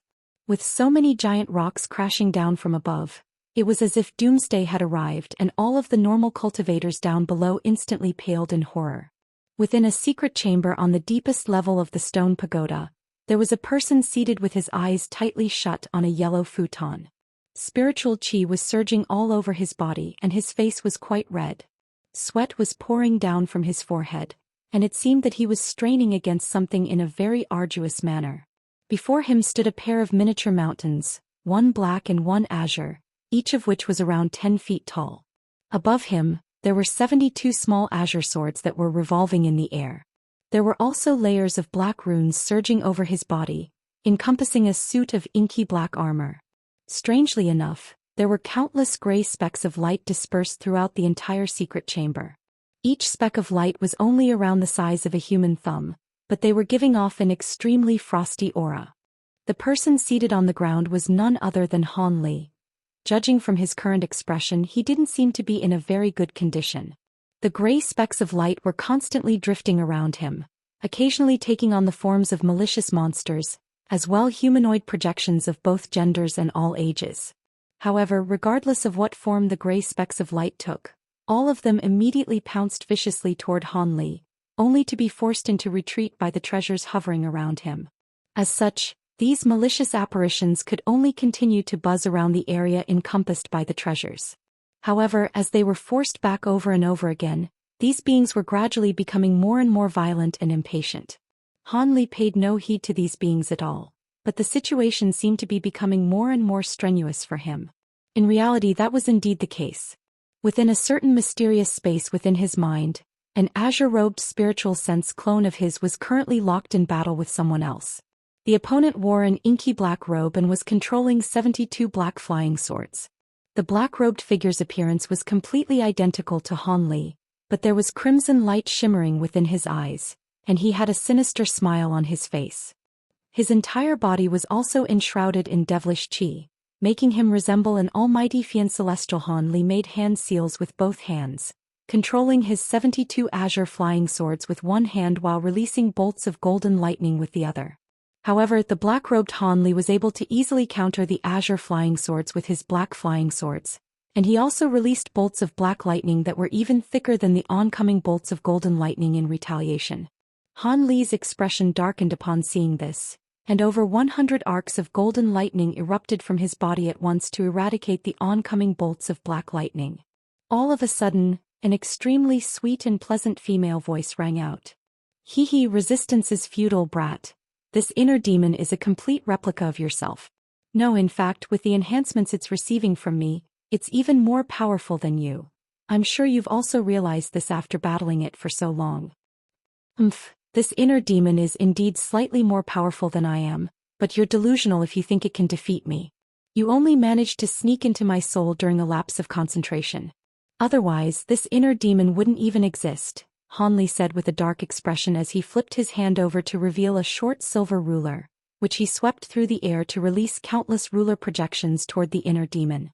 "You are indeed far more powerful than I imagined, and it would be unrealistic to expect a mere inner demon to destroy your soul. But don't forget that you're transcending your late body integration stage tribulation. I don't know how you're protecting yourself, but with most of your spiritual sense and magic power dedicated to this battle, there's no way you'll be able to successfully transcend the tribulation. If you don't want to die, then you'd better hand over that suit of devilish armor. Once you do that, I'll leave right away so you can transcend your tribulation in peace," the woman said in the voice of a temptress.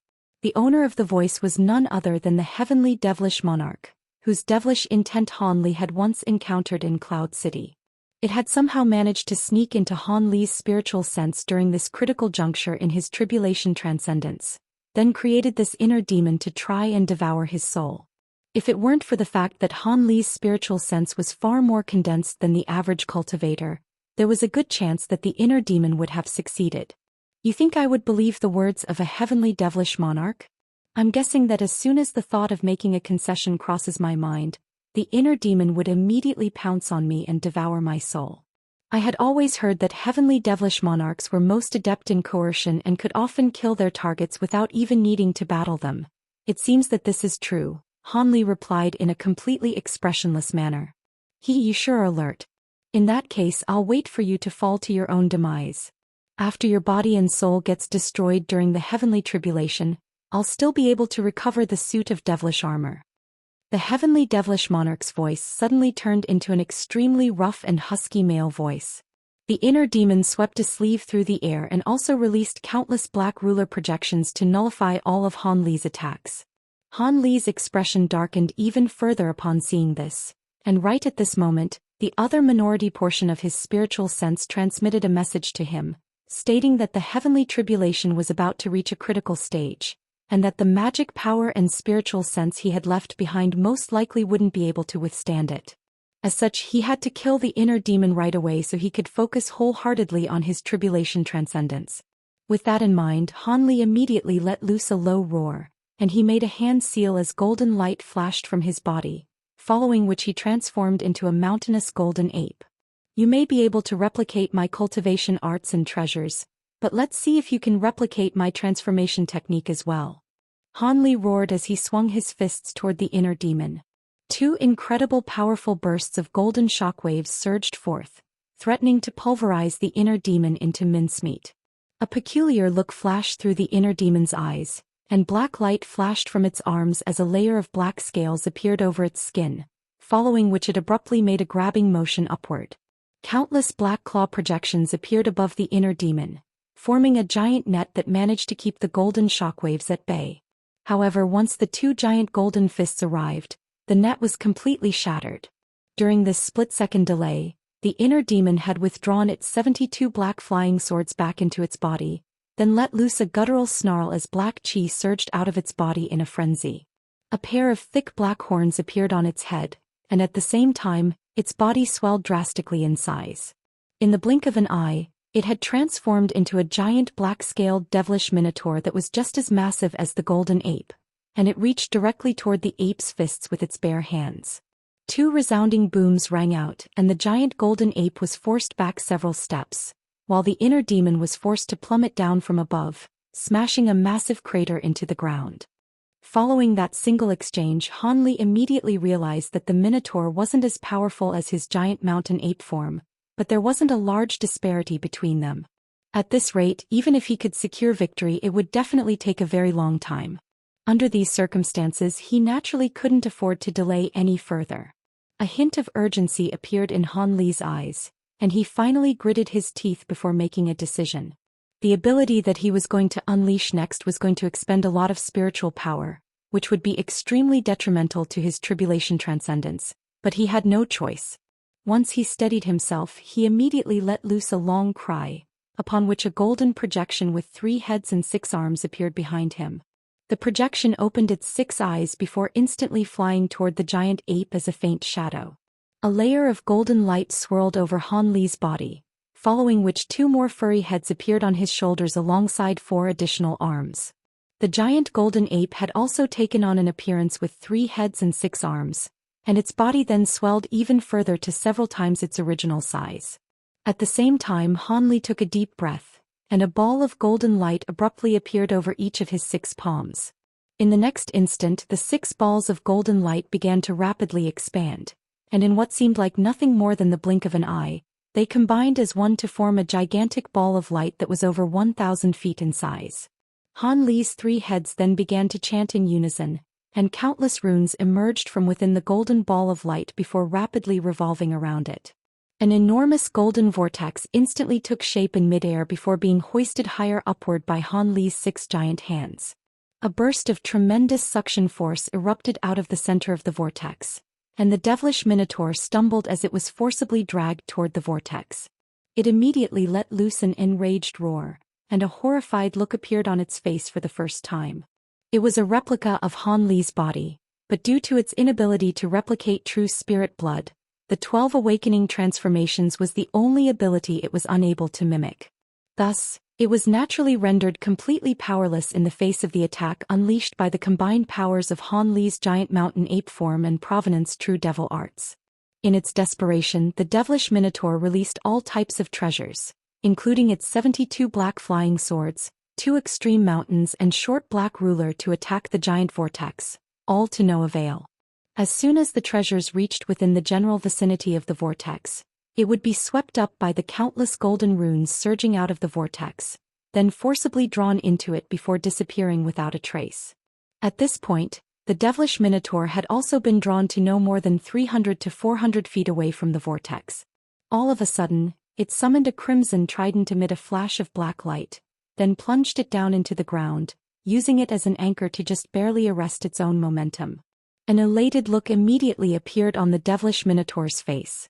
However, right at this moment, Han Li let loose a low cry and hurled the golden vortex downward like a giant mountain. The inner demon only had a chance to let loose a howl of anguish before it was completely inundated by golden light. You were lucky this time, but if I can manifest an inner demon once, then I can do it a second time. There's definitely no way you'll be able to survive, the heavenly devilish monarch roared in a furious voice. Immediately thereafter, a ball of black chi emerged out of thin air, then quickly began to take on a humanoid form. There won't be a second time. You're delusional if you think you can go into hiding again after you've already revealed yourself to me. Han Li harumphed coldly in response, then suddenly opened one of his 3 mouths to expel a ball of azure light. The azure light was formed by the spiritual chi within his body, and it contained a stick of yellow half-burned incense that was giving off the faint aroma of sandalwood. Blue light flashed from the eyes of Han Li's central head, and he made a grabbing motion to draw the stick of incense into his grasp before rubbing his hands together vigorously. A ball of silver flames emerged between his palms, and a plume of faint yellow smoke instantly began to disperse through the air.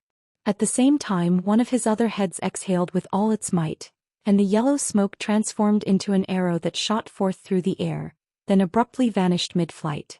In the next instant, the arrow reappeared amid a flash of yellow light not far away from Han Li before plunging into what appeared to be nothing more than empty space. A muffled groan rang out, and a ball of twisted black light suddenly appeared out of thin air. The yellow arrow was embedded right into the center of the ball of light. There was a miniature humanoid figure that was around several inches tall situated within the black light, and even though its body had been impaled by the arrow, it chuckled in a derisive manner. You think an ordinary treasure like this can harm me? You must be getting desperate. The miniature humanoid figure's facial features were completely indistinguishable, but just the mere sight of the pure devilish chi emanating from its body made the onlooker feel as if they had been plunged into a glacial pit. A relieved look appeared on Han Li's face upon confirming that the arrow had struck its target, and he said in a cold voice, "When did I say this is an ordinary treasure? Seeing as you're just a wisp of a heavenly devilish monarch's devilish intent, this thing will be more than enough to get rid of you." What this is. The miniature humanoid figure shuddered as it suddenly recalled what this item was from its extensive wealth of memories. However, it was already too late. In the next instant, the yellow arrow exploded, and yellow smoke that carried the faint fragrance of sandalwood instantly dispersed to encompass roughly the surrounding acre of space. The miniature black figure was unable to maintain its form within the faint yellow smoke, and before it completely vanished, it yelled in an indignant manner, "Impossible! Black infernal ice incense has already gone extinct in this realm. How could you possibly have this? Don't celebrate too early. When you make your grand ascension stage breakthrough, I'll be sure to descend into this realm in person and make sure to put an end to your life." Thus, the heavenly devilish monarch's devilish intent was forcibly ejected out of Han Li's spiritual sense. He quickly made a hand seal upon seeing this and reverted back to his human form in the blink of an eye. His face had turned slightly pale and he was panting slightly from exertion. The ability that he had just unleashed had clearly expended a considerable amount of spiritual sense and magic power, which was why he had refrained from using it earlier. Han Li glanced at the spot where the devilish figure had just disappeared, and his expression remained quite grim. He immediately made another hand seal and his body disintegrated into specks of azure light. In order to prevent the inner demon from affecting the spiritual sense he had left outside his soul, he had completely cut off his connection to his own physical body. Now that this threat had been averted, he was naturally immediately returning to his own body. In the instant that Han Li opened his eyes, he caught sight of the surrounding gray specks of light, which had transformed into 5 ghastly apparitions that were trying to attack him through his treasures with all their might. With each assault that they unleashed, the surrounding treasures would tremor violently, and the spiritual light being released by them had also dimmed significantly. The 5 apparitions were constantly revolving around Han Li with astonishingly violent auras emanating from their bodies, and Han Li's expression immediately darkened upon seeing this. He let loose a loud cry as countless arcs of golden lightning sprang forth out of his body, and the 5 devilish apparitions manifested from baleful chi were instantly destroyed without being able to offer any resistance. After taking care of these 5 devilish apparitions, Han Li's expression only darkened even further. At this point, the restrictions and formations he had prepared specifically for this heavenly tribulation had already been activated, conjuring up several massive layers of light barriers that encompassed the entire stone pagoda. There were currently 81 giant black WOS overhead, blasting forth devastating bolts of lightning of different colors. The smallest bolts of lightning were only around a foot in length, while the longest were around 500 meters long, and they were crashing down in a torrential downpour. Amid the flashes of lightning, the restrictions were beginning to display signs of overexertion. At this moment, all of the bolts of lightning crashing down from above suddenly combined as one to form a gigantic pillar of lightning, and all of the light barriers were instantly shattered. Without any further impediment standing in its way, the bolts of lightning instantly vanished, then reappeared above Han Li in his secret chamber before continuing to crash down with devastating might. Han Li immediately swept a sleeve through the air to release a dozen or so bolts of golden lightning, and a deafening boom rang out as the golden lightning and five-colored lightning cancelled out one another. However, this was only the beginning. Even more bolts of five-colored lightning had appeared overhead, and they were raining down upon Han Li with incredible ferocity. Han Li's eyes narrowed slightly as he made a grabbing motion with one hand. A ball of azure light appeared over his palm in a flash, then shot forth in all directions as 72 streaks of azure light. All of a sudden, a loud dragon's roar rang out and countless streaks of azure sword chi appeared before dispersing all throughout the entire secret chamber, then converged to form an azure ball of light above Han Li. The ball rotated on the spot to release countless streaks of dazzling sword chi, then shattered to reveal a green coiled dragon. In the blink of an eye, Han Li had set up his azure coil sword formation. As expected of one of his trump cards, the azure coiled dragon managed to remain completely unscathed in the face of the five-colored lightning, and it was able to vanquish all of the bolts of lightning with devastating sweeps of its powerful tail. At this point, the fiery clouds up above had already recovered to their original mass, and fire attributes spiritual chi surged within them, following which head-sized crimson fireballs came crashing down from above. Han Li naturally wasn't going to be fearful of these oncoming balls of flames. He took a deep breath and summoned his two extreme mountains, then laid a hand on each of them, upon which gray divine essence-fused light and streaks of invisible sword chi surged out of the two mountains in a frenzy. A day and a night later, the 81 black WMS in the sky finally self-detonated into clouds of black chi, and at this point, all of the spectating high-grade cultivators had already been completely awestruck by the ferocity of this heavenly tribulation, as well as the measures that Han Li had taken to oppose it. This was the first time they had ever seen such a fearsome heavenly tribulation, and it was downright incredible to them that the might of a single person had been able to stand up against it.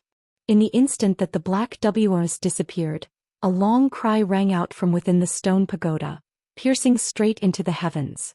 At the same time, an azure pillar of light erupted out of the pagoda, reducing all of the remnant fiery clouds and black chi to countless runes of different colors. After the pillar of light faded, an enormous humanoid projection that was around 10,000 feet tall with an appearance that was completely identical to Han Li emerged high up in the air. Isn't that fellow Daoist Han? I see, so it's Senior Han who's been transcending his late body integration stage tribulation. Most of the nearby cultivators were immediately able to identify the projection as Han Li, and they immediately burst into spirited discussion. The azure projection looked around at the countless runes in the nearby area, and a faint smile appeared on its face before it abruptly inhaled violently. All of the runes shuddered before transforming into specks of light that flooded into the giant projection's mouth, and with each inhalation, tens of thousands of these specks of light were devoured. At the same time, the azure projection was expanding at a rapid rate, and after all of the surrounding specks of light had been devoured, more specks of light began to converge from the distance like moths to a flame, only to be devoured by the azure projection as well. An alarmed look appeared on the white-robed elderly man's face upon seeing this, and he hurriedly yelled, "Everyone get back. Fellow Daoist Han has already transcended his late body integration stage tribulation and is currently devouring the world's origin chi to reform his soul.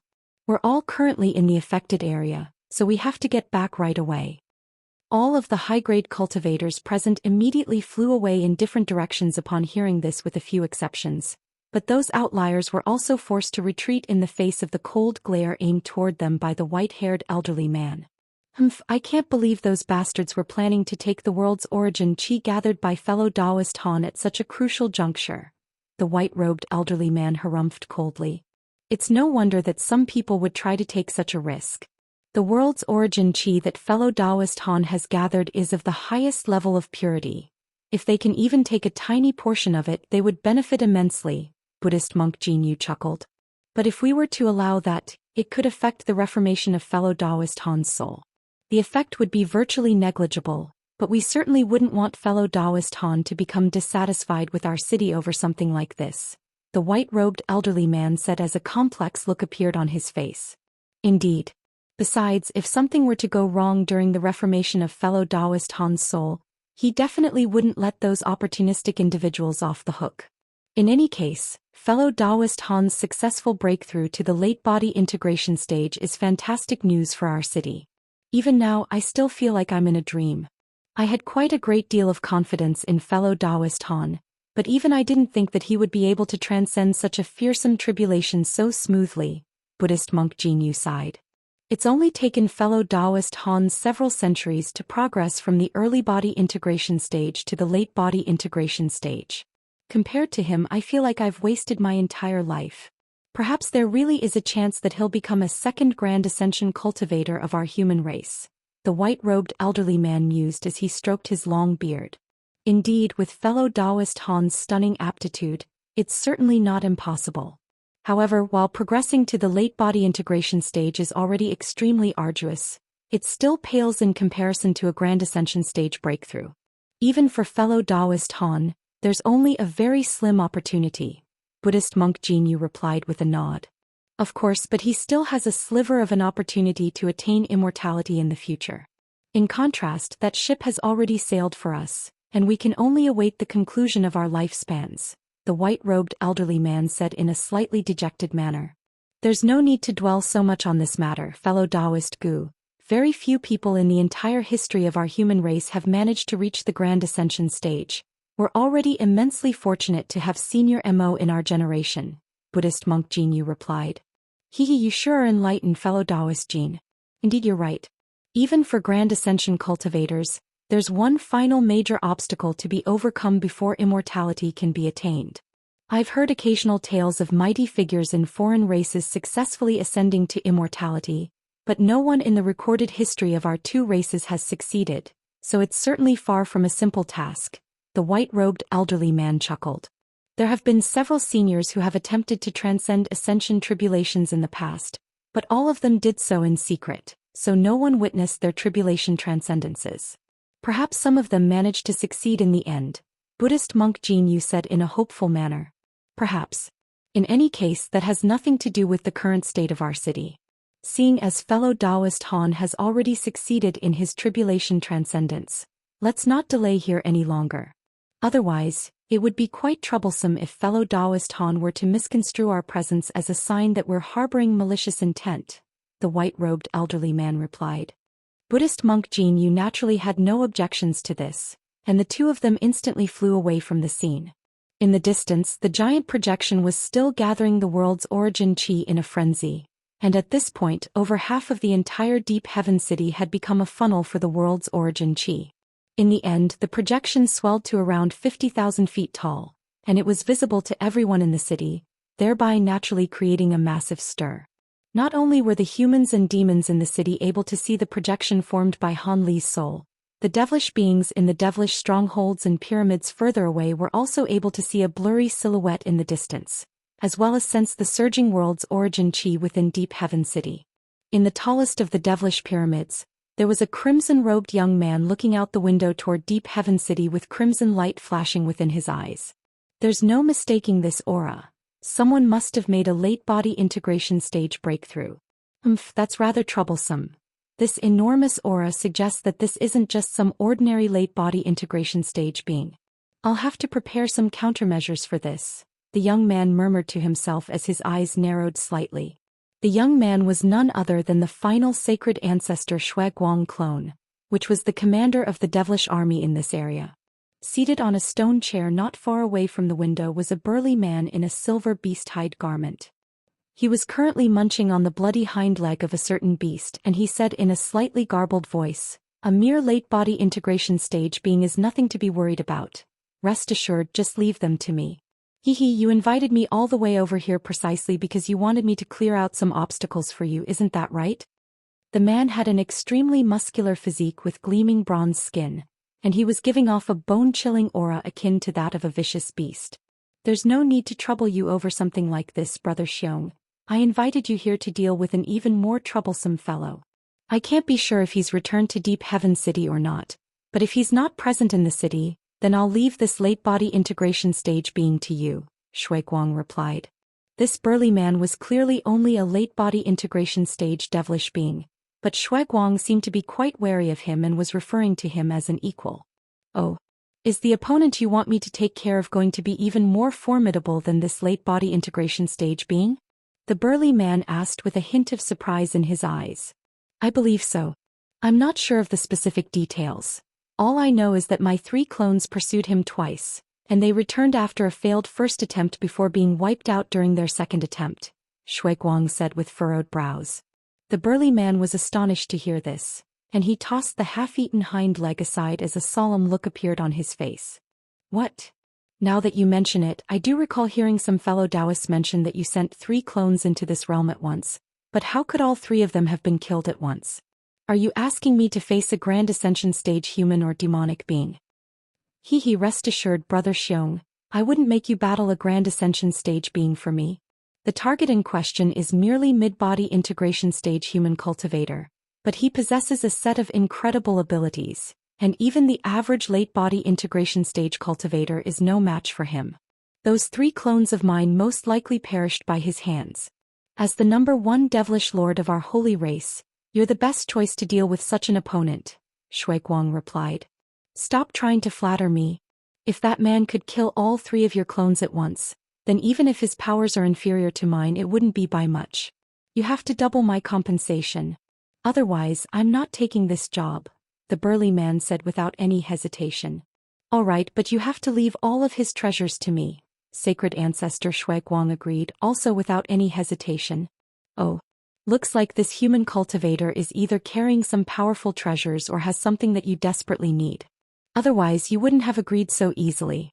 So be it, the original compensation you promised me was already quite a hefty amount. Now that you're doubling it, I'll agree to leave all of his treasures to you. I'm really curious to see what kind of abilities this human cultivator possesses that allowed him to kill all 3 of your clones. Looks like I'll be able to enjoy a good battle this time, the burly man said with a ferocious smile as he cracked his knuckles. In that instant, he truly resembled a vicious beast that was just barely able to contain its killing intent. Shuiguang was very pleased with the man's reaction, and he nodded with a smile as he said, I'm offering such a large sum in compensation precisely because I'm confident in your abilities, Brother Xiong. It won't be long until we launch our main assault against Deep Heaven City. Prior to that, you should take some rest to recover from the energy you expended to descend into this realm so you can face this opponent in your best condition. I don't need to rest to recover from such a trivial amount of energy expenditure. Seeing as there's nothing for me to do here, I'll go take a stroll and see if I can entertain myself. This is the spirit realm. Surely you sacred ancestors won't continue to restrict me here. A cold look suddenly appeared on the burly man's face as he spoke. Shuiguang's expression changed slightly upon hearing this, but he then immediately smiled and replied, Of course, you are free to do whatever you want here, Brother Xiong.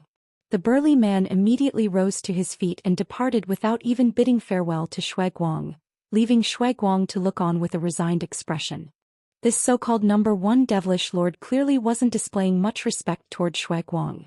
Of course, this could mostly be attributed to the fact that Shuiguang was only present in this realm in the form of a clone, rather than his true body. Otherwise, no matter how powerful the burly man was, he wouldn't dare to act in such an uncouth manner. A contemplative look appeared on Shuiguang's face for a moment before he suddenly yelled, Summon the 10 generals to come and see me. Yes, Master Shuiguang, someone outside immediately answered in a respectful manner before rushing away to do his bidding. Only then did Shuiguang return to his seat and begin to carefully ponder some things. Meanwhile, after absorbing sufficient spiritual qi, the giant projection in Deep Heaven City finally reverted back into an azure ball of light that descended toward the stone pagoda in a flash. The ball of light then vanished amid a flash of spiritual light, and Han Li, who was situated on the deepest level of the pagoda, slowly opened his eyes as an ecstatic look appeared on his face. So this is the late body integration stage. It really is completely different from the mid-body integration stage. I'm now one step away from the grand ascension stage. The path to immortality is finally becoming a reality, Han Li murmured to himself as he experienced the dramatically enhanced magic power and spiritual sense within his body. Following this successful breakthrough, both his magic power and spiritual sense had almost doubled, and they would both only continue to increase as he continued cultivating. The only thing that he was rather disappointed about was that his physical body hadn't been enhanced by much. It seemed that the rumors that one could only reform their physical body after reaching the grand ascension stage were true. As for the benefits that one derived from that reformation, that would depend on their latent aptitude and the cultivation arts they were using. With that in mind, Han Li closed his eyes again and immediately began fortifying his new cultivation base, as well as to recover the huge amount of energy he had lost during his tribulation transcendence. Due to the fact that he had to expend a lot of magic power and spiritual sense to combat the inner demon, he was forced to use many treasures to help him transcend the tribulation. The late body integration stage tribulation was far more fearsome than he had imagined, and he was forced to detonate over 10 top-grade treasures that he had obtained over the years. Even his 72 azure bamboo cloudsworm swords had been damaged as he had pushed them too far. If it weren't for the fact that his two extreme mountains possessed a resistance toward heavenly lightning and shielded him from the final few waves of lightning strikes, he definitely would have been severely wounded, even if he had still managed to successfully transcend this tribulation. However, following this late body integration stage tribulation transcendence, Han Li's confidence in the 5 extreme mountains was boosted even further, and his determination to refine the remaining 3 extreme mountains was reaffirmed. His grand ascension stage tribulation was only going to be even more fearsome than this late body integration stage tribulation. Without the 5 extreme mountains, he wasn't confident about his chances of success at all. On top of that, the 5 extreme mountains were also going to be extremely important for the periodic major heavenly tribulations that would befall him in the future. After lingering on this final thought for a moment, Han Li completely relaxed and immersed himself in his cultivation. Warm magic power flowed throughout his entire body, and he meditated for around half a month without awakening even once. On this day, the door of the secret chamber was suddenly opened on its own by a gust of fierce wind, and azure light flashed as Han Li emerged from within, then cast his gaze over the surrounding area. "We pay our respects to Master. Congratulations on your breakthrough, Brother Han."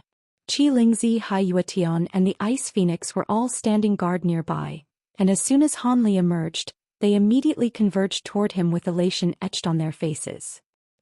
Without your assistance I'm not sure I would have made it. Let's continue our conversation in the hall.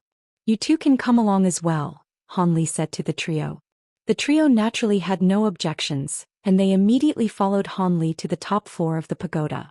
A short while later, Han Li and the Ice Phoenix had taken a seat in the hall on the top floor, while Qi Lingzi and Hai Yuetian were standing respectfully off to the side. They seemed to be even more excited than Han Li was about his breakthrough. With such an incredibly powerful master, no one would dare to look down on them again. Even beings with far higher cultivation bases than them would have to treat them with respect. Brother Han, I had thought that with my heavenly phoenix bloodline, my aptitude wouldn't be inferior to anyone, but now I truly don't know what to say.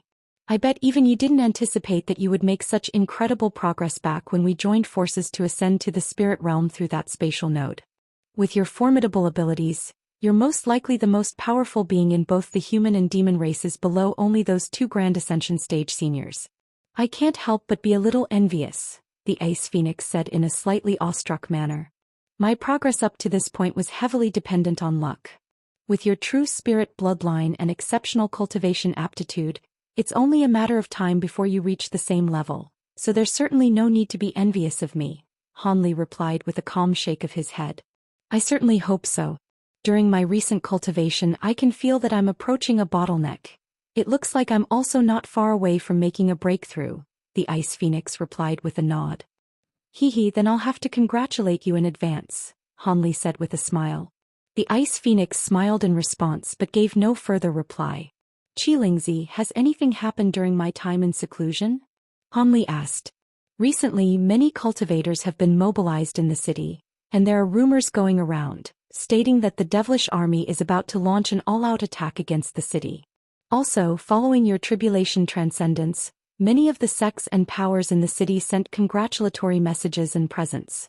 I've tallied up all of the presents and stored them away for you to inspect when you're ready.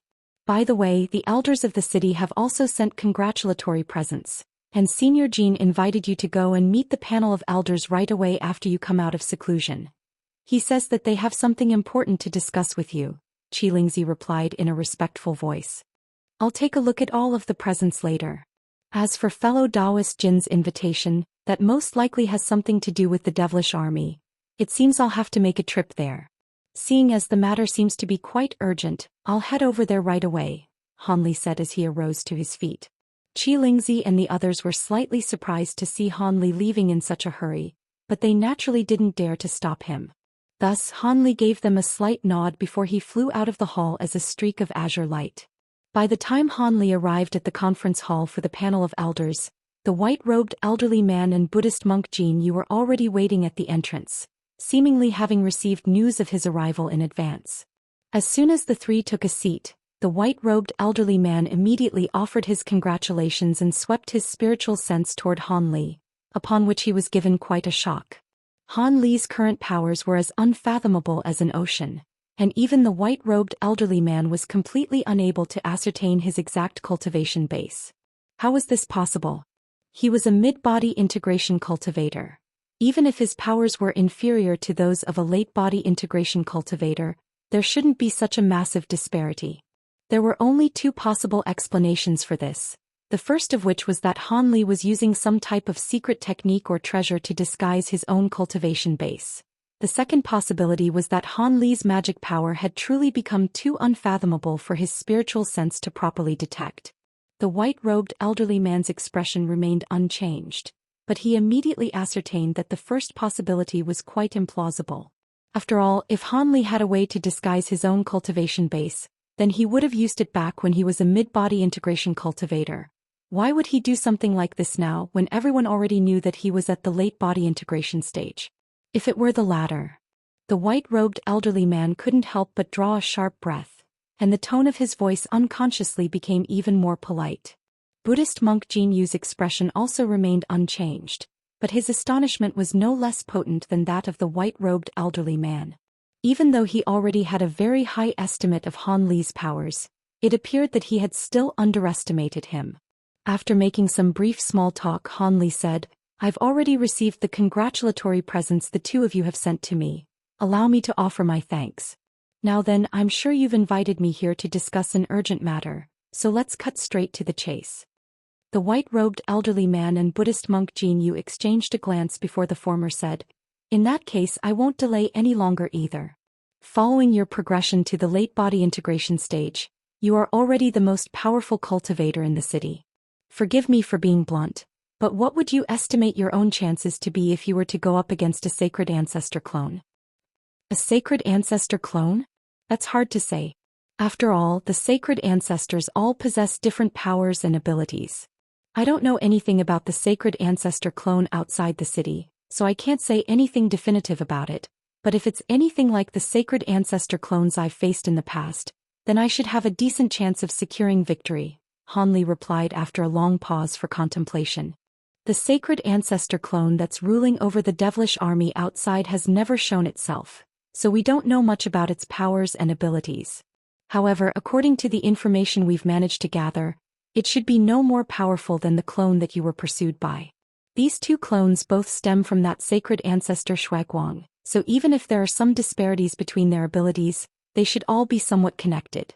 Having faced a clone of sacred ancestor Shuaguang already, it should be easier for you to face this clone compared to clones of other sacred ancestors, the white-robed elderly man said. Oh, are you planning to get me to face this sacred ancestor clone, Brother Gu? Han Li asked in a calm manner, seemingly unsurprised by this arrangement. Indeed, fellow Daoist Han.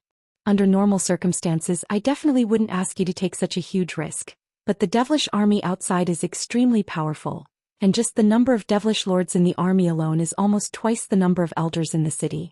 The other elders and I have racked our brains to try and come up with a strategy, but the sacred ancestor clone is going to be more powerful than even the average late body integration cultivator. There really is no good way for us to counter it. If it were to force its way through a weak point in the city's defenses and allow the devilish army to storm into the city, we would be in a dire situation, the white-robed elderly man replied. Han Li was silent for a moment before suddenly asking, how was the panel of elders initially planning to address this sacred ancestor clone? Don't tell me you had no plans at all.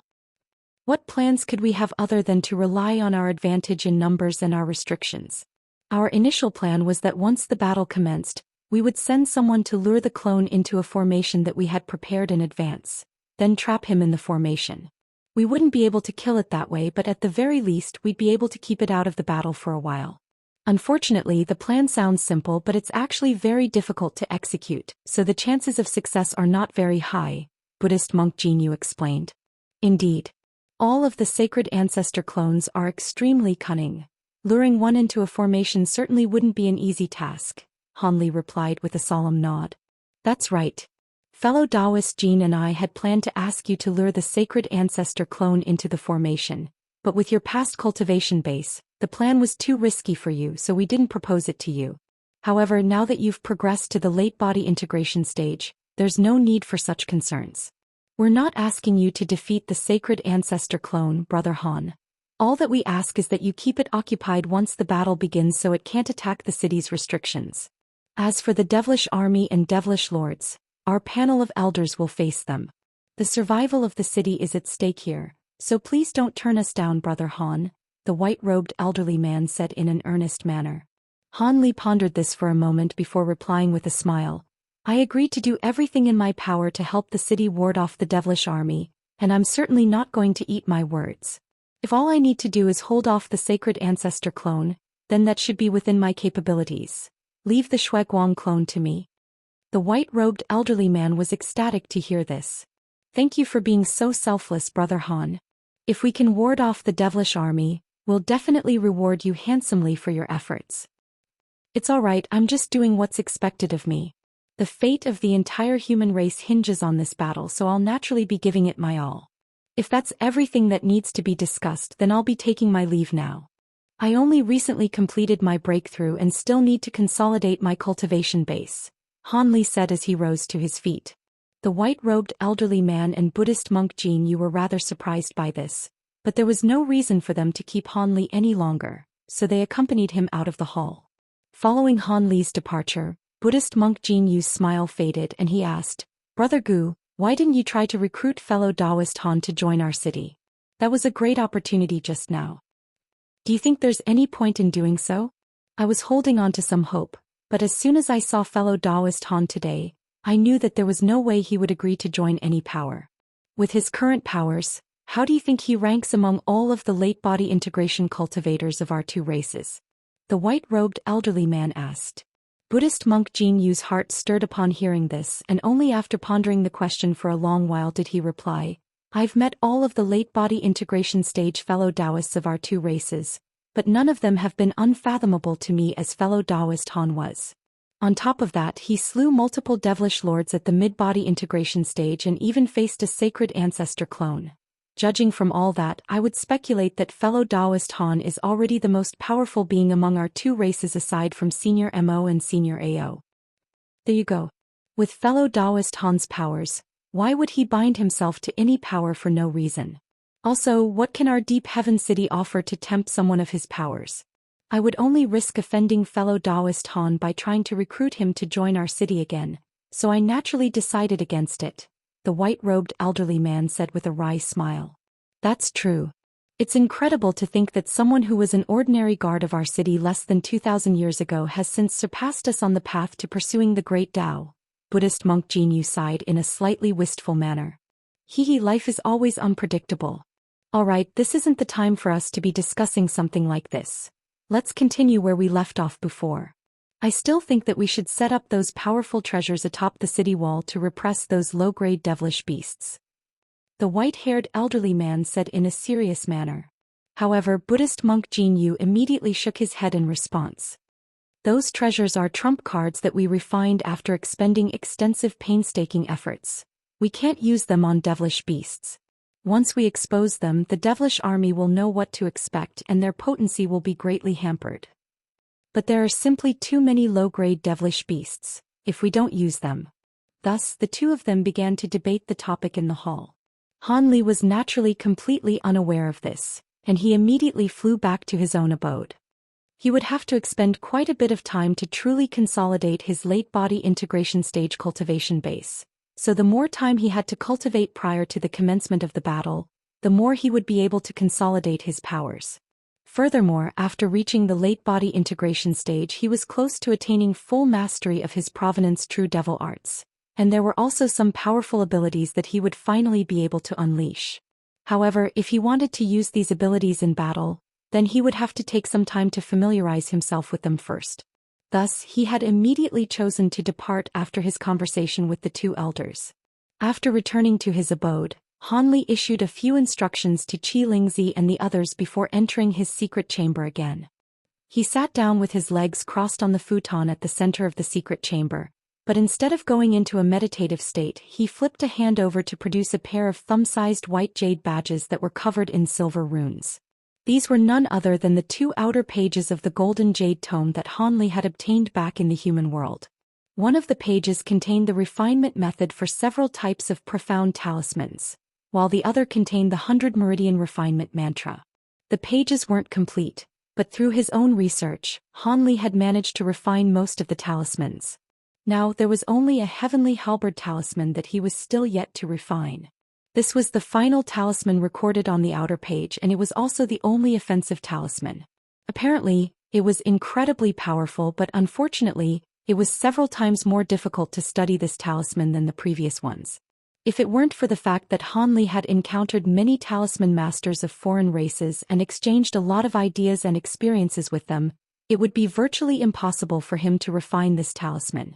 Han Li had already mastered the refinement method long ago, but the materials required were quite difficult to find, and there was also an astonishing demand on the level of magic power of the person refining the talisman. Back when Han Li was at the mid-body integration stage, he didn't possess enough magic power to refine this Heavenly Halberd talisman, and that had been very frustrating to him. However, it did make sense. Considering how fearsome the description of this talisman made it out to be, it was most likely quite a renowned talisman even in the true immortal realm, so it was only normal that beings of lower realms like himself would find it extremely difficult to refine such a talisman. Thankfully, he had assigned the task of gathering materials to his disciples, and they had managed to gather all of the materials over the past several centuries. Now that he was at the late body integration stage, he possessed sufficient magic power to support the refinement of this talisman, so he was planning to refine it during this period of seclusion. As for the 100 Meridian Refinement Mantra enclosed in the other outer page, that was a body refinement method of the true immortal realm that allowed one to refine their physical body like a treasure. Unfortunately, this secret technique had extremely high demands on one's physical body. Han Li had only been able to just barely cultivate some of the secret technique after cleverly refining the extreme essence-fused mountain and some other treasures to become a part of his body. However, this wasn't sustainable, and at his current cultivation base, the enhancements brought to his body by those treasures were no longer sufficient to satisfy him. Thus, he was planning to pick up the 100 Meridian Refinement Mantra again and truly cultivate it this time. With his current physical constitution, he would naturally be able to cultivate this secret technique without any issues. However, this immortal secret technique would definitely take a very long time to cultivate, and it wasn't something that would yield any benefits for him in a short time, so he wasn't planning to make a start on it right away. Han Li injected his spiritual sense into the two outer pages and carefully reviewed their contents for a while, and after ascertaining that there weren't any issues, he stowed them away before slowly closing his eyes. He was going to get himself into prime condition before he began refining that Heavenly Halberd talisman. With that talisman up his sleeve, he should be able to ensure self-preservation no matter what mishaps arose in the upcoming battle. Of course, this wasn't the only thing that Han Li was going to be relying on against that Shueguang clone. With his current enormous wealth of spiritual sense, he would be able to just barely control all of his unevolved gold-devouring beetles in battle. If he were to release several thousand mature gold-devouring beetles at once, they would pose a substantial threat even to the Shueguang clone. Furthermore, he was preparing to practice the abilities enclosed in the Provenance True Devil Arts right away, and all of these abilities were extremely powerful. On top of that, he had his leopard Kirin beast and purple-striped gold-devouring beetles to assist him. With all of that up his sleeve, he should be able to ensure self-preservation even against the true body of a sacred ancestor, let alone a mere sacred ancestor clone. With that in mind, Han Li gradually relaxed and entered a meditative state. A period of silence ensued in the secret chamber, following which a low buzzing abruptly rang out, accompanied by the occasional resounding boom. Half a month later, an ear-piercing ringing sound erupted within the secret chamber, and a golden pillar of light rose to the ceiling of the secret chamber, then appeared at the top of the stone pagoda right above Han Li. The golden pillar of light was over around 10,000 feet tall, and as thick as a water tank. There was a giant halberd projection hovering above the pillar of light, and it was emitting an astonishing ringing sound. Furthermore, there were thousands of shimmering silver runes dancing around the halberd projection, creating a mystical sight to behold. In the next instant, the sharp ringing sound erupting from the halberd projection abruptly ceased, and at the same time, a burst of indescribably terrifying fluctuations surged forth in all directions. As the fluctuations swept through the air, specks of golden light began to appear out of thin air. These specks of light were only the size of grains of rice, but there were far too many of them to count, and they were surging toward the pillar of light in a frenzy. Every speck of light was emanating extremely pure metal attribute spiritual qi, and all of the metal attribute spiritual qi in a radius of tens of thousands of kilometers was being drawn to the pillar of light. On top of that, the metal attribute armor and treasures being carried by the patrolling guards and other cultivators in the area also began to release their metal attribute spiritual qi, all of which surged toward the golden pillar as specks of golden light. These cultivators were naturally quite startled by this, and they immediately tried to prevent their treasures from leaking spiritual qi, but no matter what they tried, their efforts proved to be futile.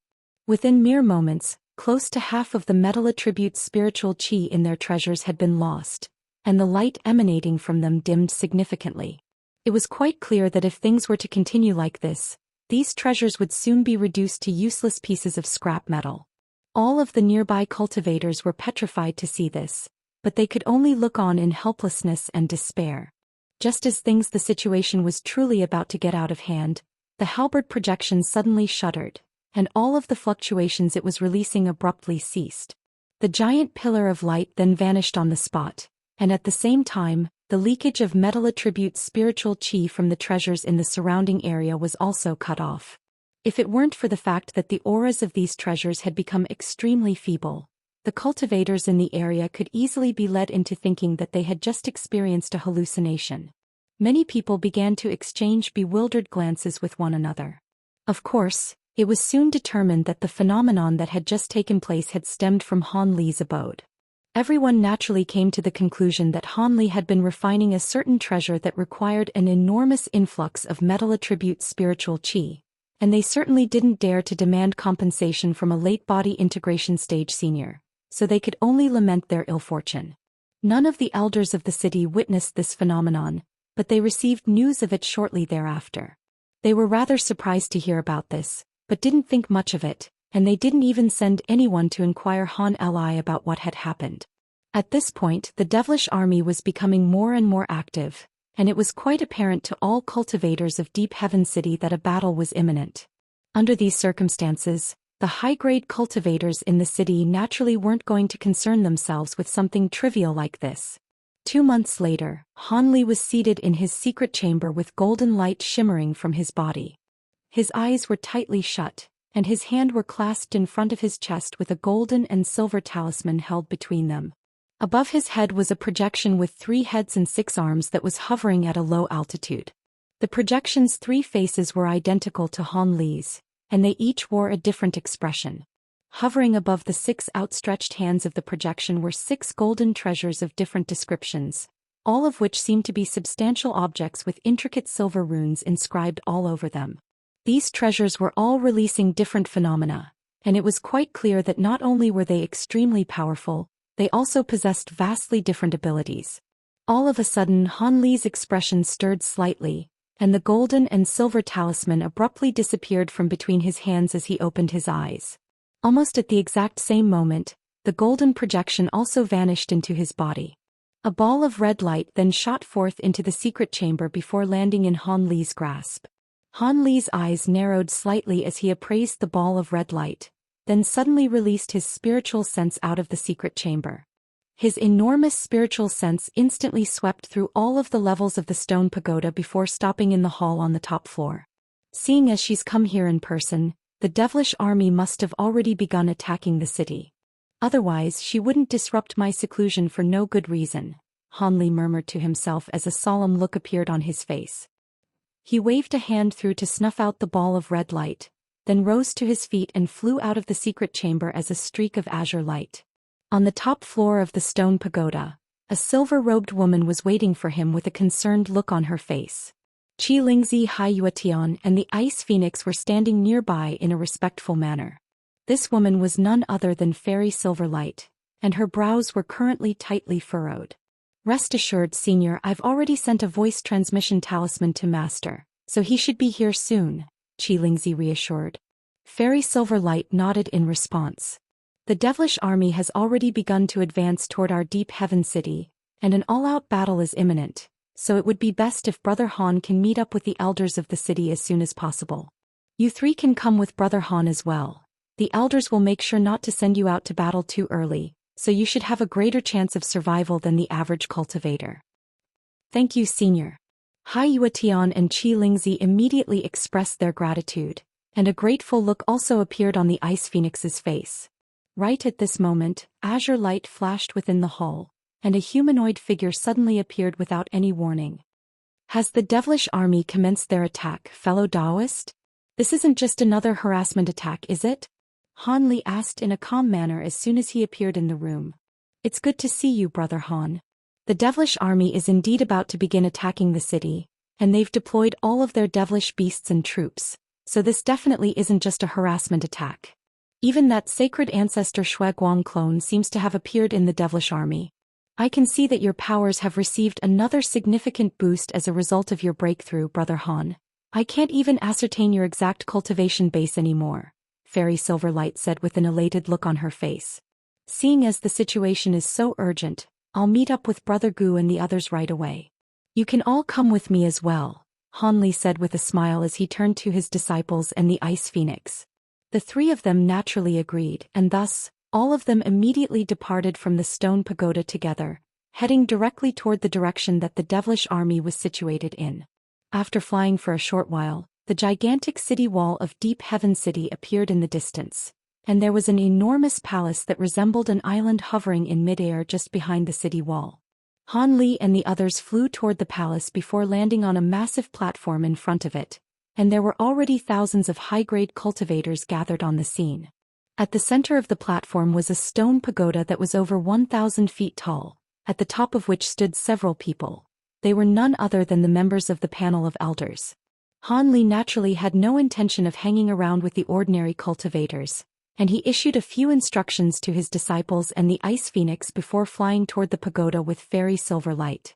The white-robed elderly man was ecstatic to see Han Li, and he immediately pointed toward the devilish army outside the city as he said, "Welcome, fellow Daoist Han. Take a look over there. That should be the clone of sacred ancestor Shueguang." Han Li cast his gaze toward the same direction, and blue light flashed through his eyes, allowing him to see the devilish army with an extremely high level of clarity, even though it was situated several tens of kilometers away. Amid the countless devilish battle arcs, there was a giant pyramid, at the tip of which stood a group of extremely eye-catching crimson-armored high-grade devilish beings. They were gathered around a giant carriage that was drawn by several devilish beasts, each with 5 lion heads, a layer of deep blue scales all over their bodies, and a long scorpion-like stinger extending behind each of them. The carriage itself was extremely intricate in design with an inky black flag situated at its center, upon which were inscribed several large crimson devilish characters. Beneath the flag were clouds of churning devilish qi, within which stood a young man in a crimson suit of armor with 7 or 8 devilish lords standing on either side of him in a respectful manner. The young man bore an identical appearance to the 3 sacred ancestor Shueguang clones who had pursued Han Li, and a hint of killing intent flashed through Han Li's eyes at the sight of him. The crimson-robed young man seemed to have immediately sensed something, and he turned to meet the gaze of Han Li's spirit eyes. His crimson pupils then instantly turned as black as ink, releasing a burst of bone-chilling suction force that attempted to forcibly draw in Han Li's gaze. Han Li's heart stirred as he forcibly cut off their eye contact with his immense spiritual sense, and the crimson-robed young man's expression changed slightly in response to this. "Did you discover something, fellow Daoist Shuiguang?" A lazy voice rang out from the other side of the beast-drawn carriage. The owner of the voice was a burly bronze-skinned man wearing a beast-hide garment. It was none other than the man whom Shuiguang had referred to as the #1 devilish lord. He currently had his arms crossed and was leaning against the railing on the beast-drawn carriage in a lackadaisical manner. "A human cultivator was spying on us, but I startled him away. However, they were able to easily break free from my blacklight devilish eyes, so they're definitely no ordinary being," Shuiguang replied. "Oh, they were able to resist your devilish eyes? Could this be the target you want me to deal with, or perhaps that new late body integration stage being?" the burly man asked as an excited look appeared on his face. "It's hard to say. In any case, this is definitely going to be a troublesome opponent. If you encounter them, I would suggest you take extra caution," Shuiguang said as his brows furrowed slightly. Rest assured, all I'm concerned about is that this opponent won't be powerful enough to put up a good fight," the burly man chortled. Shuiguang could only shake his head with a wry smile in response. Meanwhile, over at Deep Heaven City, Han Li had his eyes tightly shut, and only after a long while did he manage to recover from the sense of dizziness he had been struck by. "Are you all right, fellow Daoist Han?" the white-robed elderly man asked in a concerned manner. "I'm fine. I was caught off guard by an opposing secret technique, but I'm all right now," Han Li replied with a nonchalant shake of his head. "That's good to hear. Have you managed to confirm if that man truly is the sacred ancestor Shuiguang clone?" the white-robed elderly man asked. "I have. That man has an identical appearance and aura to the sacred ancestor Shuiguang clones I've seen in the past, so he should be one as well," Han Li replied. "I see. The fact that this clone has appeared in the devilish army reaffirms the notion that they're planning to launch an all-out attack. We'll be counting on you to take on that clone, fellow Daoist Han. There's no need to defeat him. All you have to do is keep him occupied," Buddhist monk Jinyu said with a solemn expression. "Hee, rest assured, fellow Daoists, as long as no other devilish beings intervene, this clone definitely won't be able to affect the rest of the battle," Han Li said with a confident smile. "We'll be counting on you then, brother Han. We'll do our best to hold off all of the other devilish lords so they don't disrupt your battle," the white-robed elderly man assured in an elated manner. Han Li nodded and offered no response to this. After that, several of the elders that Han Li had met in the past all approached him with greetings, and they were clearly treating him more politely than they had in the past. It was quite clear that his status as a late-body integration cultivator had earned him some awe and veneration from the elders of the city. Han Li wasn't very familiar with these other members of the panel of elders, so he only exchanged some obligatory pleasantries with them before falling silent again. Right at this moment, a burst of loud rumbling rang out from the devilish army, following which hordes of ferocious devilish beasts rushed out of the sea of devilish chi. There were millions of devilish beasts with too many species among them to count. The devilish beasts rushed forward like a torrential flood, following which over 100 balls of black light flew out from among their ranks. Each ball of light contained a half-beast half-human metamorphosis stage devilish beast, and under their instructions the chaotic hordes of beasts instantly became neat and organized. Aside from the occasional low beastly snarl, no other sound rang out from among them. Aside from these ordinary devilish beasts, there were over 1,000 extremely eye-catching mountainous super devilish beasts dispersed throughout the hordes of beasts. There was no end in sight to this army of devilish beasts, and more of them continued to emerge from within the sea of devilish chi, as if there were truly no end to their numbers. In what seemed like the blink of an eye, over 10 million devilish beasts had appeared, and the elders' expressions were becoming progressively more strained. How could there be so many devilish beasts? Wasn't there only supposed to be 5 million to 6 million? Elder Gu asked with a hint of alarm in his eyes. According to the information we had received earlier, there were indeed only supposed to be several million devilish beasts. These must be new additions to the devilish army, Buddhist monk Jinyu explained in a calm manner. With so many devilish beasts present, this battle is not going to be an easy one, a black-robed demonic man murmured with a dark expression. Rest assured, fellow Daoists, these are only low-grade devilish beasts. No matter how many of them there are, they're not going to have a decisive effect on the battle. I had already considered such a potential situation in advance and prepared countermeasures accordingly, the white-robed elderly man said. I see. In that case we'll leave it to you, Brother Gu. The other elders were quite relieved to hear this. The white-robed elderly man smiled as he flipped a hand over to summon a white formation plate, then said something into it, and moments later, bursts of astonishing energy fluctuations abruptly erupted as several giant formations emerged on the city wall.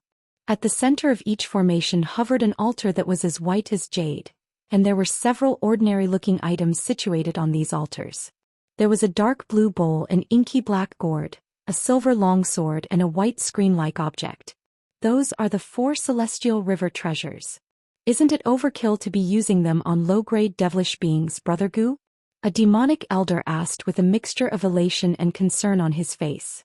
These treasures are indeed extremely powerful, but their forte lies in their ability to attack massive areas. In comparison, they'll be much less effective when targeting individual powerful beings. As such, following some discussion with fellow Daoist Jinyu, we decided to use them against these low-grade devilish beasts in the end. On one hand, we'll be able to kill a massive number of devilish beasts, and on the other hand, morale will be boosted.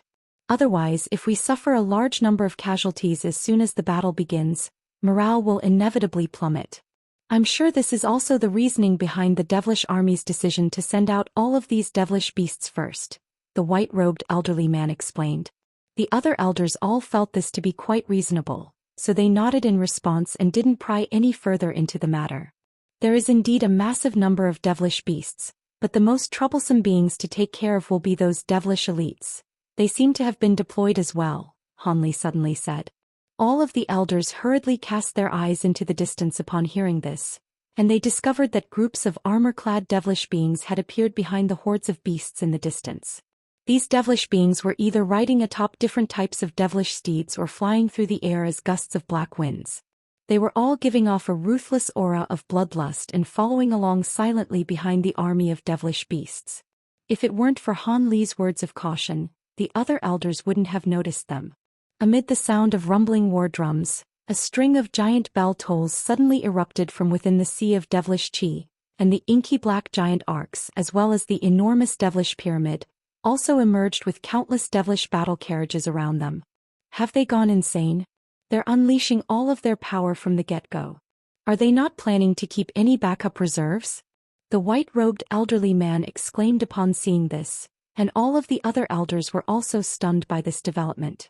It doesn't matter what the devilish army is planning, we just have to stop them. Brother Gu, we can't afford to panic at a time like this. Let's implement our original plan. Fellow Daoists, the survival of our Deep Heaven City could quite possibly hinge on the outcome of this battle. Buddhist monk Jinyu suddenly yelled in a rousing manner. We'll be sure to give everything we have in this battle. I can't say that I'm willing to die for the city, but as long as there's any sliver of opportunity for victory, we won't give up, the black-robed demonic cultivator said. All of the other elders also nodded in agreement with grim expressions. The white-robed elderly man gave a pleased nod upon seeing this, then turned to Han Li and transmitted his voice to him. Han Li listened to what he had to say and considered it for a moment before nodding in response.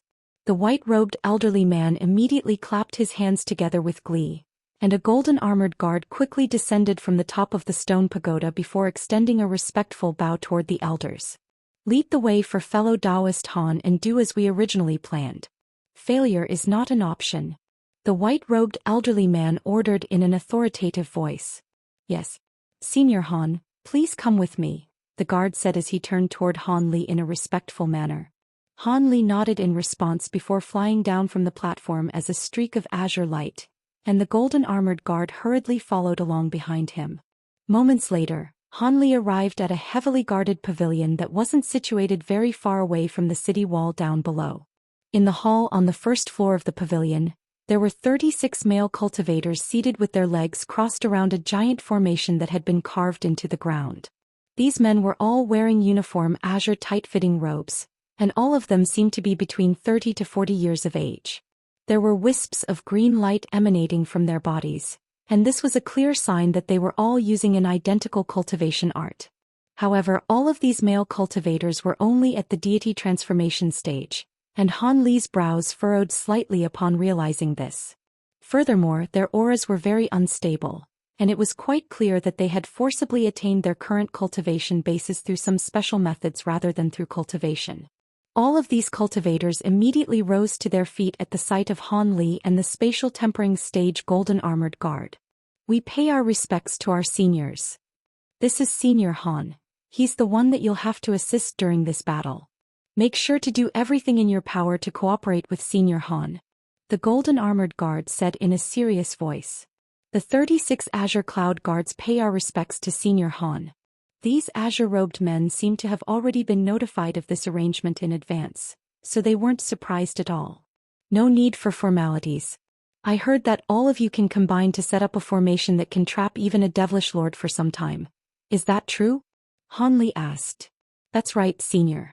Ever since we began cultivating, we've been striving toward the same azure glazed light formation. The azure glazed light formation is an ancient secret formation, and we've honed our mastery of this formation to perfection. The formation doesn't possess much offensive power, but it's extremely effective for trapping enemies and will definitely have no issues containing the average devilish lord. The leader of the azure-robed cultivators replied. Good. Once we begin, just follow my orders, Han Li said with a pleased nod. The 36 cultivators naturally gave an affirmative response. After that, Han Li sat down right at the center of the giant formation and began to wait for something in silence. As for the golden armored guard, his job was done and he left the pavilion. Even though the entire pavilion was concealed within a layer of restrictions, the tsunami wave of beastly roars outside could still be heard within it. Immediately thereafter, resounding booms rang out and countless fluctuations erupted all over Deep Heaven City. The pavilion began to tremor slightly as a result, and it was quite clear that the army of devilish beasts had begun to attack the city. The battle had commenced. The 36 azure-robed men all sat in a completely still manner with their eyes closed, completely ignoring what was happening around them. Meanwhile, Han Li released his enormous spiritual sense out of the restrictions around the pavilion to inspect the situation that was unfolding outside. With his current immensely powerful spiritual sense, he could easily detect everything within a radius of close to 10,000 kilometers under normal circumstances. However, all types of restrictions and formations had been activated in the city, and chaotic energy fluctuations were surging all over the battlefield, thereby severely limiting the scope of his spiritual sense to a radius of only several hundred kilometers.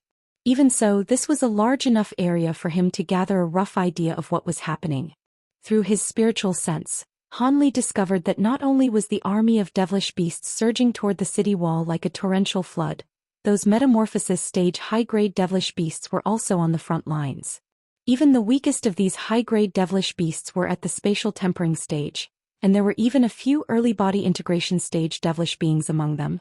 Under their leadership, the casualties suffered by the devilish army decreased significantly. Furthermore, those super devilish beasts were also shielding the low-grade devilish beasts, and they were doing so in a very cunning manner, gathering together in groups of 4 or 5 and taking turns to shield their brethren on a rotating basis. Thus, it was very difficult to inflict substantial damage on this army of devilish beasts. Atop the massive city wall, streaks of spiritual light were raining down in a torrential downpour, and occasionally, a formation would light up on the city, unleashing large-scale attacks that targeted the densest parts of the army of devilish beasts. Compared to when the devilish army had only been unleashing harassment attacks, the retaliative measures being taken by Deep Heaven City had clearly become more intense. However, there were simply too many devilish beasts to deal with, and a large proportion of them had great defensive prowess. Many of them were able to continue charging toward the city wall even after taking multiple hits and sustaining severe wounds. Mountains of devilish beast carcasses quickly piled up at the foot of the city wall, but the devilish beasts continued to charge onward in a completely fearless manner. As more and more devilish beasts began to reach the restrictions around the city, the protective barrier encompassing Deep Heaven City finally began to show signs of strain. However, neither the Shuiguang clone nor the elders of Deep Heaven City displayed much of a reaction to this. Only after a series of cracks had begun to appear on the light barrier did the white-robed elderly man abruptly order, "Activate the formation. Unleash the 4 celestial river treasures and spare no expense." A high-grade cultivator immediately appeared on each of the white altars, then made several hand seals in unison. All of the altars began to emit a buzzing sound, and these cultivators began to chant something while pointing at the treasures sitting on the altars. In the next instant the gourd, screen, longsword, and bowl all began to emit a faint ringing sound. Immediately thereafter 5-colored light flashed within the formation, and a burst of astonishing spiritual chi erupted forth before surging toward the 4 treasures in a frenzy. Spiritual light swirled over the surfaces of the 4 treasures, and they slowly rose up into the air before beginning to display their powers.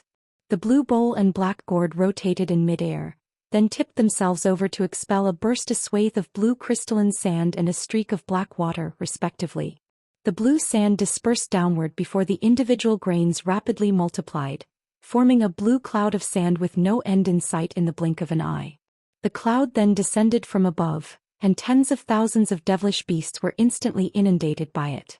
The countless grains of sand within the cloud churned, and the devilish beasts felt as if countless sharp blades were slicing into their bodies.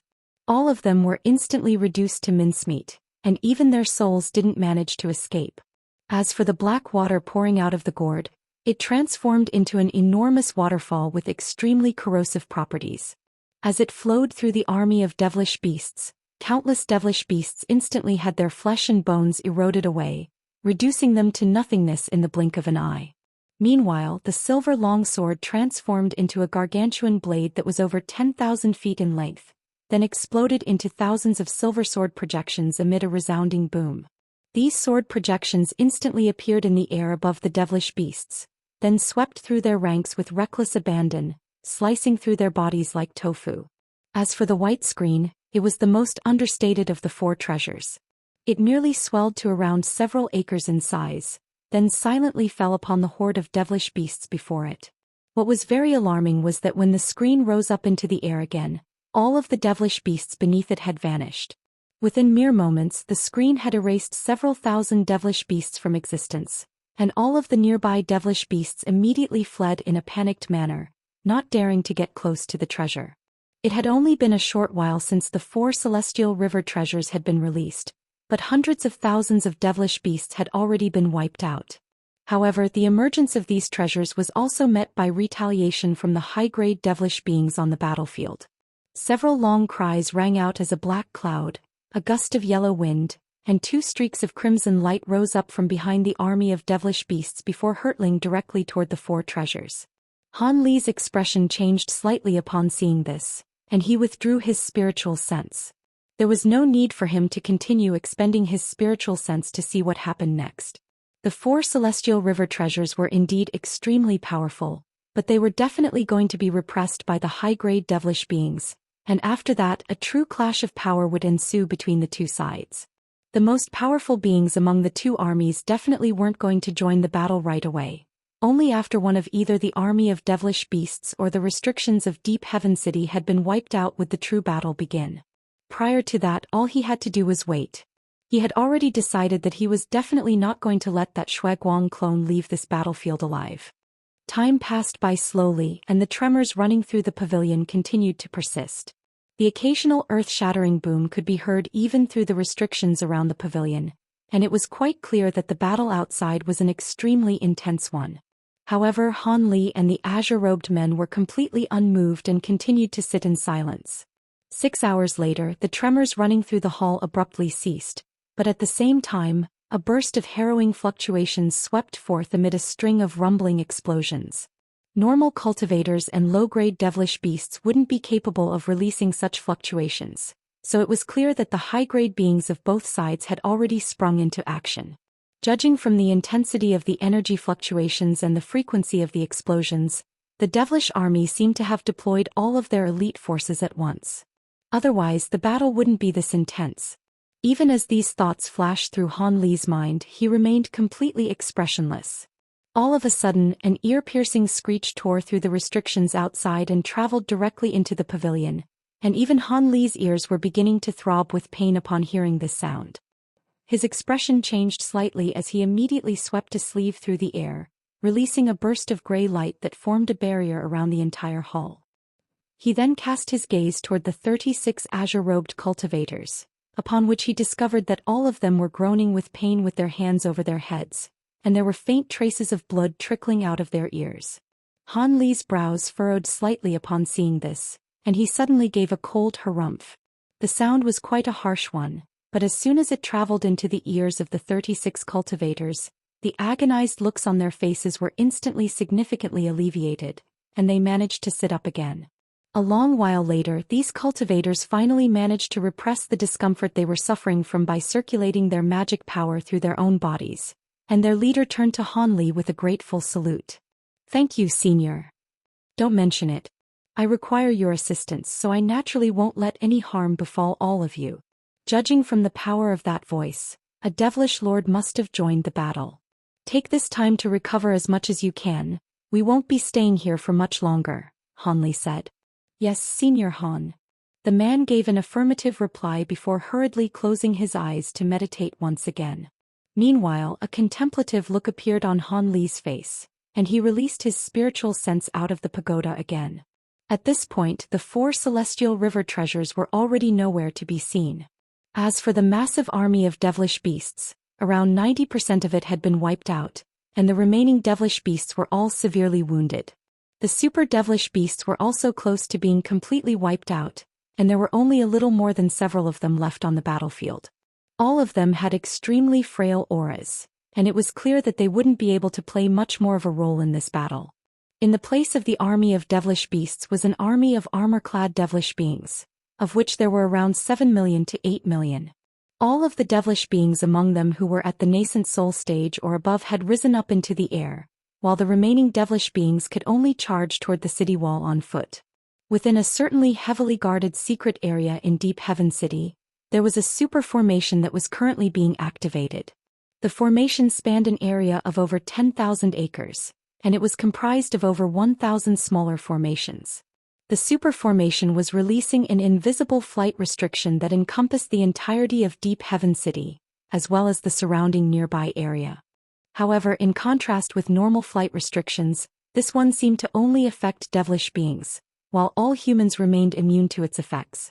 Unfortunately, the devilish beings were superior to the cultivators guarding the city wall both in numbers and in terms of overall powers, so even with this disadvantage they were still able to storm onto the wall, where a chaotic battle had ensued. The protective light barrier around Deep Heaven City had already vanished, and in the air above the city, there were high-grade beings from both sides locked in fierce battles. Groups of beings who were at the deity transformation stage or above were waging battle in the air, and all types of attacks were clashing overhead amid a constant string of resounding booms, creating a spectacular light show up above. Among the battles taking place in the air, there were a few that were particularly eye-catching. In one battle, a black devilish cloud had intertwined with a vast expanse of blue liquid, and they were rapidly rotating to form a giant vortex that was over 100 acres in area. Loud thunderclaps rang out incessantly from within the vortex, and a blue humanoid figure with blue lightning flashing all over their body was engaged in a fierce battle with an inky black humanoid figure. Not far away from the vortex was a massive gray light barrier that encompassed an area in excess of 10,000 feet. Within the light barrier was a giant devilish projection that was expelling gusts of ferocious winds out of its mouth. These gusts of wind then transformed into huge wind blades that swept toward an opposing elderly man, who was wielding a giant fan with both hands. As he waved the fan through the air, blue and red light surged toward the wind blades before transforming into powerful fire and water attribute energy, and both sides were evenly matched. In another battle, there was a black-robed man with a small crimson drum held in one hand high over his own head. He was striking the drum with his other hand, and a burst of red sound waves were proliferating through the air all around him. His opponent was a giant devilish bird with the head of a beauty. The bird had an entirely green body with 4 wings on its back, and it was emitting an ear-piercing screeching sound that managed to hold its own against the red sound waves. There were no other human, demonic, or devilish beings within a radius of several kilometers around them, clearly indicating that their soundwave attacks were capable of impacting a huge area. The sharp screech that had torn through the restrictions around the pagoda that Han Li was situated in had been unleashed by none other than this devilish bird. Thankfully, both of them were using soundwave attacks that could nullify one another. Otherwise, if their soundwave attacks were to disperse throughout the battlefield, countless casualties would result. After scouring the battlefield to ensure that the Shuiguang clone hadn't yet joined the battle, Han Li immediately withdrew his spiritual sense. His mission was only to oppose that Shuaguang clone. Seeing as Deep Heaven City was still able to hold its own against the devilish army, there was no need for him to step in. As the devilish lords and elders of the city began to enter the fray, the battle became a lot more intense. There were clearly more devilish lords than the body integration stage elders of Deep Heaven City, but the humans and demons were making up the numbers by sending out groups of spatial tempering cultivators, all of whom were wearing strange attire of different vibrant colors. Derisive smiles appeared on the faces of the devilish lords, yet just as they were about to crush these seemingly mismatched opponents, some of the cultivators suddenly pulled out pills that they quickly stuffed into their own mouths. Immediately thereafter, their bodies expanded drastically in size, and thick fur appeared all over their skin while their teeth transformed into sharp fangs. They had all adopted half-demon forms, and their auras had clearly been significantly elevated as well. It was clear that the pills they had just taken were meant to stimulate their latent potential. Meanwhile, another group of cultivators raised their hands to release a series of inky black bracelets, and in the next instant fierce winds were swept up as a series of huge purple armored puppets emerged out of thin air. These puppets had pale faces that were completely devoid of blood and pairs of bright green eyes.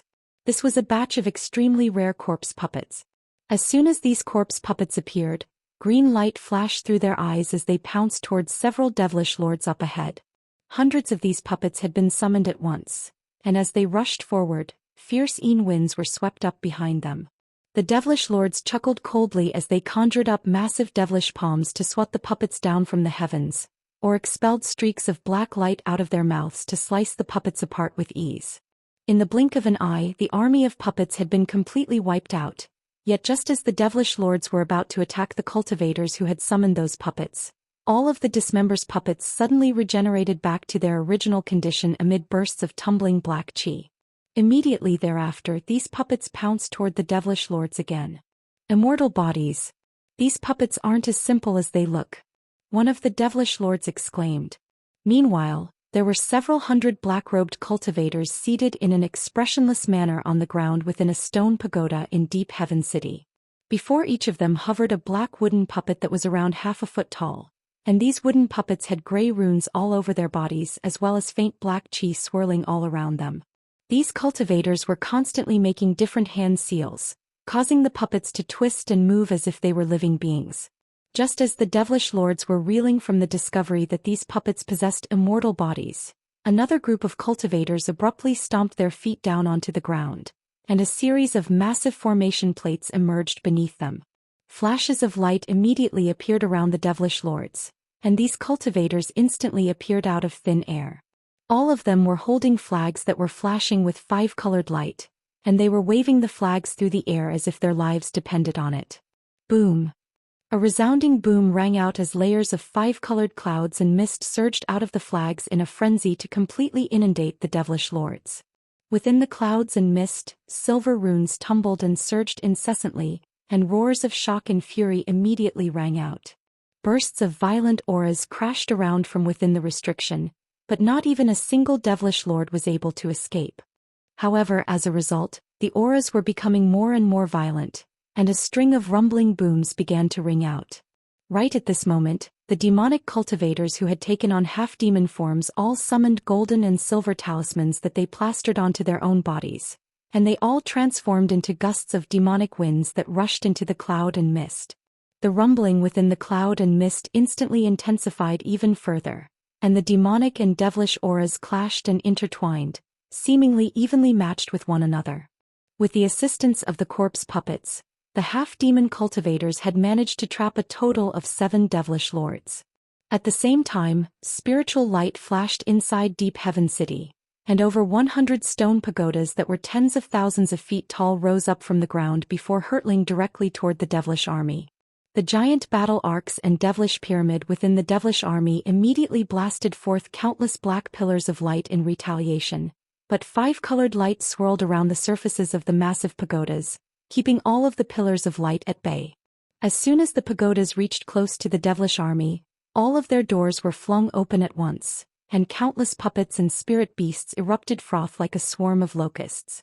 The giant arcs and devilish pyramid contained a large number of devilish beings as well, and they also emerged to oppose the oncoming enemies.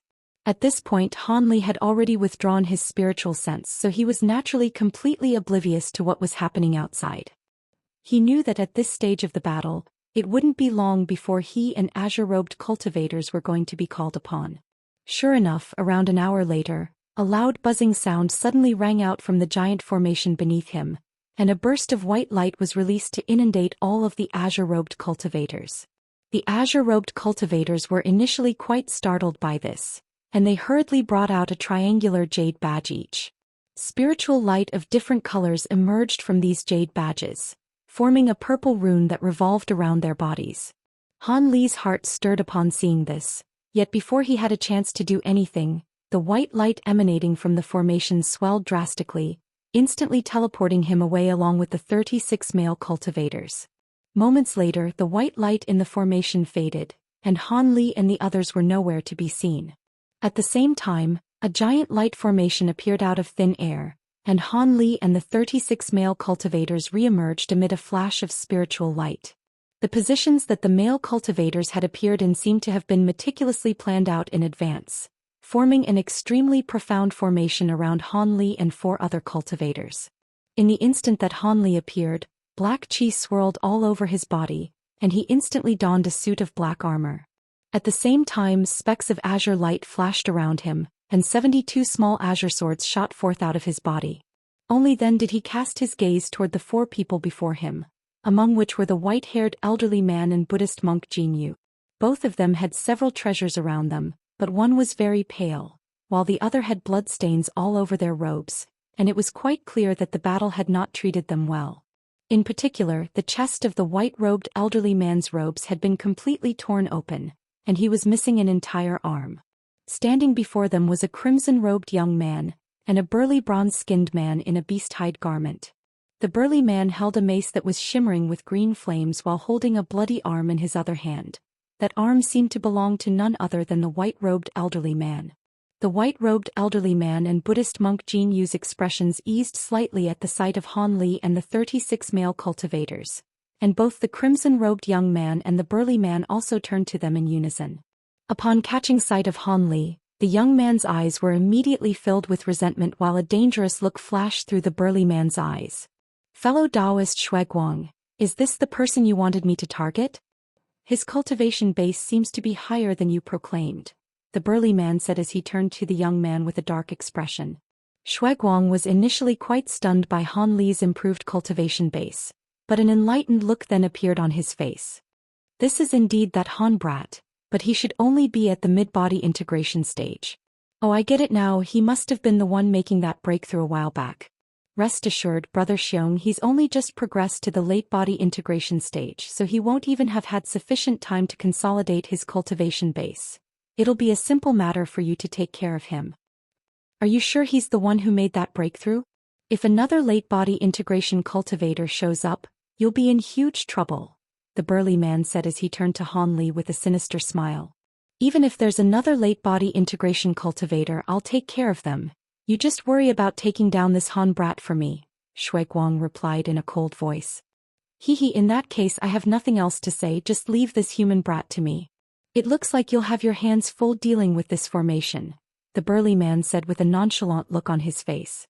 The formation that he was referring to was none other than the formation conjured up by the 36 male cultivators as soon as they'd appeared. The formation consisted of layers of azure light barriers with countless silver runes surging over their surfaces, and it encompassed the entire surrounding area with a radius of several kilometers. A temporary formation set up by a bunch of deity transformation cultivators won't be able to trouble me, Shuiguang said in a disdainful manner. This formation and that human brat are most likely the trump cards prepared against you by the humans. It's not as simple as it looks, the burly man said with a shake of his head. Oh, I forgot that you were quite well versed in the art of formations as well. Is there something special about this formation? Shuiguang asked in a surprised manner. I can't see much in such a short time. All I was able to ascertain is that this formation is most likely a spatial restriction, the burly man replied. A spatial formation? That is indeed a little troublesome. Thank you for your words of caution, Brother Xiong, Shuiguang said as his expression darkened slightly. Just as the two devilish beings were communicating with one another, Han Li turned to the white-robed elderly man with furrowed brows and asked, "What's going on here, Brother Gu? Why are you two here and in such bad condition at that? Who is this late body integration stage devilish lord?" Han Li's expression remained unchanged, but a chill had run down his spine in the instant that he had caught sight of the burly devilish lord. A wry smile appeared on the white-robed elderly man's face, and he replied with a hint of lingering fear in his eyes, "Things seem to be more troublesome than expected, Brother Han. We have no idea where this devilish lord came from, and we don't have any information on him. Fellow Daoist Jean and I had tried to split up the two of them before summoning you here, but this devilish lord is far more powerful than we anticipated. Fellow Daoist Jean was severely wounded after just a single attack and one of my arms was torn off as well. Never did I think that there would be such a monstrous body integration stage being. It's almost like he's..." Buddhist Master Jean Yu took over from where the white-robed elderly man had left off. "It's almost like he's a half-step grand ascension stage being. You have to be careful, Brother Han. This devilish lord is most likely going to be far more difficult to deal with than that sacred ancestor clone. All of our other body integration cultivators are occupied, including even the body integration stage elders who had been in seclusion in the city for countless years and the envoys sent here by the Holy Island, so we're the only ones who can take on these two devilish beings. If we lose, this battle will also be lost." Han Li's expression changed slightly upon hearing this, and he released his spiritual sense throughout the surrounding area, upon which he discovered that there were indeed several unfamiliar auras who were battling inky black devils with 3 heads and 6 arms each. "Those are elder devils," Han Li exclaimed at the sight of those black devils. "Indeed, those are devilish beings with the purest devilish bloodline. At the same cultivation base, these body integration stage elder devils are even more powerful than other devilish lords. If it weren't for the emergence of these fearsome devils, we wouldn't have been forced to summon you here early," the white-robed elderly man said with a dark expression. "I see. I assume you would like me to take on this late body integration stage devilish lord. But what about that sacred ancestor clone?" Han Li asked. The white-robed elderly man and Buddhist monk Jean Yu exchanged a glance before the former gritted his teeth and said, "With this spatial formation to assist us, we should be able to at least keep this clone occupied for a while. You can focus wholeheartedly on facing this devilish lord, Brother Han." Blue light flashed through Han Li's eyes upon hearing this, and he cast his gaze toward the burly man. The burly devilish man just so happened to be looking at him as well, and their eyes immediately met. The deranged excitement on the burly man's face gradually became more pronounced, and faint silver light was shimmering within his pupils. All of a sudden, the burly man rushed forward and appeared at the center of the light barrier, then tossed the elderly man's arm into the air before lashing out with his mace. A resounding boom rang out as the dismembered arm rained down from above as scraps of flesh and blood, filling the entire light barrier with a strong bloody odor.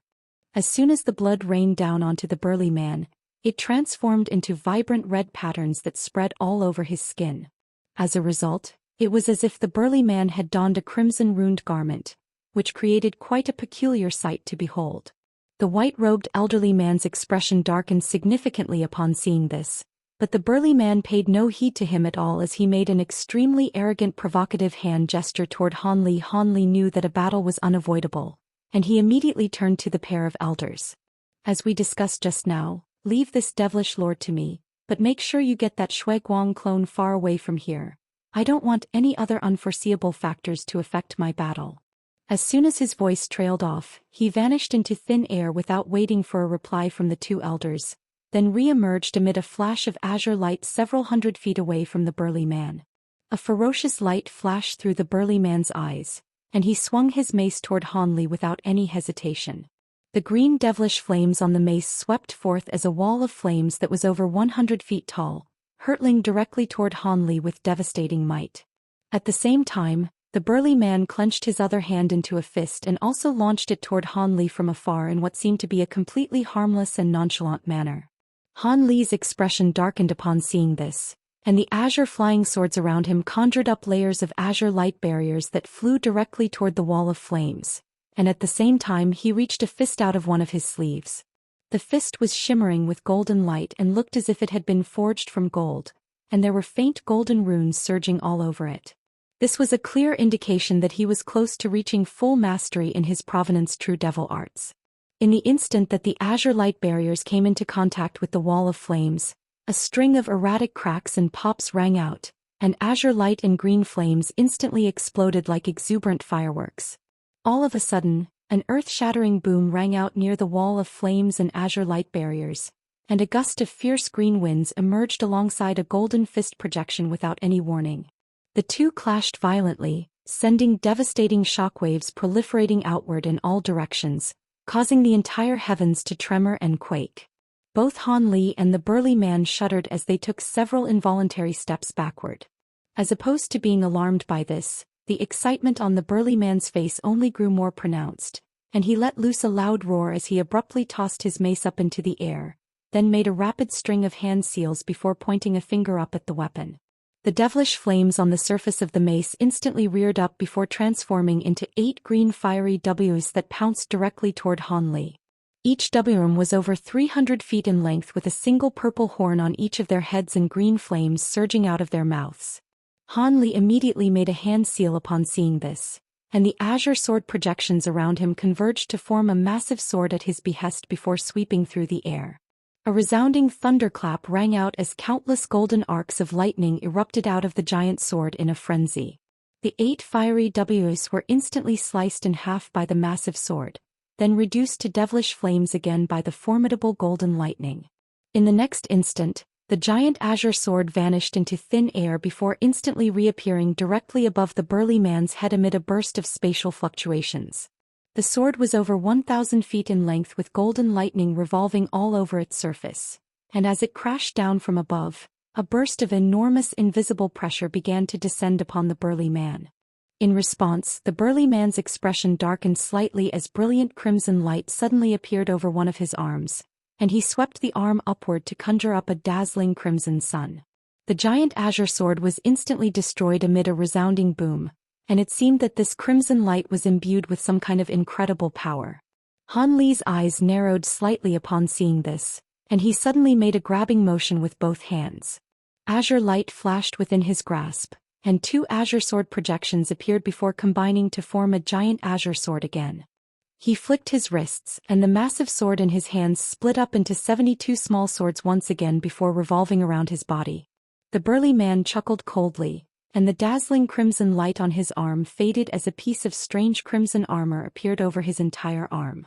The piece of armor had intricate patterns on its surface that were identical to the crimson patterns previously seen on his arm, as if the armor had been manifested from those patterns in the first place.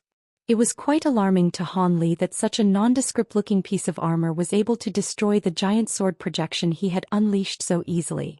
All of a sudden, the burly man pointed a finger forward once again, and the green devilish flames surged before transforming into a giant 8-headed devilish WM projection.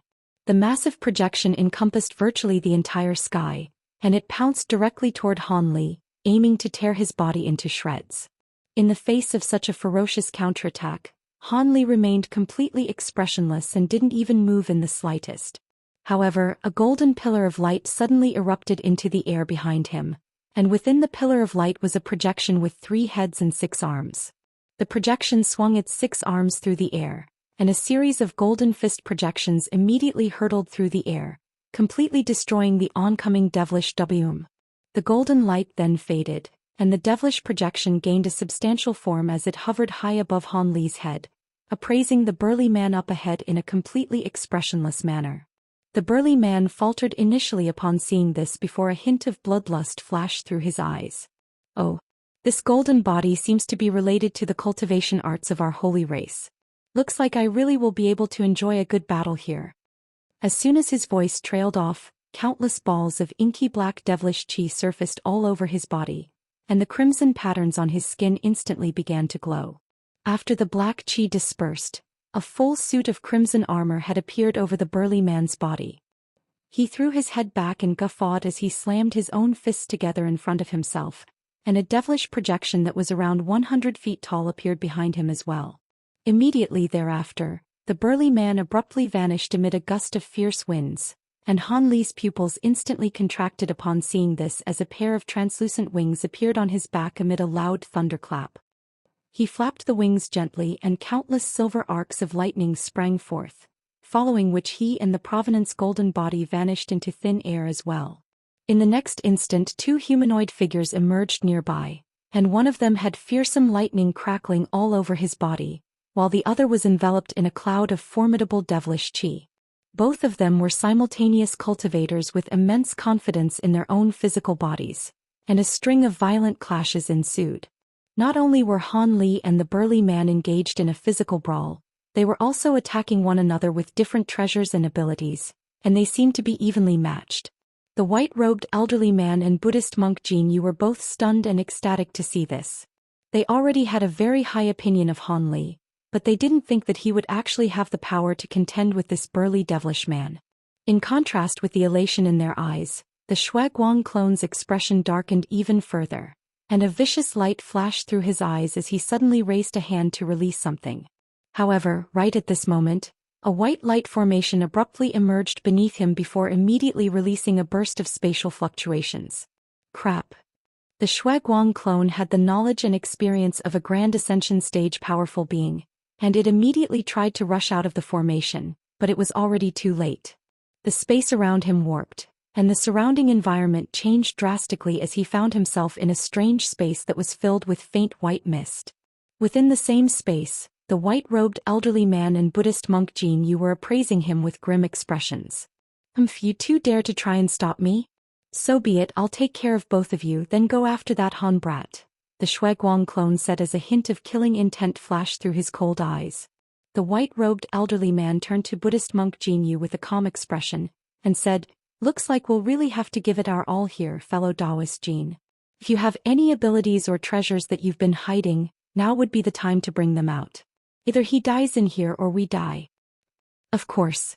I'm going to keep this devil here even if I have to give my life to do so," Buddhist monk Jin Yu said with a determined look in his eyes. "Ah, that's all I needed to hear," the white-robed elderly man chortled as he suddenly flipped his hands over to reveal a pair of treasures. One of them was a fan refined from 7 colored feathers that was glowing with red light, while the other was a string of 5 shimmering silver interconnected rings. 7 flame fan and unbroken rings. You really are hiding some powerful spirit treasures, Brother Gu. Buddhist monk Jin Yu's eyes immediately lit up with elation at the sight of these 2 treasures. Immediately thereafter he swept his own kasaya through the air to release a torrent of countless Buddhist runes, which then transformed into 18 golden Buddha projections. Initially, these Buddha projections were only just barely visible, but mere moments later, all of them attained substantial forms amid a flash of golden light. Golden bodies. No, those are only crude replicas. The Shuaguang clone was initially quite alarmed to see these Buddha projections, but a derisive smile then quickly appeared on his face. Even if they're only golden body replicas, 18 of them is more than enough to vanquish a devil like you, Buddhist monk Jin Yu said as he abruptly made a hand seal, and a 7-colored halo that was several tens of feet in size appeared behind his head. The 7-colored halo swept over the 18 golden Buddha projections, and all of them opened their eyes as if they had sprung to life. Shuaguang's expression darkened upon seeing this, and he laid a hand onto the back of his own head without any hesitation, upon which a giant crimson skull emerged amid a sharp ringing sound. The skull was around 50 to 60 feet in size, and there were countless wisps of gray chi revolving around it. As soon as it appeared, it let loose a ferocious roar and released an astonishing baleful aura. The white-robed elderly man immediately flapped his 7-flame fan toward the distance and also tossed the 5 shimmering unbroken rings forward at the same time. The 7-flame fan was the spirit treasure that inspired the creation of the replica tri-flame fan, which Han Li had used back in the human world. That spirit treasure replica had helped him overcome countless powerful enemies in the past, and the spirit treasure itself was naturally even more formidable. A rumbling boom rang out as countless crimson runes swept forth from the surface of the fan, then transformed into a crimson fiery bird that was around 100 feet in size. The fiery bird flapped its wings and 7-colored flames surged forth from its body, filling the entire heavens with a scorching aura as the flames swept toward the Shuaguang clone. As for the 5 silver rings, in the instant that they were tossed forward, they transformed into 5 giant rings that were arranged into a line next to one another. It was as if 5 silver full moons had appeared in the sky, and they descended in unison. Meanwhile, Buddhist monk Jin Yu had also sprung into action, chanting a profound incantation that caused the 18 golden Buddha projections to vanish in a flash. In the next instant, golden light flashed around the Shuiguang clone, and the Buddha projections re-emerged in a completely silent manner. Even though they weren't doing anything, bursts of tremendous invisible force were converging toward Shuiguang from all sides.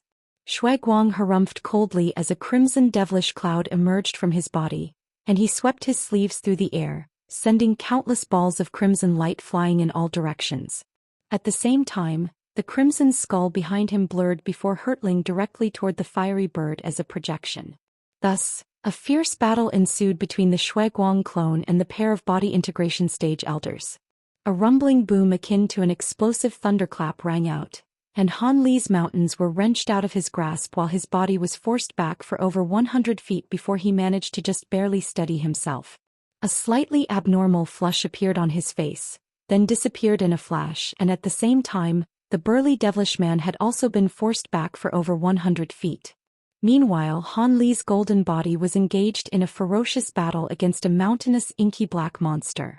Golden light intertwined with black qi amid a string of rumbling explosions, but both the Provenance golden body and the mountainous black monster were able to shrug off each other's attacks with ease. At most, they would be forced back for a short distance before immediately pouncing toward their opponent again, and it was as if they both possessed indestructible bodies. Not bad. This is the first time I've encountered someone who's able to match the power of my physical body. However, if this is the extent of your power, then there's no point in continuing this, the burly man said as he flexed his faintly throbbing wrists.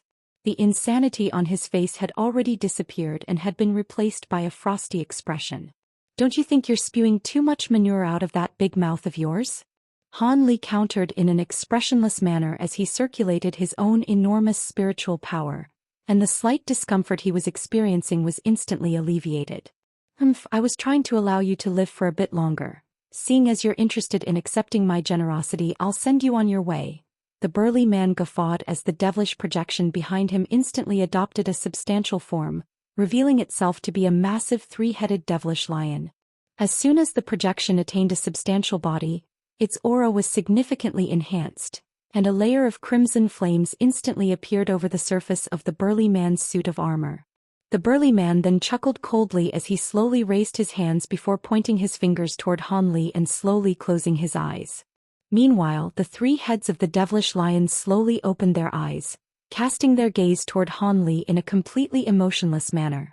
Han Li was immediately struck by a bone-chilling sensation upon seeing this, and he hurriedly made a hand seal, upon which the Provenance golden body that was locked in combat with the black monster in the distance abruptly vanished. At the same time, his body swelled drastically in size, and he instantly transformed into a giant golden ape that was over 100 feet tall. Golden light flashed behind the giant ape, and the golden body appeared before combining as one with the golden ape. As a result, the golden ape's aura was significantly enhanced, and two mountains, one black and one azure, also appeared beside it. Right at this moment, crimson light flashed from the hands of the burly man, and two extremely dense pillars of crimson light erupted forth. The devilish lion behind him also opened its three mouths to expel three pillars of light, which were azure, black and white in color. After just a single flash, the 5 pillars of light combined as one mid-flight to form an even thicker pillar of 4-colored light. The pillar of light wasn't releasing any sound at all, but the terrifying power imbued within it made even Han Li shudder with apprehension. He immediately placed his hands onto the 2 mountains beside him, then injected his magic power into them in a frenzy. The pair of mountains swayed before swelling to several thousand feet in size, forming a massive barricade in front of Han Li. In the next instant, the 4-colored pillar of light struck the pair of mountains with tremendous force, and an earth-shattering boom rang out as a burst of 4-colored light rose to over 10,000 feet tall, then completely inundated both of the mountains in its path, as well as the giant ape behind the mountains. Within the 4-colored light, the 2 extreme mountains rapidly shrank as their surfaces warped and twisted, and they both vanished within the span of just a few breaths. Without the barricade formed by the 2 extreme mountains, the fearsome 4-colored light was free to surge directly toward Han Li. The giant golden ape immediately let loose a thunderous roar as a suit of black devilish armor appeared over its body, and the suit of armor released countless black runes, which formed a giant black light barrier that kept the torrent of four-colored light at bay. A string of resounding booms rang out as the black light barrier strained and groaned, looking as if it could collapse at any moment. The golden ape let loose another ferocious roar as golden light swirled over its body, and it swelled to over 10 times its original size. At the same time, 2 more heads and 4 additional arms appeared on its body amid a flash of golden light, transforming it into a colossal ape with 3 heads and 6 arms. As soon as the transformation was complete, Hanli made a grabbing motion upward with all 6 of his hands, and 6 balls of piercing golden light emerged in unison before combining as one to form a golden vortex that was around an acre in size. The golden vortex rotated on the spot, releasing a burst of tremendous power that clashed in a vicious manner with the sea of 4-colored light. Another deafening boom rang out and powerful shockwaves swept forth in all directions, causing the nearby space to twist and warp, as if it were about to be torn apart. The burly man's expression changed slightly upon seeing this, and he immediately withdrew the pillars of crimson light being released by his hands. Furthermore, his face had paled slightly in the wake of that attack, seemingly indicating that he had expended a lot of energy to unleash it. At the same time, the 3-headed devilish lion also closed all 3 of its mouths to cease its attacks, and the light in its 6 eyes had dimmed significantly as well. However, after the dazzling lights faded to reveal what lay in the distance, a look of astonishment appeared on the burly man's face for the first time. The giant golden ape was still standing, making a series of hand seals with its 6 hands. Not only had the massive golden vortex in front of it not disappeared, it had swelled to over 10 times its original size, and golden halos were being released from its center. That attack I just unleashed was about as powerful as a casual strike from a Grand Ascension stage being. It seems I really did underestimate you, the burly man said with a hint of surprise in his eyes. It would be rude not to reciprocate, so why don't you take one of my attacks as well? Han Li said in a cold voice as he made a grabbing motion with all 6 of his hands, and the giant vortex was rapidly compressed into a head-sized ball of golden light. Han Li then abruptly stepped forward, and his enormous body instantly vanished alongside the golden ball of light. The burly man's pupils contracted upon seeing this, and he immediately looked up, just in time to see Han Li reappear above him amid a flash of golden light before hurling the golden ball of light viciously downward from above. The golden ball of light wasn't very large, but as soon as it was hurled through the air, it instantly reverted back into a giant vortex that came crashing down toward the burly man. A burst of enormous invisible force erupted out of the vortex, forcing the burly man down into a hunched-over position. At the same time, the nearby space twisted and warped, looking as if it were about to crumble at any moment. An unhealthy flush appeared on the burly man's face, and his body was also trembling slightly under the fearsome pressure exerted upon him by the vortex, but he refused to be crushed.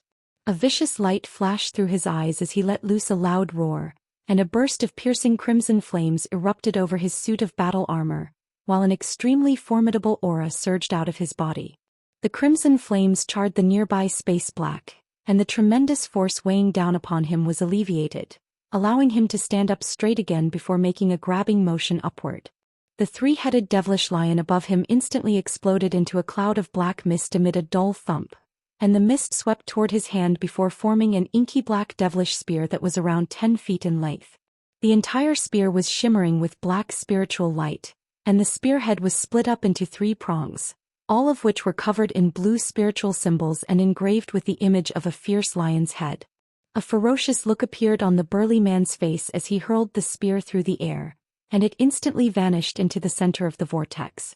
In the instant that the spear vanished into the enormous vortex, the latter instantly shattered amid a dull thump, then disintegrated into countless specks of spiritual light. The burly made a grabbing motion again, and the inky black devilish spear re-emerged before he tossed it through the air a second time without any hesitation. On this occasion, the spear was targeting the 3-headed giant ape in the distance, who was rooted to the spot in the wake of the golden vortex's abrupt destruction. The spear reached Han Li in a flash, and his heart jolted as he immediately swung his 6 arms through the air. 6 shimmering golden heavy weapons instantly appeared in his hands before being swung viciously toward the black spear. An earth-shattering boom erupted as golden light and black qi intertwined before both were vanquished at the same time. Han Li's pupils contracted upon seeing this, yet before he had a chance to do anything else, the burly man repeated the same grabbing and hurling motion, sending yet another devilish spear flying toward Han Li. Han Li harumphed coldly as he conjured up 6 golden weapons in his hands again, and just like last time, the golden weapons and black spear cancelled one another out again. It was now the burly man's turn to be rooted to the spot. During this split-second delay, Han Li let loose a low roar as he conjured up another set of 6 weapons before hurling them forward all at once. His 3 heads began to chant in unison, and bright golden light emanated from the 6 weapons as they rapidly released one projection after another. In the blink of an eye, several thousand golden projections had appeared, and all of them were raining down from above, creating a magnificent sight to behold. The burly man's expression darkened upon seeing this, but he wasn't panicked in the slightest. Instead, a cold smile appeared on his face as he expelled a ball of purple light out of his mouth. As soon as the ball of purple light emerged, it rotated on the spot before self-detonating, sending countless threads of light flying in all directions to create an enormous net. The golden projections hurtled into the net in a torrential downpour, and a rapid string of explosions ensued. Golden and purple light intertwined as the entire net tremored and flashed violently, looking as if it could be torn apart at any moment. However, the burly man paid no heed to this at all as he chanted something before flicking his 10 fingers rapidly through the air. With each flick of his finger, the crimson flames burning over his body would dim slightly, but the net of light up above would swell further in size as a result. Moments later, the giant net had swelled to several times its original size, transforming into a boundless purple cloud. The purple cloud swept up all of the oncoming golden projections at the burly man's behest, then transformed into a purple ball of light that descended from above. The burly man waved a hand through the air, and the ball of light instantly landed in his grasp. However, as he cast his gaze upward again, his expression immediately darkened. He discovered that Han Li had vanished from his original spot, yet before he had a chance to do anything, spatial fluctuations abruptly erupted behind him, following which a shimmering golden beastly paw sprang forth out of thin air. The paw was over 100 feet in size and came crashing down toward the burly man like a small mountain. Each sharp nail on the paw was like a giant golden blade, and several of them were converging toward the burly man at once. The burly man harumphed coldly as brilliant crimson flames erupted from his hand, and he reached out to retaliate the giant golden paw without any fear nor hesitation. There was an enormous size difference between the two, but as soon as the burly man thrust his hand through the air, it swelled to over 100 times its original size. The golden paw and crimson palm clashed, and the former was instantly destroyed by a burst of incredible power. At the same time, a golden shadow shot backward, revealing itself to be a small shimmering golden beast. The beast was only several feet in size, but it was giving off a body integration stage aura. It was none other than the leopard Kirin beast. Han Li had surreptitiously released the beast so that it could sneak over to the burly man and launch a sneak attack, but that plan seemed to have fallen through. In the instant that the leopard Kirin beast was sent flying, silver light flashed beside the burly man, and a streak of silver light sprang forth to bind the burly man's body in a completely unexpected manner. Immediately thereafter, spatial fluctuations erupted as Han Li re-emerged, and as soon as he appeared he swung the 6 golden weapons in his hands toward the burly man with tremendous force. At the same time he opened all 3 of his mouths to expel 3 balls of silver flames, which transformed into 3 fire ravens that flew directly toward the burly man. In the face of these powerful attacks, the burly man remained completely unflustered. The crimson flames over his body swelled to destroy the silver streak of light that was binding him, following which the black spear reappeared in his hand amid a surge of black qi. The spear was then immediately hurled toward Han Li, and it split up into 9 identical devilish spears mid-flight. 6 of them hurtled directly toward the 6 golden weapons, while the remaining 3 were aimed at the 3 silver fire ravens. The 6 golden weapons and 3 silver fire ravens were all instantly vanquished by the 9 spears, and Han Li's expression changed slightly upon seeing this, as he quickly shielded himself with his 6 arms. The space in front of his arms instantly warped and twisted, following which another black spear shot forth out of thin air. However, before it could strike Han Li's arms, Black gauntlets appeared on his arms amid a surge of black runes, and both the gauntlets and the spear instantly vanished upon coming into contact with one another. Han Li heaved an internal sigh of relief upon seeing this, but a peculiar look suddenly appeared on the burly man's face as he uttered the word destroy, in a bone-chilling voice. Black light flashed from where the black spear had just vanished, and a miniature spear that was only around half a foot in length sprang forth in a completely silent manner. Under the disguise of the larger spear, even Han Li's enormous spiritual sense completely failed to detect this miniature spear, and he didn't have a chance to do anything before the spear struck his bare arms and exploded violently. A giant ball of black light that was over 10,000 feet in size appeared in midair, completely enveloping Han Li's body like a black sun. Han Li only had time to conjure up a layer of golden light around himself before he was completely inundated by the inky black light. Meanwhile, the black devilish sun was still expanding at a rapid rate, and everything in the surrounding area that was swept up into it was instantly reduced to dust. The burly man chortled with glee upon seeing this. No one's been able to survive my 9 devilish hierarchical spears yet. You should be quite proud of yourself for forcing me to unleash such an ability.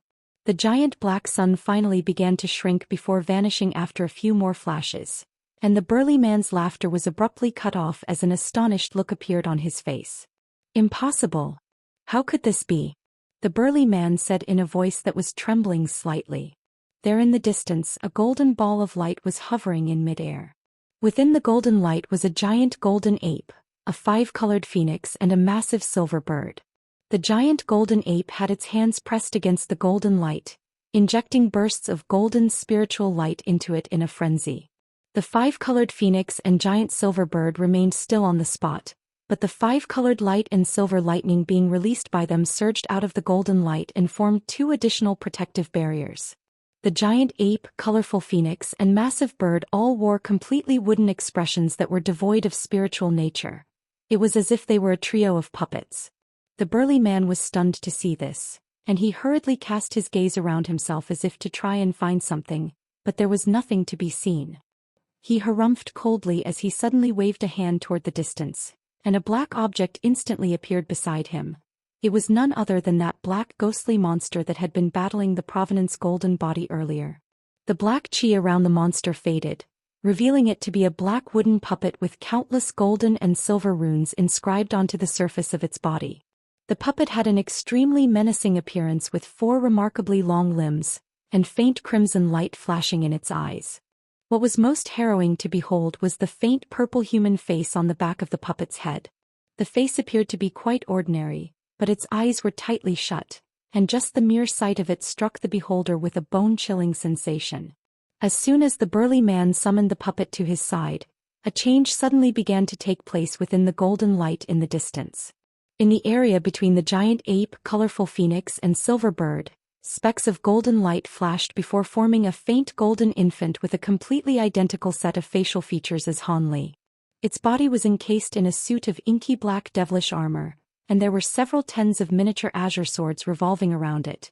It was none other than Han Li's nascent soul. As soon as the nascent soul, the 3 creatures around it immediately shot forth toward it in unison. Piercing golden light erupted, and a huge humanoid figure with 3 heads and 6 arms appeared.